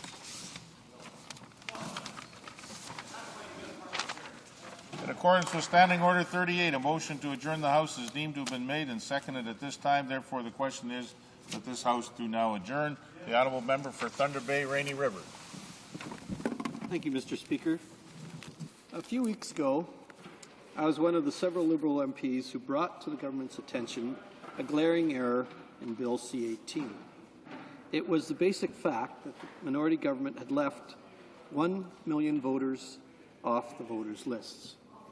Imagine, with all the Prime Minister's drum pounding, that if he had forced an unnecessary election, what 1 million eligible voters would have done if they found themselves disenfranchised. In my great riding of Thunder Bay Rainy River, a minimum of 5,000 voters would not have been able to exercise their democratic right. Although all parties had missed the fine print, it shows you what can happen when bills are rushed through. The Standing Committee was advised in May, and after much deliberation, still the government ignored the Public Service's advice. Even after the Quebec by-election, the government should have leapt to the alert it proactively resolved the problem. Instead, an effective opposition was once again compelled to expose the government's haste and clean up yet another mistake. It is unfortunate the government tried to avoid facing up to the problem. The straightforward solution is relatively simple. If the address contained in the identification provided does not prove the elector's residence specific to a domicile, but does reflect the most precise residential address typically available, then it should be deemed in compliance. I am hopeful that after the events of the past few weeks, that the amendments will succeed in addressing the issues outstanding and that we can resolve this matter. Thank you, Mr. Speaker. The Honourable Parliamentary Secretary of the Government House Leader. Thank you very much, Mr. Speaker. It's a pleasure for me to stand to respond to the question by my honourable colleague from Rainy River. Let's set the record straight first, Mr. Speaker. Bill C-31, which was the genesis of Bill C-18, was debated in committee at the Procedure and House Affairs Committee and ultimately ratified by the entire committee. I'm the first one to admit, Mr. Speaker, since I'm a member of that committee, that we all share responsibility in missing the one element of that bill, which in turn ultimately disenfranchised or potentially disenfranchised 1 million rural voters because of the term residential address. But the point I'm making is this, Mr. Speaker. Every one of us on that committee missed it. We all share that responsibility. In fact, the Chief Electoral Officer of Canada appeared twice before that committee to discuss Bill C-31. He did not notice in the legislation itself that there would be anything that had the potential to disenfranchise rural voters because they did not have a residential address. When it was first discovered, Mr. Speaker, about 2 weeks after the recent Quebec by-elections that were held in September of this year, the Chief Electoral Office then, in examining how the ramifications of Bill C-31 affected that by-election process, noticed at that time for the first time that there was an element that could, in fact, potentially cause disenfranchisement of voters in rural Canada. So we took immediate steps to correct the situation. We've introduced now Bill C-18, which will rectify the situation. We're hoping for speedy passage in committee and by members of this House to take care of that situation. Even if there was an election called, however, before that bill became law, Mr. Speaker, the Chief Electoral Officer has assured us that he would use his powers of adaptation to ensure that there would be not one rural Canadian disenfranchised if we had to go to a vote, whether it be a general election or a by-election. But, Mr. Speaker, I want to concentrate my remarks for the last few moments that I have here, pointing out the absolute hypocrisy of the Liberal Party of Canada. Because not only has the member from Rainy River suggested that this was a problem sought by, or at least created by, our government, other members of his party have done the same. In fact, the member from Regina-Wascana has done several interviews in which he suggested this was a government problem. This is something that was created by the government. They missed it. It was sloppy legislation. Mr. Speaker, the entire Liberal caucus voted in favor of Bill C-31. The sheer hypocrisy of their statements suggesting that it was only this government's problem that made a mistake is staggering. Everyone shares some culpability here, Mr. Speaker. We all share the responsibility. We're willing to admit it. Members of his own party who are on the Procedure and House Affairs Committee said nothing about the possibility of disenfranchisement of voters because they missed it as well.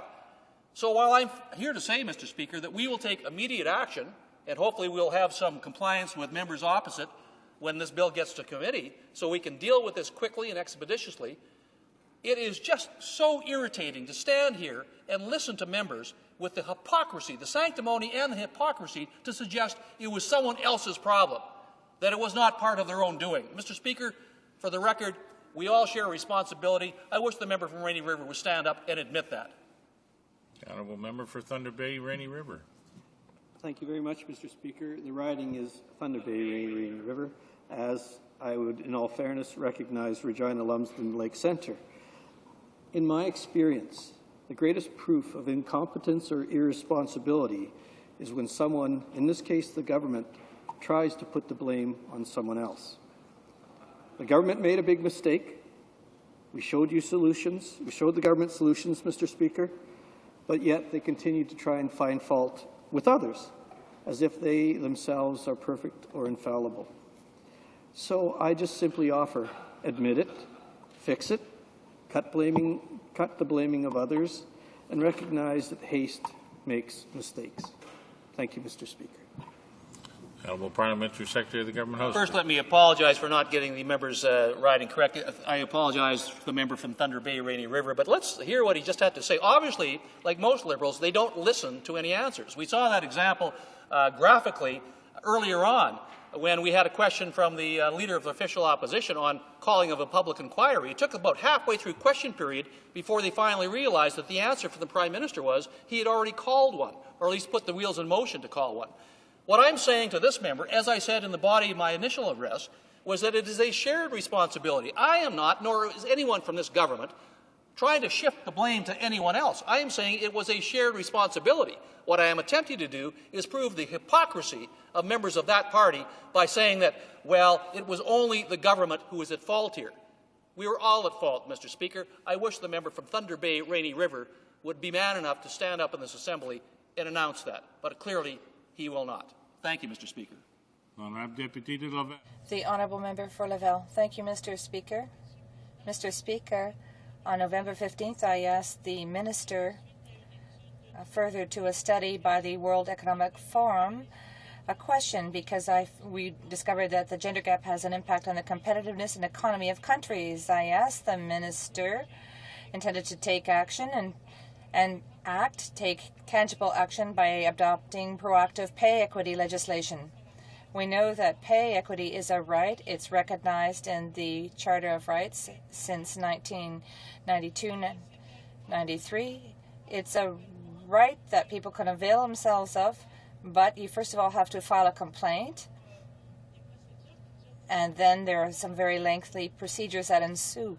At Canada Post, there were women who filed a complaint file salary equity, and they've been waiting for 21 years. This has been before the courts for 21 years, and the matter still hasn't been resolved, where we can see that with the legislation as it exists right now, it has to be amended in order to ensure that all women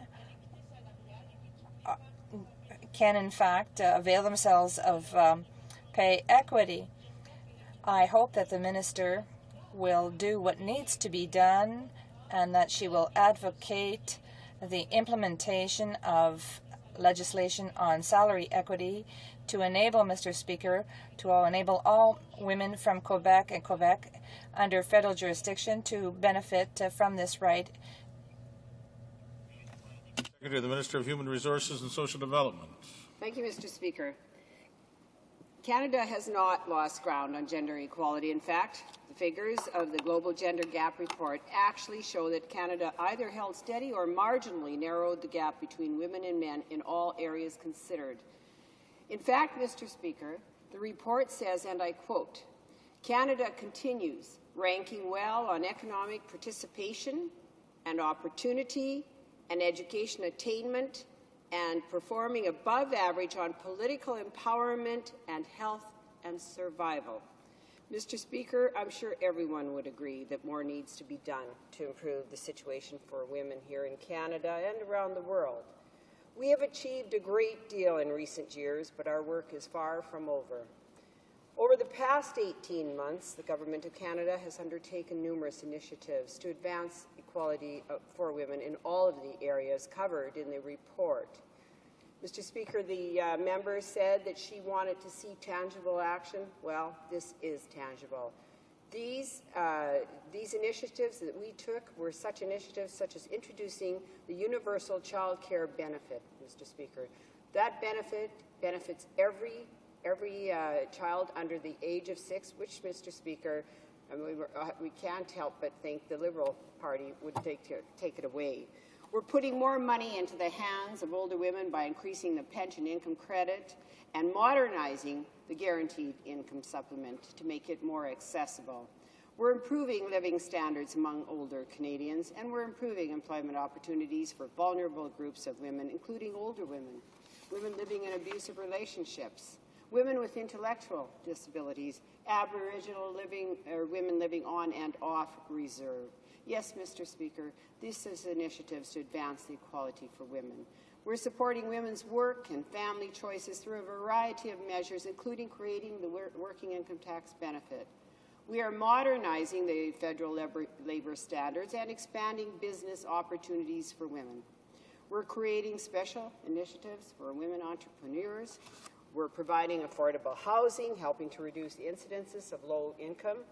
We're supporting Canadians in the lowest income brackets, the majority of women whom are women, Aboriginal women, senior women, female lone parents, by introducing a 0.5% reduction in the lowest personal income tax rate. We're increasing the basic amount an individual can earn before taxes apply.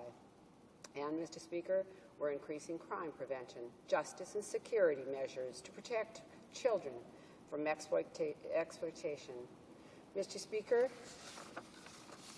the minister had spoke a little while ago about some of the things that she would like the members of the House to know, that the projects that were created, such as projects for official languages for minority women's organizations, providing almost $24,000 to promote women's entrepreneurship, almost $50,000 to support Prince George New Hope Society to help women starting new lives, $110,000 to the Second Story Women's Centre for Training Workshops in Nova Scotia, $165,000 for art projects aimed at improving the lives of risk women and girls, $85,000 to single women in motherhood training program, $200,000 in St. John chapter of the Urban Core Support Network, almost $60,000 to the Rising Women Place for the project Independent Women, over $185,000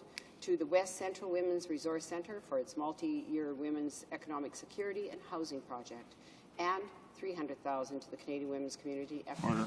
I'll have Deputy The Honourable Member for Laval. Thank you, Mr. Speaker.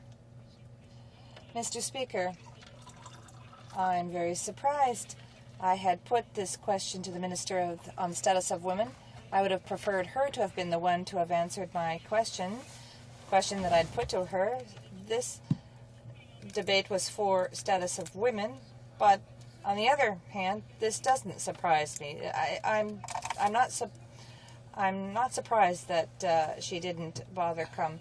I'm wondering what she can do in front of the cabinet, in front of the members of the House. She doesn't have any influence on the decisions made by this government when it comes to women. So I'm not surprised, Mr. Speaker, that she's not the one who rises to speak. However, Mr. Speaker, I can tell you that the women of Quebec and Canada will remember the promises made to them and promises broken. It's been one after another, after another, after another. And when you talk about pay equity, when you talk about money, Mr. Speaker, you're talking about allowing women to rise out of poverty. That's what you're talking about. Thank you. Parliamentary Secretary to the Minister of Human Resources. Mr. Speaker, Canada does continue to make significant progress on achieving equality for women in all areas covered in the World Economic Forum's Global Gender Gap Report 2007, which, Mr. Speaker, that is what I understood the question was about. So, Mr. Speaker, we do continue to distinguish ourselves on the international stage. Nonetheless, women in Canada still earn an average of 71 cents to every dollar earned by men. And women still experience high rates of domestic abuse and violence, and the gender gap persists. Therefore, Mr. Speaker, I ask my colleagues to renew their commitment to bringing about women's full participation in Canadian society.